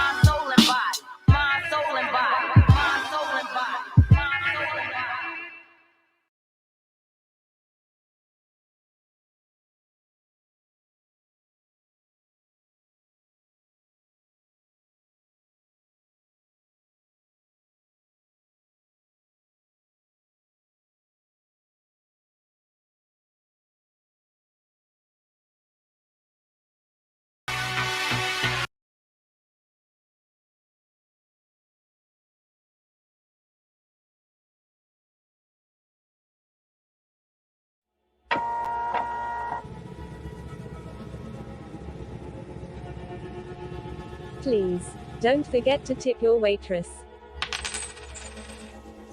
Static Selector. Static Selector. Static Selector. I'm a walking bad habit, eat tabs up in the cabinet. Savage rap status, vocabulary extravagant. A rock star, popping rocks in bars. Used to flip bud, now this rapping copy a car. No telling, Connecticut felon. I GPS him and find my mark like Magellan with more lines than Corey Feldman. I never cease to impress him. I cardiac arrest him with every studio session. I'm killing them, no question. Web's back, better hold your breath when I'm rhyming home. I murder beats, I'm Jonah Hex with a microphone. Fiends saying I'm the dopest yet. And haters, I shrug them off until my fucking shoulders sweat. I'm breaking bones, a modern version of Casey Jones. Sword in hand, I'm the winner playing the Game of Thrones. Fuck beef, my rapping style's filet mignon. Getting drunk, fuck your driver, somebody take me home. Take me home now, bitch. Watch for the cops hit the blinker when you switch lanes, cause you know that I'm famous and I'm rich. Eyes on the road, take me home now, bitch. Take me home now, bitch. Watch for the cops hit the blinker when you switch lanes, cause you know that I'm famous and I'm rich. Eyes on the road, take me home now, bitch. I know that I should change, but I don't really think I can. It's just part of my nature, I never cracked and never ran. The world is falling on me when my back was in a jam. I always kept on fighting, that's exactly who I am. And this is who I am, no way that I can change it. I'm buck wild, stupid and dangerous. My best friends are not strangers. These are the motherfuckers I hang with. We speak the same language. And I ain't saying French, English, or Spanish, or Spanglish. I mean pain and anguish. This cocaine slaying and bang bang shit. Mac 11s that we aim with. In other words, I'm rolling with the same clique I came with. On the same list, and fuck being famous. Fame dreams are for groupies. I'm a real life gangster that you ain't seen in the movies. What I mean is I'm truly off the hook. Like a phone in a nursing home, homie. I'm that Boston crook. Take me home. Take me home now, bitch. Watch for the cops hit the blinker when you switch lanes, cause you know that I'm famous and I'm rich. Eyes on the road, take me home now, bitch. Take me home now, bitch. Watch for the cops hit the blinker when you switch lanes, cause you know that I'm famous and I'm rich. Eyes on the road, take me home now, bitch. I damage tracks, so listeners always ran it back. Always with a half ounce stuffed into a sandwich bag. I kill it quickly and always keeping the realest with me. Stealing all the fucking insulin from Wilford Brimley. Diabetes, rappers could never beat us. I've been spitting shit like this since I was just a fucking fetus. Keep your chick with me as long as she give dome. Rolling up the diesel and burning like Jim Rome. Now I stand here as a man with the past, the inspiration for the kids on the corner, but still got the laugh of a mental patient. The infiltration of the game, born from a central hatred of fame. A pencil shaking with pain, an entrance staked in a claim from the wrath I became. My paragraphs I'm saying are futuristic pictures of the past from which I came. And this is slain with the shotty and the hoopty, son. My whole career's a robbery that they could never scoop me from. Take me home now, bitch. Watch for the cops hit the blinker when you switch lanes, cause you know that I'm famous and I'm rich. Eyes on the road, take me home now, bitch. Take me home now, bitch. Watch for the cops hit the blinker when you switch lanes, cause you know that I'm famous and I'm rich. Eyes on the road, take me home now, bitch.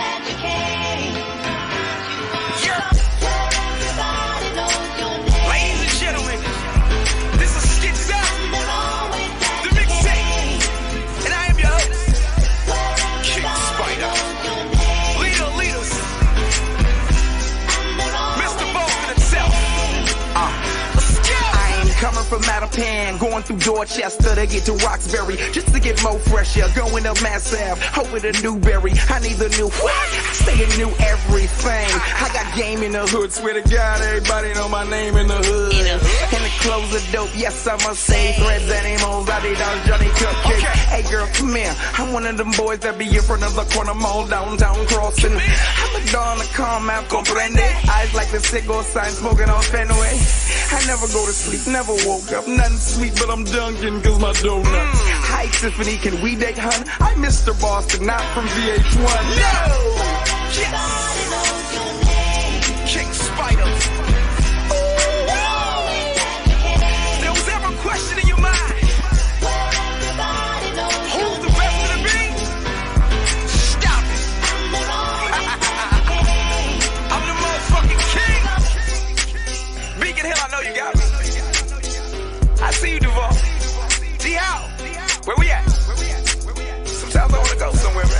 know? Where everybody know my motherfucking name, everybody do cocaine, you know? It's a place like Boston, you know? Beacon Hill, Paul Revere shit.